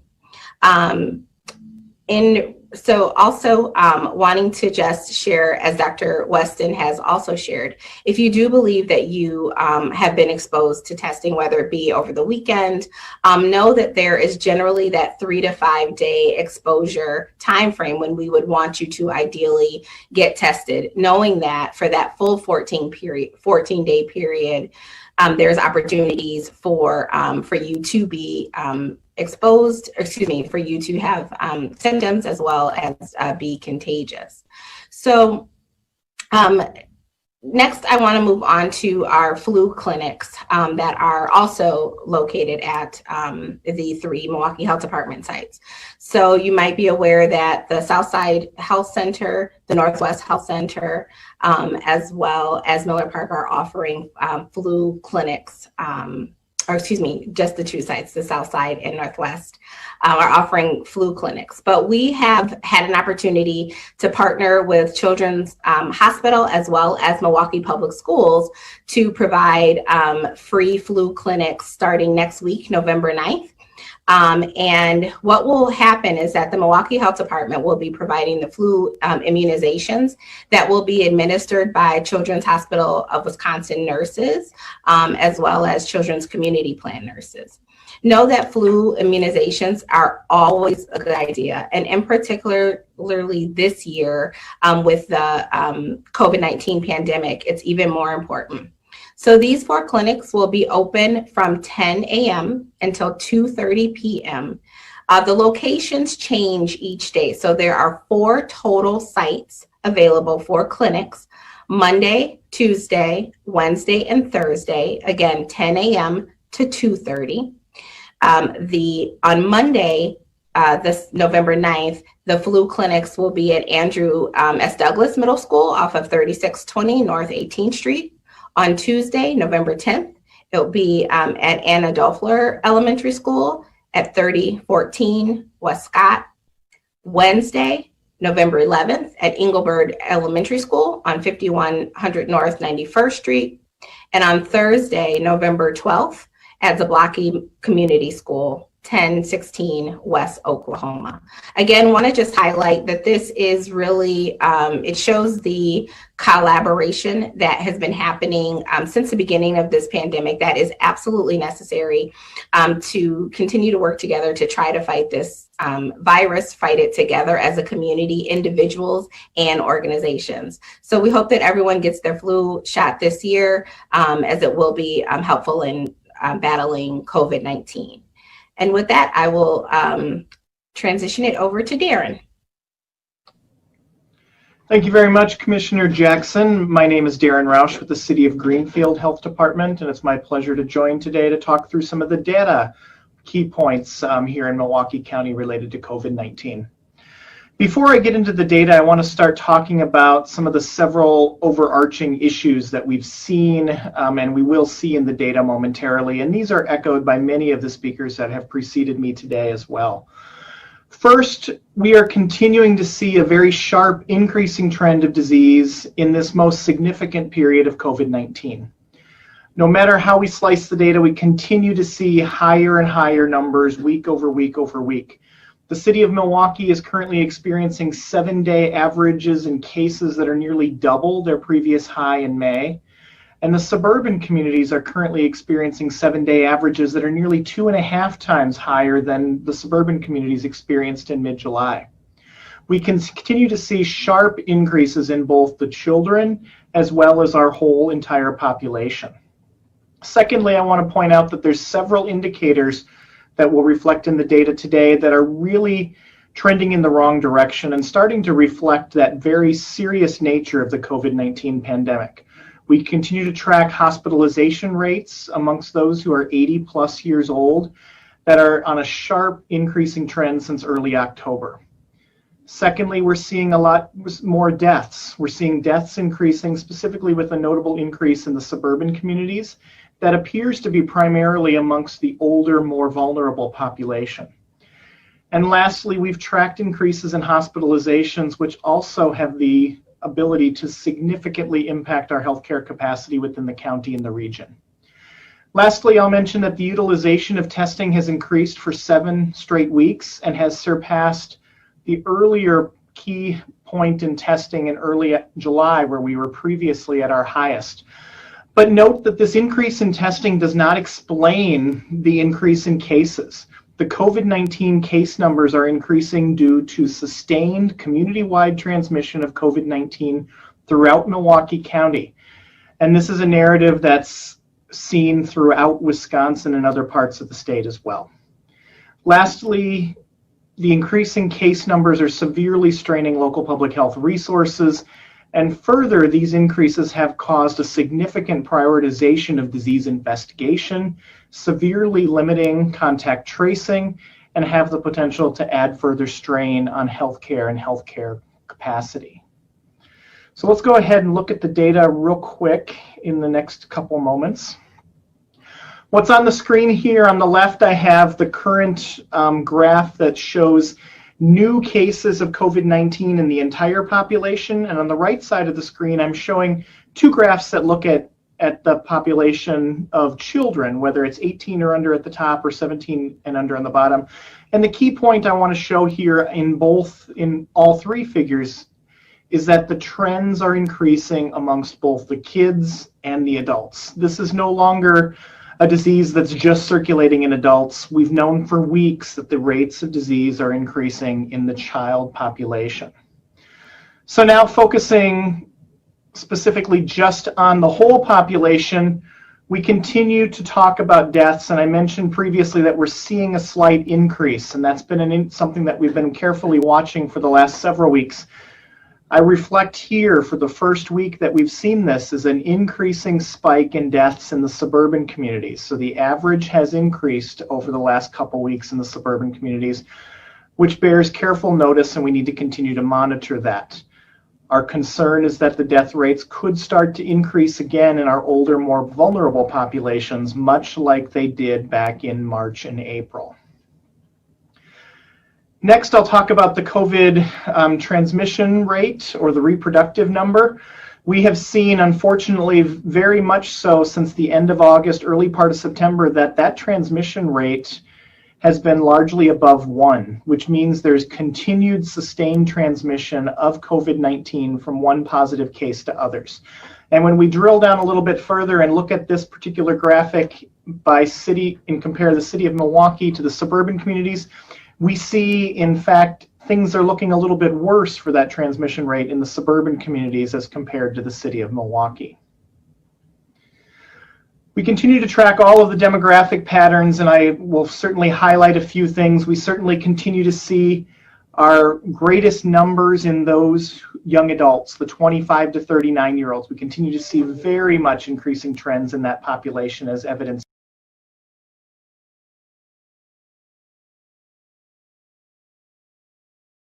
That population group is leading the way in terms of cases. We know that the rates in the Hispanic and Latinx community are much greater than in any other population subgroup, yet our white population data is leading in terms of raw cases. I mentioned that hospitalizations have been concerning, particularly amongst the older folks in our community. And we see here this very sharp increase in hospitalizations that's really been seen since the early part of October among those individuals 80 plus, and a slighter but still significant increase amongst the next lowest age group, the 60 to 79-year-olds. I want to talk next about testing. I did indicate that testing is increasing, and it's very, very good to see that testing utilization is increasing. Again, data continues to depend for the most recent week, and we expect that that number will increase dramatically as those results come in over the next several days. But we're seeing, unfortunately, trending in the wrong direction. We're seeing a statistically significant positive trend in percent positivity, and that's something that we're very concerned with. But testing is available, as you've heard others say. Testing is available, but it's at capacity in many cases, and these sites are having to close down. So continue to look for other opportunities and other avenues to get testing as we work to increase the testing that we can do in the community sites. Lastly, I'll reflect on what's happening in the most recent week. This particular graphic shows confirmed cases of COVID within the last week, looking at a time period from October 28th through November 3rd. And we see a widespread cases across Milwaukee County, particularly the southern side of Milwaukee City, as well as the southern and western suburbs. And so there's a lot of disease activity in those areas, and we need to make sure that people who are symptomatic are getting the testing they need. Another way of looking at this map is to see who's accessing testing. And unfortunately, we continue to call out there are places that are being under-tested. So certainly, if you have symptoms, if you have concerns about being exposed, or you would like to get tested, certainly do your best to find that testing wherever you can in the community. We need to do whatever we can to get testing, to get people identified, isolate, quarantine, and do all of the things we need to do to suppress disease. So in conclusion today, the data continues to show that we're heading in the wrong direction and heading to levels that we just can't simply comprehend, quite frankly. We all need to do our part to limit transmission. Thank you for your time and attention, and I'll now turn the briefing over to Cheryl Isabel from Milwaukee Health Services. Thank you very much. Thank you, Director Rausch. On behalf of the more than 100 enrollment experts serving the Milwaukee community, many thanks to the mayor and county executive for your leadership and reminding the public about this important enrollment period. This year, more than ever, we know how important it is for folks to have access to affordable healthcare coverage, especially with so many facing job loss or furloughs due to the pandemic. And this afternoon, I just want to talk a little bit about the open enrollment period and the Affordable Care Act. The open enrollment period ends December 15th. People need to sign up by the deadline for health insurance coverage in 2021. The Affordable Care Act, which is still in effect, provides access to many essential benefits, and the ACA offers financial assistance to help lower monthly premiums.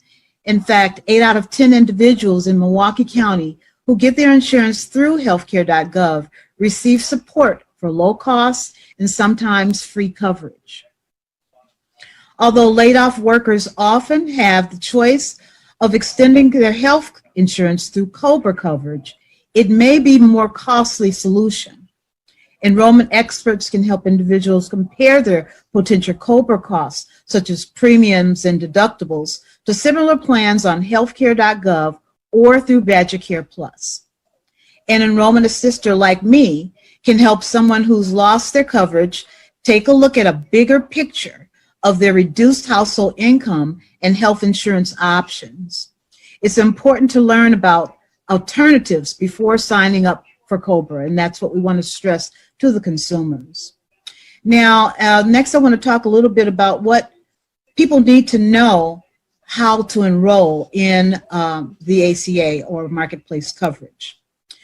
We suggest consumers be prepared when signing up for health coverage through healthcare.gov or when working with an enrollment assister to help them determine their eligibility for financial assistance. They should have information already about their household income, as well as information about who in their household needs coverage, and to help them find the best plan, the names of their doctors and clinics and prescriptions.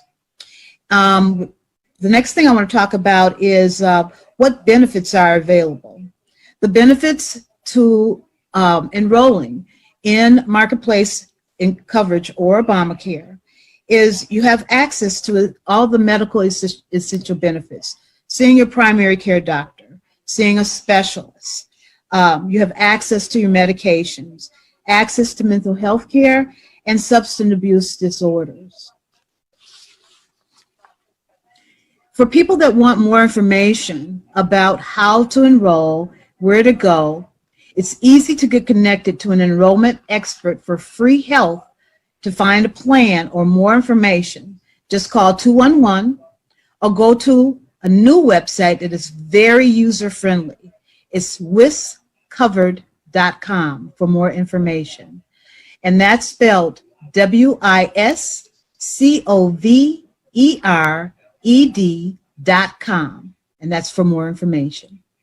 Thank you. Thank you, Cheryl. Our first question from the media comes from Dan Malloy at Spectrum News 1 for Dr. Weston and Director Roush. When it comes to COVID-19 messaging from health officials, what seems to be working and what is not? What might need to change as fall turns into winter? So that's a great question. In my briefing, I outlined a few things that I think are not working. So that was the understanding of sort of the layers of protection, I think has been confusing. I think the idea that small gatherings can be just as bad as large gatherings, especially when combined or when happening often. The confusion over quarantine and the confusion over when to get tested.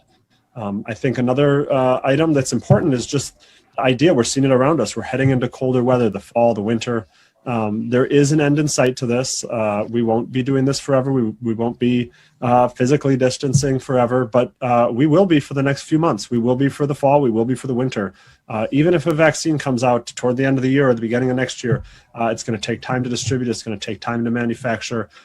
So unfortunately, this is going to be a winter that's different from past winters. It's going to be, we'll talk about this in the future, but it's going to be a Thanksgiving. It's going to be, the winter holidays are going to be different from what we are used to. You know, on an individual level, on a group level, I think the you know, mentality of how vigilant we are, how careful we are with events is going to have to stay in place for several months to come.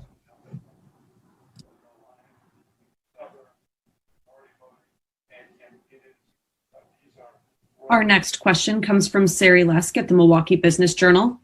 Last week's business update did not include any new approvals for safety plans. What is the status of this program and why weren't any additional plans approved last week?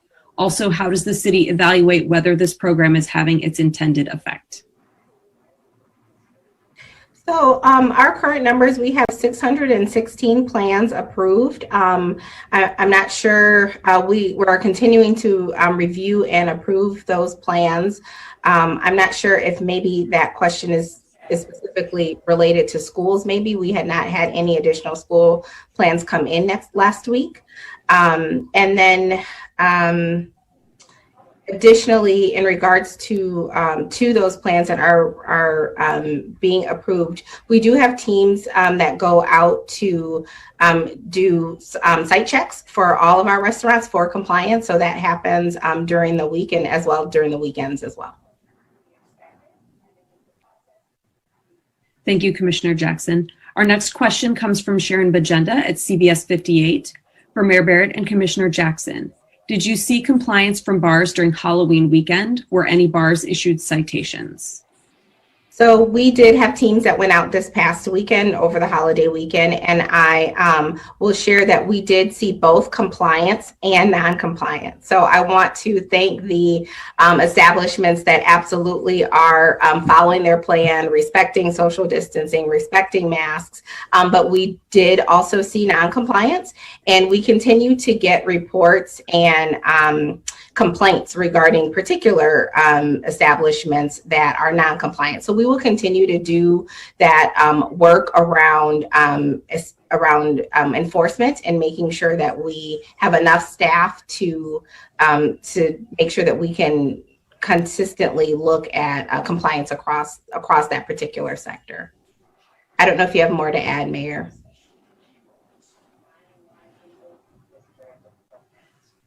I think you covered it. I think you got. Let me just say, we are going to continue to look at our level of fines also. to determine whether they serve as an adequate deterrent. We're hearing reports that some establishments might decide that the fines are worth it. Again, as the commissioner has repeatedly said, our whole plan is not to be punitive. It's to be really proactive in trying to make this a healthier city. And so if we're finding that people build into their business decisions that they're just going to flaunt the law, and Dr. Weston was talking about larger events and smaller events, that's when we're going to start taking action again. Our next question from Sharon Bajenda is for Dr. Weston and Darren Rausch. Learning from past holidays, do we expect to see a jump in cases from Halloween weekend? Also, are rapid tests becoming more popular? Will we see them more and more, and how accurate are they? So I can start here. So as far as expect to see a jump in cases from Halloween weekend, I mean, we know that COVID is spread by close contact. And so as careful as people are over Halloween, obviously some people were more careful than others. So I would say some sort of increase would be expected. Now, we're seeing a pretty extreme surge right now in cases and hospitalizations, increasingly in deaths. So I'm not sure how much worse that surge can be, but we'll continue to watch it and monitor it and report on it. As far as the tests, we have a testing work group that's cross-collaborative across the county that's working with the state on rapid tests, both the rapid PCR tests, which are the kind of standard tests, as well as the rapid antigen tests that look more at the structure of the virus. Both of those are being reviewed and implemented on some levels.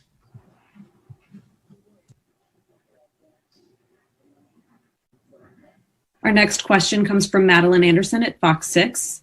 My question is for either Commissioner Jackson or Dr. Weston. Are you investigating an increase in cases on either or both the Marquette or UWM campuses? The Marquette COVID-19 dashboard shows the 7-day average has reached a record high this week, and MU recorded its highest single-day count on Tuesday. What do you believe is contributing to the increase in cases on college campuses? So I can start and share that the Milwaukee Health Department is in regular communication with our colleges and universities. So we work very closely to monitor their overall positivity rates and talk about mitigation. So overall, I would say that we are aware and working with them to identify those particular behaviors or those particular areas, for example, a dorm or something like that, to try to add to mitigation. And so that would be my general response to that. I don't know if you have anything else, Dr. Weston. No, I think that was a good summary. Our next question is from Rebecca Clough at TMJ4. For Dr. Weston, we've seen northern and western parts of the state max out their hospitals. How close are we doing that to here in Milwaukee? Yeah, so when we look at Milwaukee County, we can see it on our dashboard. There is still room for floor beds. There is still room for ICU beds. There's plenty of room for ventilators. But what's important to keep in mind with that data is it's the average over our county, the average over many different hospitals. Obviously, different hospitals are in different positions. Nobody is at the point where they can't take any patients. But I think the concern that we're seeing is even with all the preparation that went into it, when that curve is not just a straight line, it's actually a line that's continuing to go upward. It's hard for any hospitals to keep up with that. And so if that trend continues, I can't imagine that a hospital in Milwaukee County, a hospital in New York City, a hospital in Chicago, and no hospital can keep up with just unending increases in hospitalizations. Our next question is from Sari Lusk at the Milwaukee Business Journal. The health department has shared that it sends teams out to check on restaurants and bars for compliance. But how does the department evaluate whether having this program is preventing the spread of COVID-19? So we do that two ways. Number one, we do use our contact tracing basic public health exercises to do that. We speak with individuals who are testing positive, and through that investigation and that interview process, we understand who and where individuals have been or have potentially been exposed. So that's one method that we use to evaluate. But just as Dr. Weston just shared in regards to capacity, as our numbers go up overall through the city, and as Darren had also shared, we have to prioritize, we are forced to prioritize which interviews we're doing and how in-depth those interviews are. So the increase in volume does decrease our opportunity to catch as much information as we can through our contact tracing process. Thank you, Commissioner Jackson. Our next question is from Taryn Powell at WUWM.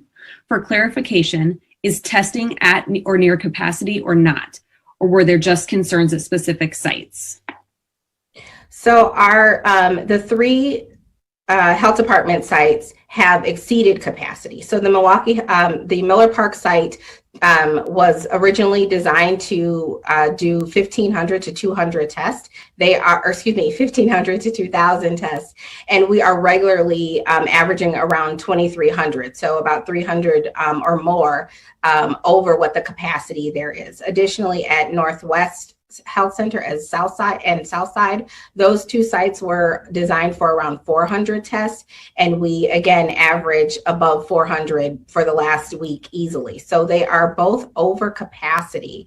With that being said, I will tell you that that we are testing way above that. So we are having individuals come and we are testing them. It does get to a point where if the lines are just too long, again, based on being able to get our staff home so that they can be back the next morning, we have to make a decision to close or to stop that line from forming. So that has happened. Additionally, though, I would share that what we want to make sure, and that's why I spent some time today talking about when should you get tested. So if you're exposed, it's a 3 to 5 day general time when you should go to get tested. Additionally, make sure that if you have other opportunities or other spaces where you can get tested, whether it's your primary care doctor, whether it's using the federally qualified health centers, that there are other opportunities. Our service is free and it's no appointment. So there are absolutely times when there will be wait times.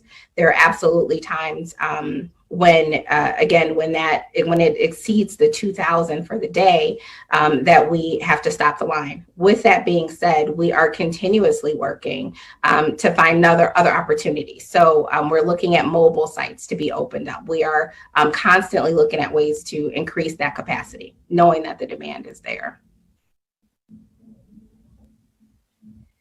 It looks like that might be our final question. Are there any other questions from the media?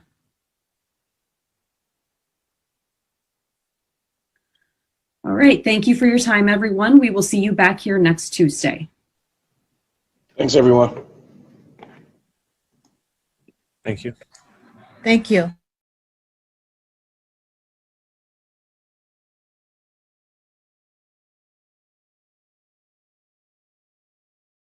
Look at large. The revised guidelines now allow for tenting and heating, given certain requirements. Businesses will also need inclement weather plans submitted for snow and ice removal. So we're in Wisconsin. We know winter's coming, but we're going to take this challenge and try to make sure that we can continue to provide service for people, employment for people, but do so in an incredibly safe way. Applications and guidelines for the program are available online at milwaukee.gov/DPW. Current participants in the program will still need to apply for the winter extension. So if you're associated with one of these places, you obviously are also going to have to adhere to the revised guidelines. I also want to point out, as I did last week, that the ACA, the Affordable Care Act, open enrollment period has begun. It began on November 1st, and it's going to go through December 15th. And you can call 211. That would be the number I would call. I would call 211 or go online to healthcare.gov or wizcovered.com to sign up. So again, you've got basically 5 weeks to do this, so please take advantage of that. You'll hear more about it because on today's call, we are joined by Cheryl Isabel, who's an outreach and enrollment specialist with Milwaukee Health Services. She'll be sharing more information about open enrollment for viewers later on in this call. So I appreciate everybody staying with us. We've got a lot of work to do, but let's keep working. Back to you, Sydney. Thank you, Mayor Barrett. Up next is County Executive David Crowley. Thank you, Sydney. Thank you, Sydney, and thank you, Mayor Baird. I first want to start off by recognizing the Milwaukee County Election Commission, our County Clerk, George Christensen, as well as our Director of our Election Commission, Julietta Henry, for the tremendous work that they did. I mean, they've collaborated with local municipalities to ensure that each of the nearly 500,000 votes that was cast into Tuesday's elections was counted. And we wouldn't have been successful in holding Tuesday's election without the hard work and dedication. All right, you've been watching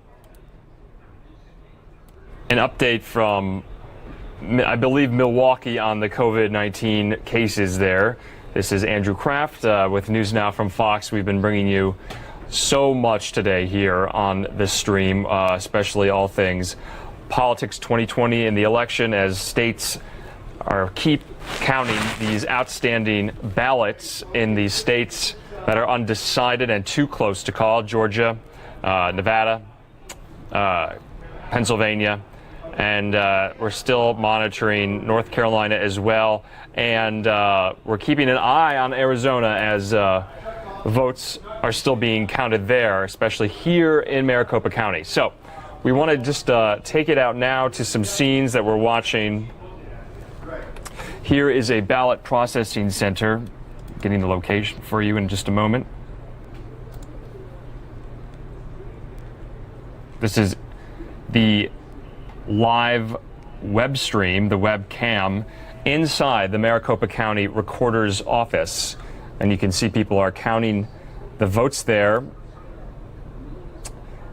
It's something that Maricopa County does. They have these webcams in each of their ballot processing centers in the county. So anyone can get the link and watch online in full transparency. I mean, this isn't the greatest vantage point, but you are looking into the room.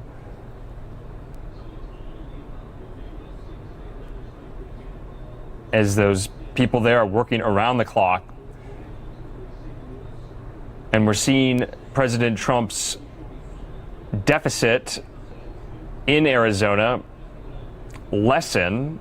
Joe Biden, his lead in Arizona is getting smaller, but as you know, the Fox News Decision Desk did call Arizona for Joe Biden. We're sticking with that here on News Now, and we'll keep monitoring the Grand Canyon State here. So, I want to take you to another live look as well.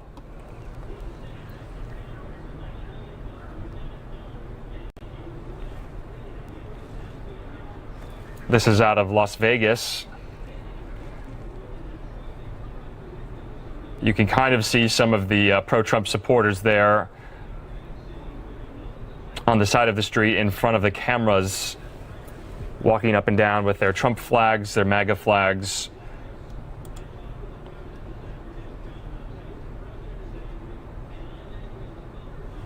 So we are following these two states in the American Southwest. And just to reiterate, because some votes, the tallies just came in from Maricopa County, which includes Phoenix, just a little while ago, and those newly updated numbers show Joe Biden still in the lead. Like I mentioned, 50.06% of the votes cast. President Trump stands at 48.54%. And like I said, as these votes come in, we're seeing Joe Biden's lead shrink. But the AP and Fox are confident in their calls that won't make much of a difference. So a lot of other networks have not called Arizona. We have here, and we are sticking by it at Fox. And that's that at the time being. We want to take you out now to live look at the White House. We just heard from the president about a couple hours ago, speaking from the White House briefing room at the podium, issuing a number of claims that are, at best, highly subjective and hard to verify.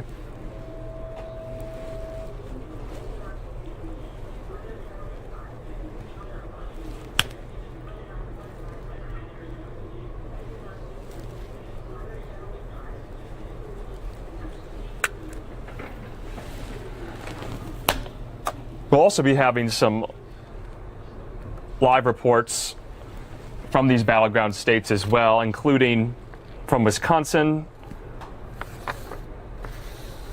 where the Trump campaign is calling for a recount of votes there in the state.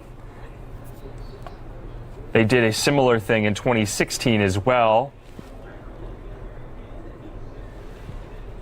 And we'll be following all of those legal battles as well here on News Now. A lot of them, several of them, getting struck down today, these Trump campaign challenges. One in Michigan, one in Georgia, and one in the city of Philadelphia. So we'll be following those as well. As election 2020 drags out now almost 72 hours since the polls closed on Election Day, November 3rd. Still do not have a declared winner. This could go well into the weekend. Seen a lot of projections about when certain states will be called. We're not going to make any of those here. We just don't know. Let's take a look now again at the electoral vote count.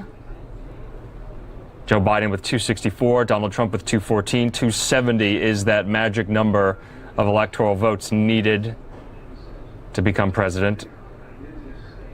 Remember, in 2016, Donald Trump got 306 electoral votes to Hillary Clinton's 232.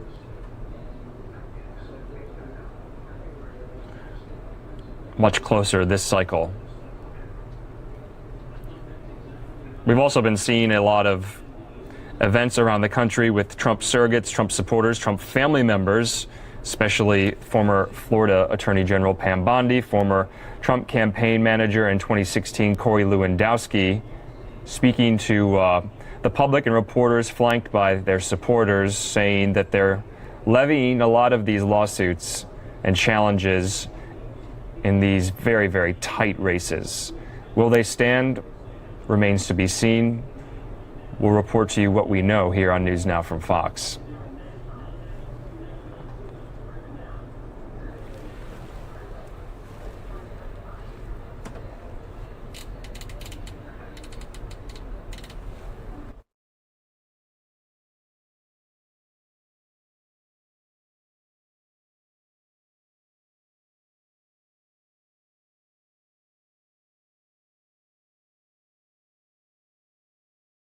Just want to show you some more scenes around the country.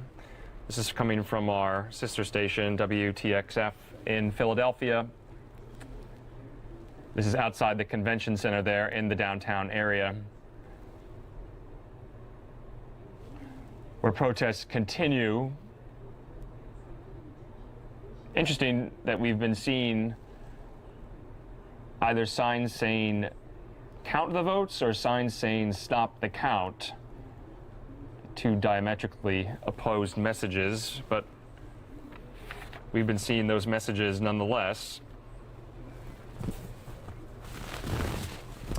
Oh, and there you're seeing something on the street, count every vote, laid out on the streets of Philadelphia in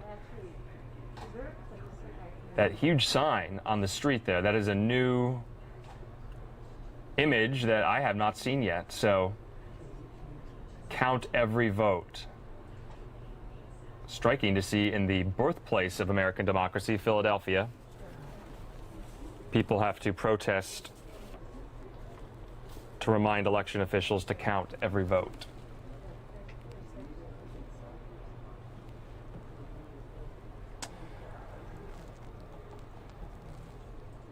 We want to play for you some of these briefings that have been happening throughout the day. Let's go out to Clark County. This is from the Clark County Registrar from earlier, who was taking questions from reporters. And obviously, we're very concentrated on trying to make sure staff can get out of here, in and out of here safely and continue to count ballots. So keep in mind that we're going to be adding security at all of our entrances, and they'll only be granting access to those who are approved members of the media, members of my staff, and those individuals who have business with the election department. So please keep that in mind. The purpose of being here this morning is to get some clarification on exactly what the work is that's being done here in Clark County to get the votes counted accurately. I have counts now on what we received from the Election Day drop-offs, the U.S. Postal Service on Election Day and yesterday, and also some additional ballots that we had pending because we had to stop processing to begin getting ready for Election Day support. So on Election Day at the drop-off locations at all vote centers and the election department, there were 34,743 ballots dropped off. The U.S. Postal Service, as of Election Day and yesterday, brought to us 4,208 ballots, and there were 24,311 ballots that were pending when we stopped processing to get ready for Election Day. So that brings us to a total of 63,262. Today, staff is preparing to count and has already begun counting a little over 51,000 ballots that will be reported tomorrow prior to my 10 a.m. brief. It's important that everybody understand that there are also additional ballots that are pending outside of what I just described. So I'm briefly going to go through those. The provisional ballots that were cast during the early voting on Election Day. The first announcement that I need to make is that the posting that was placed on our website on election night and yesterday was incorrect. We determined that our tabulation software was incorrectly duplicating those records, and so the 120,000 that you may have seen on our website is an incorrect number. That has been corrected, and the post that is out on our website now at www.clarkcountynv.gov/vote is correct, and those provisional ballots number a little over 60,000. We have to coordinate very closely with the Secretary of State. We are a bottom-up, not a top-down voter registration jurisdiction, and so all 17 counties need to send information to the Secretary because there's not one single database that we all draw from. We all have our own. And so in coordinating with the Secretary of State, we're awaiting instructions from them on when to send our provisional listing up to them, because we need to make absolutely certain that nobody who's casted a provisional ballot here in Clark County has done so in another county. So we're waiting instructions from them on when to send that report so we can make that verification. Staff is still currently working on all of those provisional ballots to make determinations as to whether the voter was eligible to cast that provisional ballot. That work will be ready once we notify the Secretary of State, and it is an automated process to pass those provisional ballots into the tabulation system. We have a group of voters who are ID required for one reason or another. The deadline for those voters to get back to us is Friday, November 6th at 5 p.m. So that is another group of ballots that we will need to put into the system once they have come in to provide their ID. The U.S. mail will continue to deliver. So starting tomorrow through next Tuesday, which is the last day for us to receive a mail ballot that's been postmarked November 3rd, we will continue to receive mail. So again, those ballots are also separate from what I previously reported. The cure process in Nevada, which is statutorily required for those voters who have been notified that they either did not sign their ballot or their signature did not match in our system.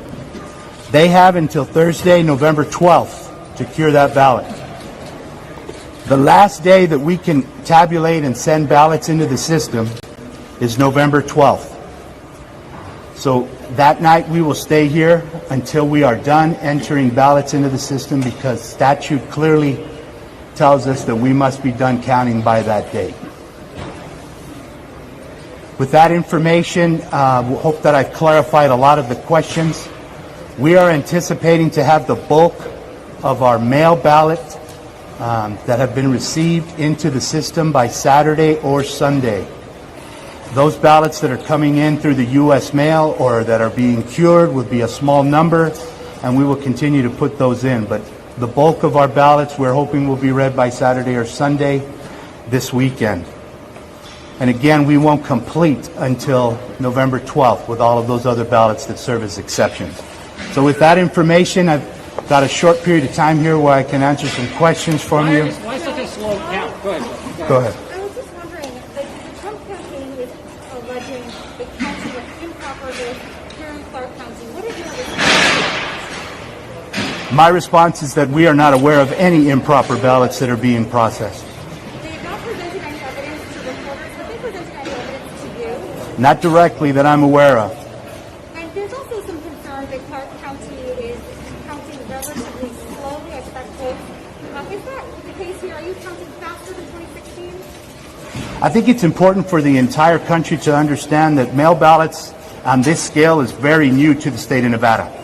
We made a decision here to provide as much access as we possibly could as a result of the pandemic, and so our process is run a little bit slower.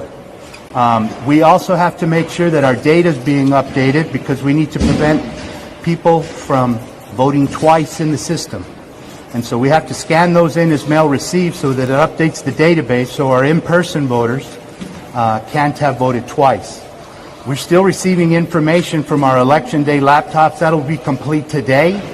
So we're going to update and make sure that all of the information was downloaded from all 1,300 of those laptops that were used on election day to make sure that the automated system will reject mail ballots for somebody who has voted on election day. So our goal here in Clark County is not to count fast. We want to make sure that we're being accurate. The results in the state of Nevada obviously are going to be very important to the entire country, and that is our number one goal. What's the outstanding number? One more time, the outstanding number? I just went through the whole thing. What's the total? What is the total? Well, I went through a long process. How about we get together after How about this?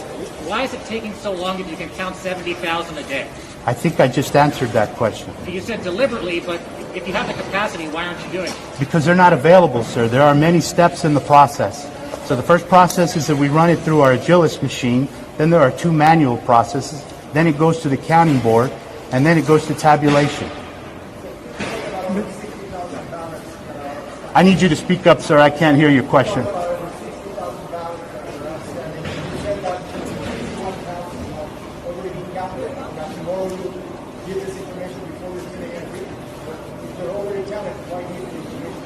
I did not say they were already counted. I said today the staff is prepared to count 51,000 ballots that are ready to be counted today. Those will be reported tomorrow at 10 a.m. right there next to you. Folks, I really need you all to speak up. I cannot hear you.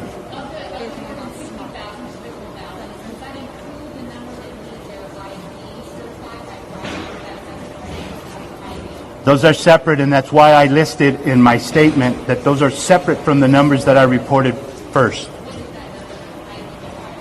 I don't have that number with me. Mr. Boria, to summarize and help us all, how many ballots are left to count? That's a number that I can't give you. I can't predict to you what's going to come through the U.S. mail. So I deliberately went through all of these numbers, and I was hoping that you all would take the information that I'm providing. But there's a set number of ballots that we know are available to be processed, and that's the 63,000. Then I mentioned all of the other additional ballots. So we plan to be able to have counted the majority of our mail ballots by Saturday or Sunday, and then all of those other ballots that were statutorily limited, I can't count all the mail ballots till I have them, and we have to continue to accept them up till Tuesday, November 10th. To repeat the number so that we were clear, it was 63262. That is correct. Correct? Thank you.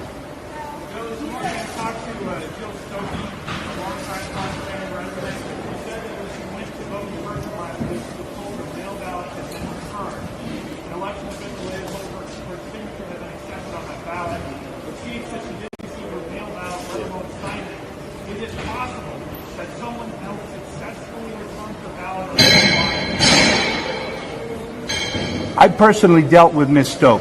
She brought her claim to me. We reviewed the ballot, and in our opinion, it's her signature. We also gave her an opportunity to provide a statement if she wanted to object to that and provide a challenge to that. She refused to do so. A member of the Nevada Secretary of State's Office investigation team also interviewed her, and they had no issue with the assistance that we tried to give her. I have nothing else to comment on that. Next question. So you were interrupted during press conference yesterday. There were rallies outside of the building yesterday evening. Are you concerned with your own safety and safety of the staff and what is being done to protect? I can tell you that my wife and my mother are very concerned for me, but we have security here. We have law enforcement who are protecting us. I am concerned for the safety of my staff. We're putting measures into place to make sure that we have the security that's necessary. Again, we're going to begin to monitor the vehicles as they come in to make sure that they should be here and that they're parking properly so that we don't prevent our employees from having an issue getting in and out of the facility. But I feel safe. We're going to be okay. We're going to continue to count. We will not allow anyone to stop us from doing what our duty is in counting ballots. Yes, right there. What would you say to those who are coming to put down the whole process, saying that the state changed the rules that they decide to mail ballots to every registered elector of Nevada? That was a violation of the old rules, plus that they cannot be allowed to observe closely all the counting and the process to count the vote. The first part of your question relates to action that was taken by the Nevada legislature. I don't make policy, I'm simply an administrator. So the Nevada legislature acted in the summer, and we carried through that exactly what they prescribed for us to do. As far as your second issue, that issue's been litigated, and the judge ruled in our favor. Louder, please. Those are reports that we're going to generate after the election once we start getting ready to do our canvass. So that's information that I'll have available once we've done all of our work, counted all the ballots. And if we have enough proof, we will definitely going out to arrest these people, because those are obviously illegal actions. But that's an activity that needs to take place once we've done counting and getting the canvass done.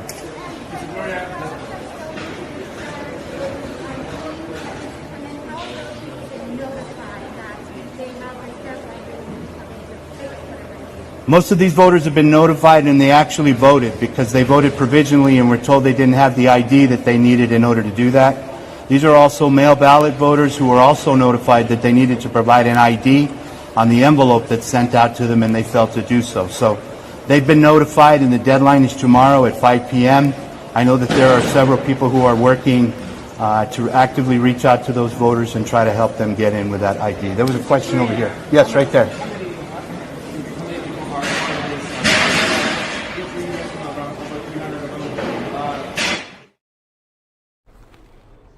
All right, we've been watching the Clark County Registrar from earlier today give an update to the press. He was even saying he fears for the safety of some of his staff, including some of his family members, because he said he's been getting threats throughout these last 2 days about the vote counting there in Clark County, Nevada. So we want to just take it out now to Green Bay, Wisconsin. It's been 2 days since the election, and we're still waiting on several states to announce their final results. In the meantime, President Trump is pushing for recounts and lawsuits. Fox's Stephanie Bennett is there in Green Bay, Wisconsin. And Stephanie, what can you tell us about efforts there by the Trump campaign for that recount?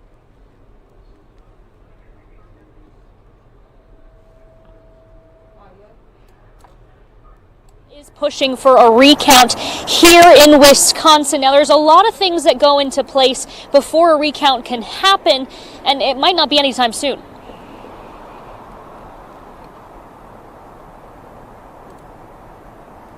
Report, when the count is finished, we believe we will be the winners. Anticipation is growing as we continue to wait and see who will be the next president. Former Vice President Joe Biden is currently in the lead. We have won Wisconsin by 20,000 votes, virtually the same margin that President Trump won that state 4 years ago. But President Trump is firing back, throwing lawsuits at several states, while here in Wisconsin, he's asking for a recount. The Trump campaign saying in a statement, there have been reports of irregularities in several Wisconsin counties, which raise serious doubts about the validity of the results. The president is well within the threshold to request a recount and will immediately do so. But a recount will take time. The Badger State started the second phase of their election process today, canvassing, meaning they're double-checking the number of votes. The municipal ballot results now head to the county level before heading to the state level to be made official by December 1st, and that's when a recount could begin. But our staff here, they do an outstanding job to make sure it's done, and we typically do not have any issues. Wisconsin election officials are confident their results are final, calling the accusations insulting. I just feel so confident that every single valid ballot was counted in the state of Wisconsin, and I think that we should feel really proud about the election that was conducted. Now, here in Milwaukee County, the canvassing is actually happening right there behind me in the county courthouse building. Election officials say so far they haven't run into any issues, but they will be taking a break from canvassing this weekend. All right, Fox's Stephanie Bennett there for us in Green Bay, Wisconsin. And I think, as you noted, in 2016 that the Trump campaign also requested a recount there in the Badger State. So we'll be following all of that in Wisconsin. Stephanie, thank you so much. All right, and we'll be following all of this in these states that still are counting ballots for into possibly the weekend. We don't know. Stephanie there told us that the Wisconsin election officials will not be doing that on the weekend, but that state has already been called by the Fox News decision desk for Joe Biden, and with a margin about 20,000 votes. So Wisconsin, not really something that a lot of Americans are focusing on right now. Obviously, the Trump campaign is, but those Americans will be focusing on states like Nevada, Pennsylvania, and Arizona especially as well, and Georgia. So we'll be following all of that for you. We want to go back to that Clark County, Nevada press conference from earlier today from the Clark County registrar there.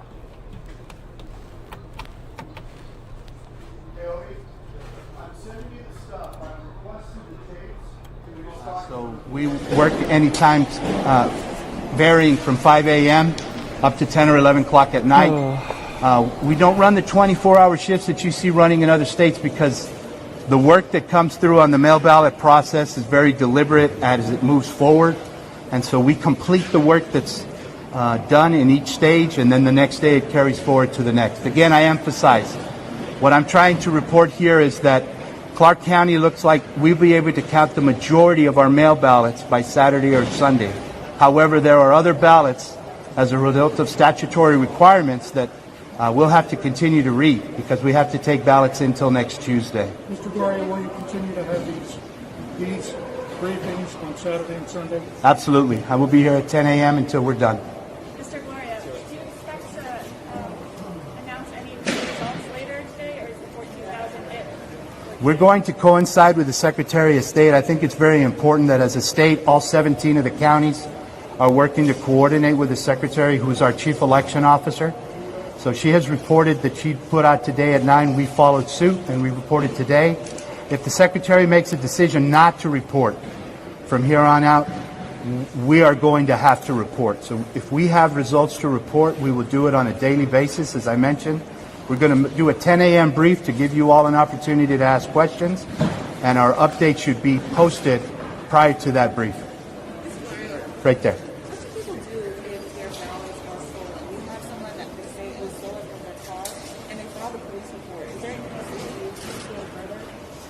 Any individual who had an issue with their mail ballot should have contacted us prior to Election Day.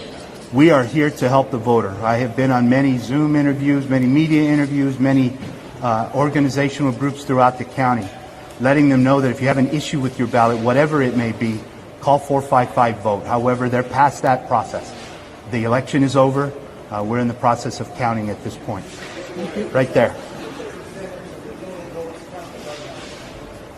You know, that's available on our website. I don't have that number right off the top of my head, but you can quickly see that on our website and our ENR report. Right there.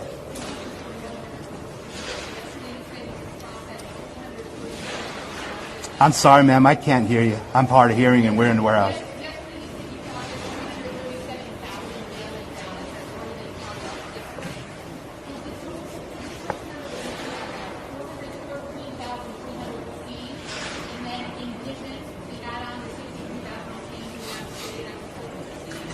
Regardless of any reports that you're referring to, the numbers that I just gave you are the ones you should go with. Don't try to calculate it for yourself. I just told you that there are 63,262, and then there are exceptions. So I can't answer any of your questions because you're drawing from data that I didn't calculate. Yeah, but that's not what I used to generate. I purposely set up this interview so that we could make sure and clear this up. You're drawing your data from somewhere else, and you want me to answer according to that number. I can't. That's why I gave you this information. Our next question, right there. Considering all the security checks that you mentioned that are in place to prevent anything like voter fraud, in your expert opinion, how likely is it that a single ballot that should not have been counted has been counted? What's the likelihood? I can't give you a probability on that. What I can tell you is that we're firm in our commitment to making sure that we're processing ballots with high integrity in the state of Nevada. A lot of that depends on anybody who's aware of something they feel that may have been nefarious. They need to notify our office, and we'll get the Nevada Secretary of State involved with investigating that. But we're doing everything we can to uphold the integrity of the process here in the Clark County. Should voters here in Nevada and all across the country have confidence in the way you're counting and the vote? Absolutely. We're very committed here, and we have a strong history in Clark County of leading in our processes and the use of technology and working to keep things high in integrity with everything I do and we do as a team. Credit to my staff for their commitment as well in the hours they've worked. But what I really want to also hit home on, and this is for election administrators across the country, I'm sure they agree with me, we're not concerned with breeding as fast as we can. We are concerned with making sure that we're accurate in what we report, because this is a very important election in the state of Nevada. It may make the decision for the president. So we take that very seriously, and we will make sure that we're doing everything properly. Joe, using your numbers, and everybody's watching wants to be clear, 63,262, and you expect to count 51,000 today, that means most should be counted by tomorrow. That's not what I said. I've said it many times. Clark County is looking like we will complete the bulk of our mail ballot count by Saturday and Sunday. After that, there are several exceptions related to statute. I can't know what I'm going to receive in the mail next Sunday, Monday, or not Sunday, Monday and Tuesday. I'm statutorily required to count those ballots if they're postmarked by the 3rd. We have provisional ballots that are going to go in. All of the exceptions that I mentioned, those are ballots that will be counted. Anybody that was eligible and they casted a ballot and provided us anything they needed to provide, their ballot will be counted by November 12th.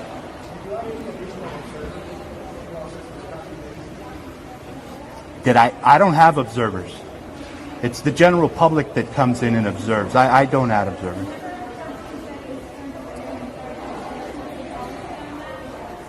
You need to speak up, ma'am.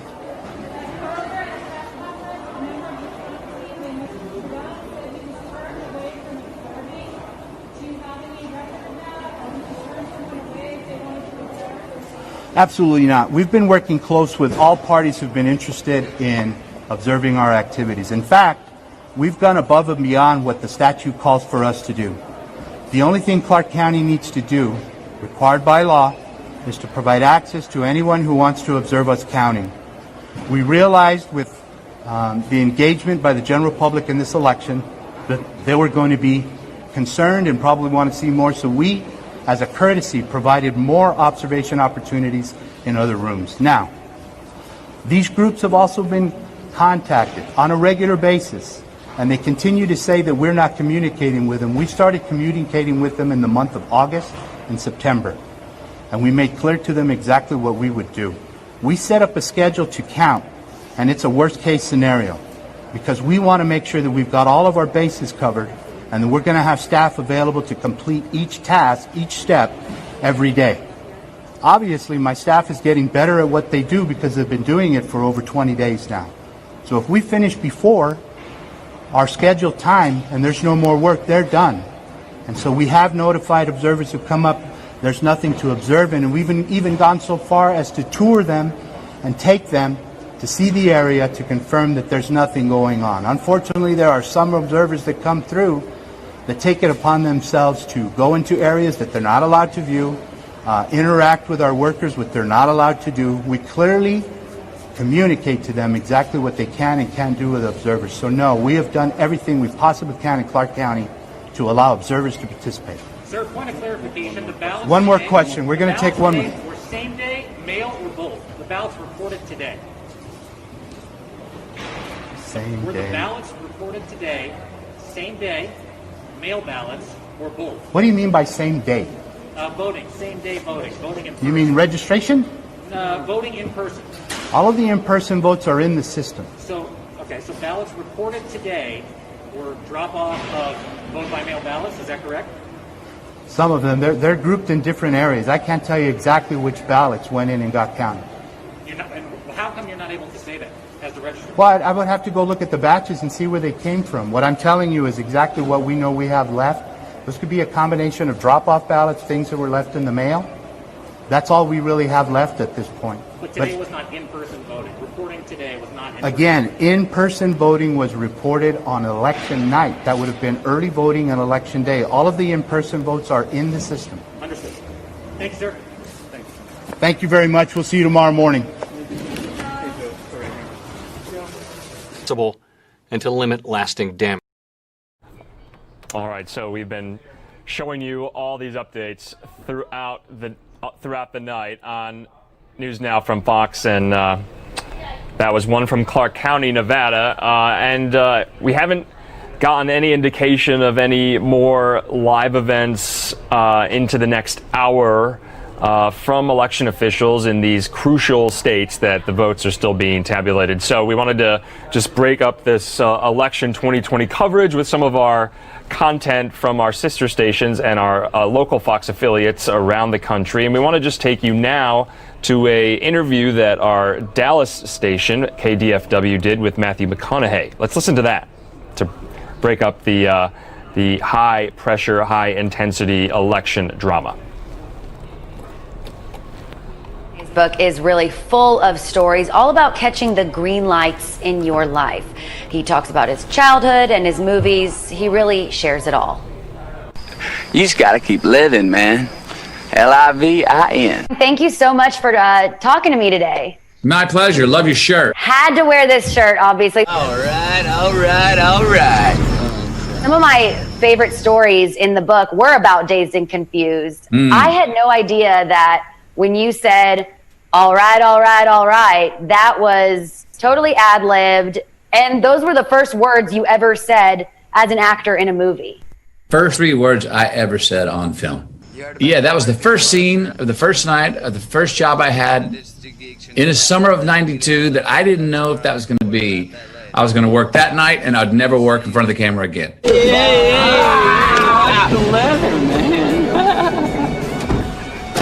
And so 28 years later, it's turned out to be a career. So when people say those words, it does not bother me at all. It's actually a callback.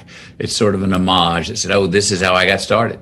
In his memoir, Green Lights, already a #1 New York Times bestseller, McConaughey also shares stories of his Texas upbringing, including his parents' sometimes violent relationship.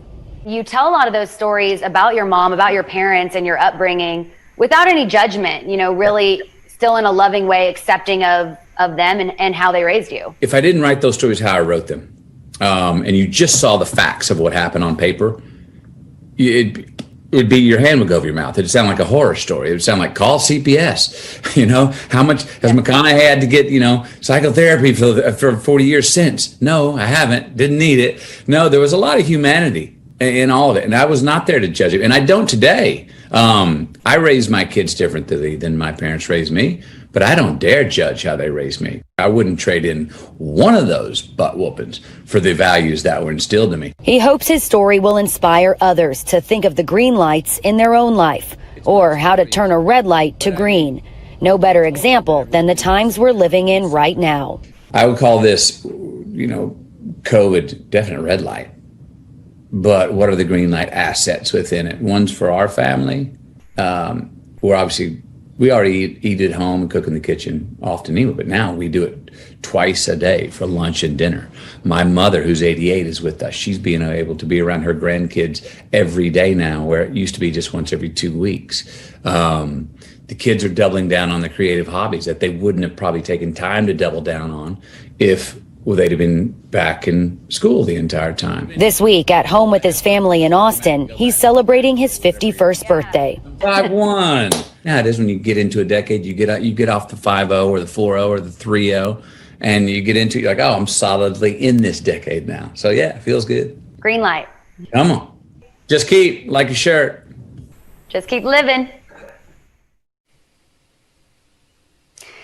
If you want to hear more about his new memoir, this Saturday, as part of this year's virtual Texas Book Festival, he will share more with fellow actor and friend Ethan Hawke. McConaughey's book is really full of stories all about catching the green lights in you. Well, coronavirus cases are at crisis level in and around El Paso. The West Texas city reported a record-breaking 3,100 new COVID cases on Wednesday. More than 1,000 people are in hospitals there. Hospitals are overwhelmed, some patients being sent elsewhere, including here. Good morning to Dr. Joe Chang, Chief Medical Officer at Parkland Health. Are you getting folks from El Paso and elsewhere, and how sick does somebody have to be brought all the way here? Hey, good morning again, Tim. Good to talk to you. Yeah, it's not looking really great in El Paso at all. Seems like things are still on the way up over there. We are and have received a couple of patients from there. We remain ready to do so. We've received, like I said, a couple patients, but have not received any more requests since about a week and a half ago. Yeah, how sick do you have to be packed up and moved from El Paso to Dallas? Yeah, it's actually not it's not determined on how sick that is right now. It's such a volume issue there that I think they're just making choices on based on a lot of other factors, including sort of volume and location. Okay. Are you worried that we might reach I know you look at our charts, they're not exactly heading in the right direction. Are you worried that we might reach the point where you have to say no to transfers?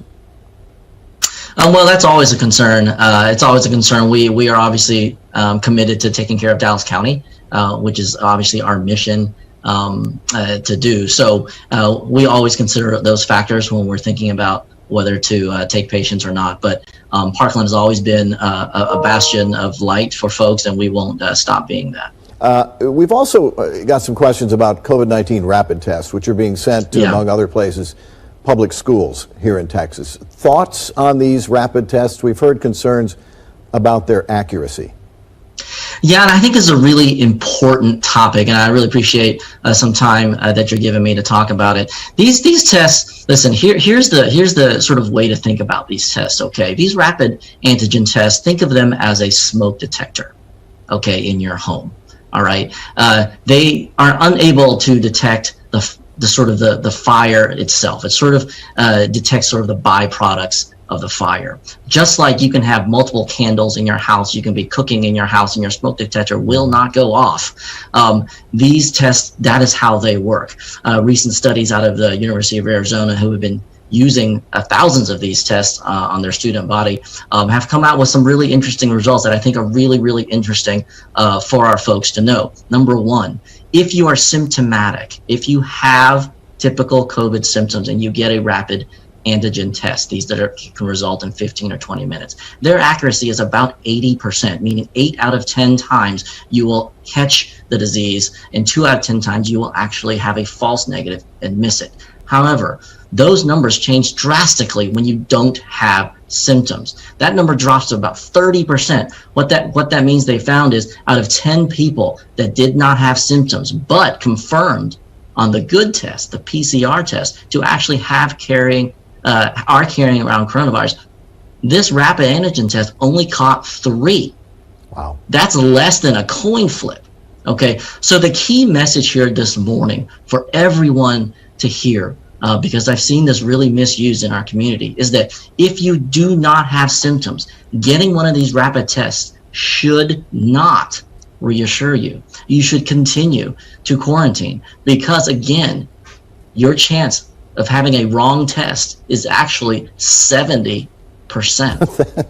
It really just it raises the question, why bother? Yeah, any final words of wisdom as we approach Thanksgiving and traditional family time together, in which a lot of people are going to say, to heck with it, it's Thanksgiving? Yeah, listen, guys, I've said this before. I am a dad and I am a wife. I'm not a wife. Sorry about that. I'm a husband. Family is more important to me than anything. However, we do have to just remember to do it smart, right? Have family over, but be outside. Sit around your pool as opposed to sitting around a small table in your living room. Hopefully we'll have a good weather and we're able to do that. Yeah. If not, wear your mask. It's okay. You can still see folks, but wear your mask. Just be smart. I got to go find myself a turkey mask. Just Your turkey probably doesn't need a mask.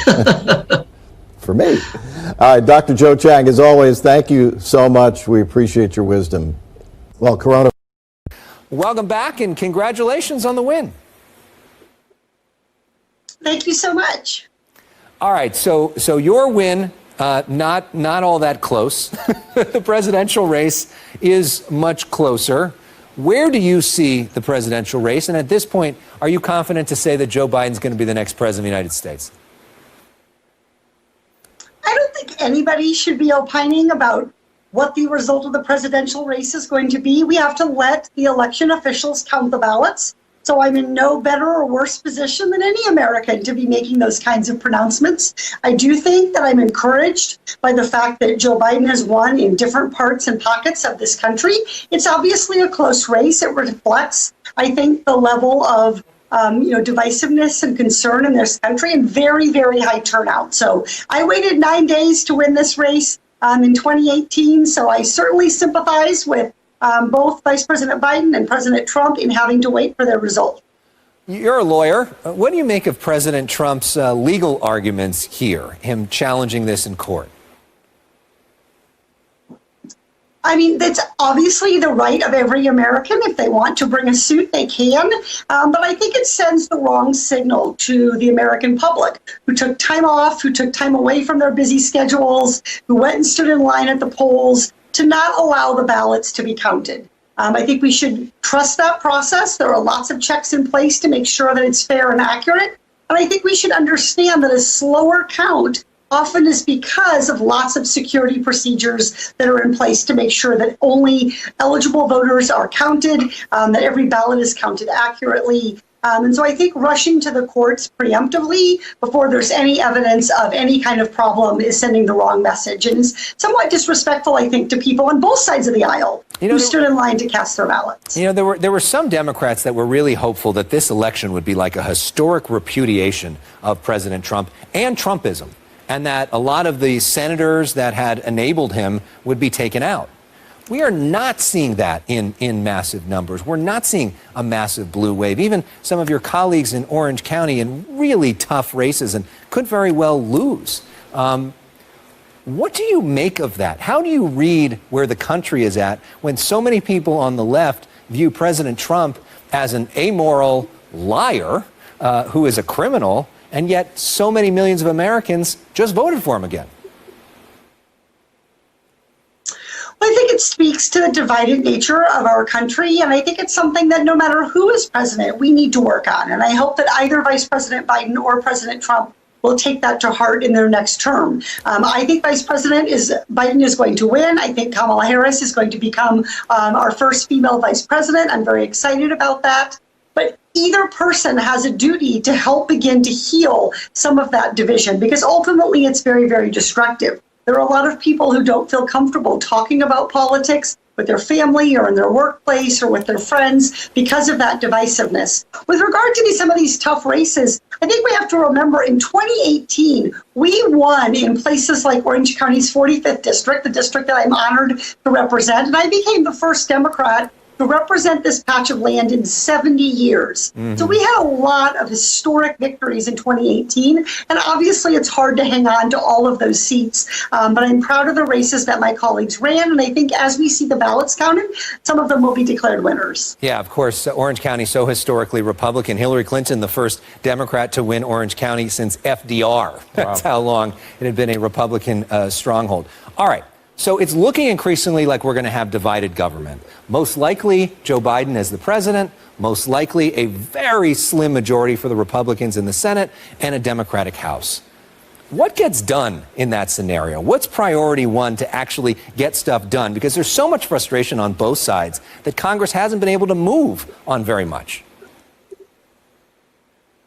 I hope first and foremost we can focus on the needs of the American people in the wake of coronavirus, that we can address both the public health aspects of making sure that we have a safe, effective, and affordable vaccine that people feel that they can trust and are confident about, and that we can address the economic challenges that families are facing.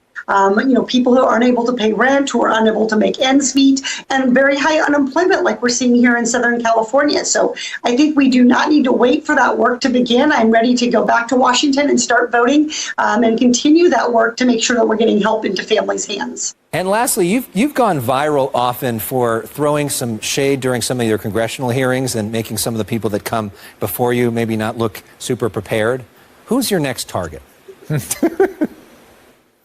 Well, I don't think I have a next target. And I would just say I go into those trying to get answers. I'm rooting for the witness to be able to explain these things to me, to the American people. And I'm disappointed, frankly, when they can't. I'm disappointed when they ask them why they made a decision and they can't explain it. I'm disappointed when I'm trying to ask them about a policy issue and they're unfamiliar. So I think that work of holding people accountable in the administration, whether they're big corporate executives, I think that work continues whether you have a Republican administration or a Democratic administration. That is part of good government.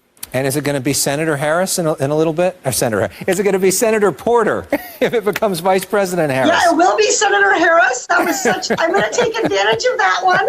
It's going to be Senator Harris until she is sworn in as Vice President Harris. Of course, then the question is who becomes the senator, and there's a lot of love. I asked this as a poll question, I'll just say on my own Twitter, and the most responses were for you. The people wanted to see you in that job.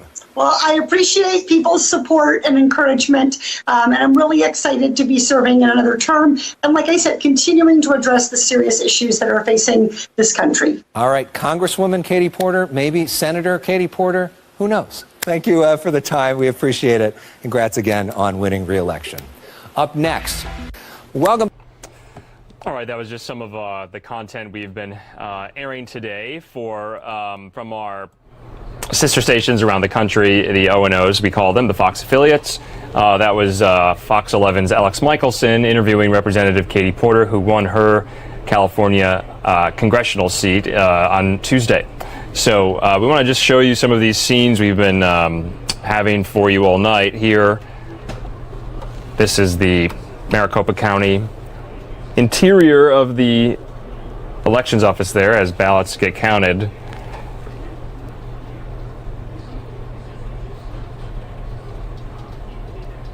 Just outside that office, it is quite lively. We don't have a live picture of it, but lots of pro-Trump protesters outside claiming they just want the process to be transparent. Obviously, votes are still being counted in Arizona. They're most likely not happy with the call that Fox News and the Associated Press made calling the state for Joe Biden with those 11 electoral votes. So we'll be monitoring the votes coming in Maricopa County and in the rest of Arizona. There's still about 250,000 votes yet to be counted. But as you can see, poll workers working through the night. It's around 8:30 here in Phoenix, Arizona. 10:30 Eastern. Here's a live look at the main prize, the White House, and almost 72 hours after people just started going to the polls, we still don't have a declared victor in this race. According to the Fox News decision desk, Joe Biden needs just 6 more electoral votes to win the race. Nevada has those 6 electoral votes. We're waiting on Nevada still. Joe Biden is up in Nevada by some 11,000 votes. So it remains to be seen if Trump can carve into that lead there as votes come in from Clark County. We're following all things going on in Pennsylvania, where President Trump's lead is diminishing. I believe he's only ahead now by 40,000. On election night, that number was about 500,000. We're following developments out of the state of Georgia. County totals are coming in as we speak. President Trump is now down to around an 1,800 vote lead in the state of Georgia. Remember, to those watching, Georgia has not gone blue since 1996 for Bill Clinton. That would be a stunning upset for Democrats. I don't think anyone thought it would be that close in Georgia. Still around, I believe, 15 to 20,000 votes still to be counted in Georgia. Counties like DeKalb County. I believe Clayton County just came in, home to the late Congressman John Lewis. So a lot of these are in the Atlanta suburbs and the Atlanta metropolitan area that we're still waiting on in Georgia.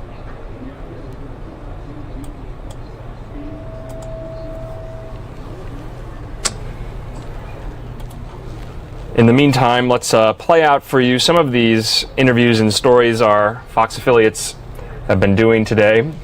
This one again from our own Alex Michelson, Fox 11 KTTV, with, I believe, Dr. Drew. Let's listen in.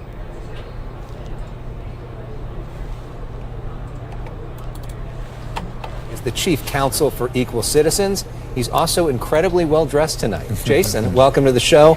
And you are showing both of us up with the GQ jacket, so nicely done with that.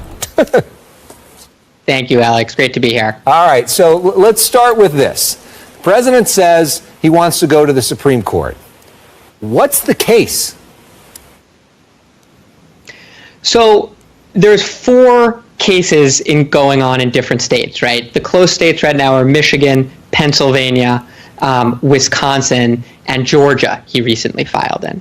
Pennsylvania, he is the first place where he actually filed something in the Supreme Court. It's not really a new case, Alex. It's just a procedural motion in a case that's already ongoing about the special group of ballots that are going to come in today, tomorrow, and Friday, which is a brief extension allowed by the Pennsylvania Supreme Court. And all he's saying in the Supreme Court, he's not making an argument yet, but what he's saying is we want to be in this case because right now the Pennsylvania legislature is the plaintiff in the case. And so Trump has told the court, I want to be there too. And the Supreme Court just this afternoon ordered the executive branch, the governor of Pennsylvania, to respond and say whether Trump is allowed to participate in that case. But nothing really big in the U.S. Supreme Court quite yet. And is it different in each state? Are they filing a different, or do they even know what they're doing in each state yet? Well, the clip you just played said that their big theory was that we need to halt the counting of votes. So they've filed a couple of cases that are saying exactly that in Pennsylvania. Most particularly, right, Trump is currently ahead, so they want to stop the votes. Curiously, Dr. Drew, they filed a similar suit in Michigan saying you have to stop the count because their observers haven't been allowed to observe the process. But of course, stopping the count with Biden ahead doesn't do them a lot. Meanwhile, in Arizona and Nevada, no litigation because they're making the exact opposite claim, which is keep the votes going. These late coming votes are going to break Trump's way and count them. Right, so it's right now they don't have a coherent legal theory. My guess is that they're stalling for time because there is a relatively compressed timeline for certifying presidential electors, having the vote of the Electoral College, and then having Congress count those votes and install a new president. Of course, we all learned about that in Florida in 2000 when we had to get that done, a lot of it done by December, and then the certification happens in January. Okay, so what's Team Biden's legal move now? So Team Biden's move is first to say nothing to see here, right? There is nothing at all to these cases. They are frivolous, and making clear to both the courts and the public, not only are they legally baseless, but also they don't really affect things. The best example, Alex, is that the Trump campaign today announced that they're going to be suing for a recount in Wisconsin. Wisconsin, all the votes are counted, and Biden's up by 20,000 votes. Okay, so the Biden campaign will have to defend in court a recount and watch it and make sure all the votes are counted. But they can also tell the court, recounts on average change 244 votes, not 20,000. There was a recount in Wisconsin in 2016 requested by a third-party candidate. It changed 131 Trump votes, Alex. So they're going to go into court and say, look, let's let the process play out. If you're entitled to a recount, you get it. But let's be careful to do it right, because if we do it right, it's going to change hundreds of votes, not tens of thousands. To a non-legal person or non-political person like Alex, it gets bewildering. Your mind starts to sort of become fuzzy. So my question, Jason, is do you have predictions and timelines? That really depends on what the media does with calling Pennsylvania and calling potentially Arizona, which Fox has already called, but some networks have not yet, and Nevada, and when those votes come in. It seems likely, based on vote trends, that the networks will probably call those for Biden tomorrow. And at that point, Trump will be faced with a decision. He can proceed with a recount. I think that's his right. And indeed, in a place like Georgia, where it's super close, there may even be an automatic recount. That's fine. In terms of these Hail Mary passes, toss out these ballots, let us in the room, all of these things, because there's massive fraud. Trump, tomorrow or Friday, will have to decide, probably in consultation with Republican Party leaders, do we really try and burn these bridges, which are super unlikely to succeed and very likely to be destructive to the country and the party? Or do we say a loss is a loss, the American people have spoken? So we'll know a lot in the next couple of days, Dr. Drew. And then the lawsuits will have to play out, as Alex said, by mid-December. Well, President Trump is known for a lot of things. Gracious exits is not one of them. No exiting the courtroom. We will see somebody who, of course, has loved to be involved with lawsuits well before he was president. That's kind of his thing. So it'll be interesting to see what happens. Jason, great insight. Thank you so much for being with us. And we may have to talk with you again. We kind of hope we don't. But if we do, we appreciate the opportunity. All right. Thanks so much. Thank you. Jason. Well, that was our own Alex Michelson there from Fox 11 KTTV in Los Angeles. And he was speaking with Dr. Drew about all things lawsuit-wise as far as the election is going forward. So we will be following that here on News Now throughout the week and into the weekend. We'll have special coverage for you Saturday and Sunday in case these states have still not been called. So we want to give you a last look here for the night of the electoral vote count. 270 is that magic number. They have not, either one of them, reached it yet. Biden on the most predictable path to reach it soon.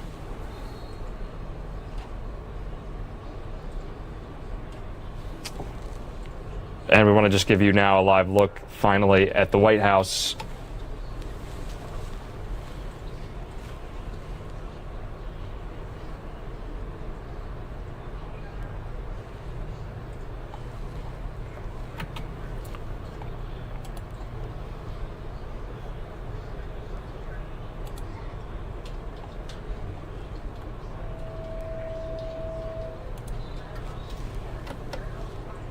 So once again, I'm Andrew Kraft. We want to thank everyone for watching News Now from Fox today. It's been a busy, crazy day as we cover this historic election that still has not been decided a mere 72 hours after the final votes were cast on November 3rd. We'll be bringing you live coverage again starting tomorrow. We are going to play out for you now some of our previously recorded content that we brought you throughout the day. So we want you to enjoy that. We're going to take a quick commercial break as well before we get into that. But thank you for watching again here on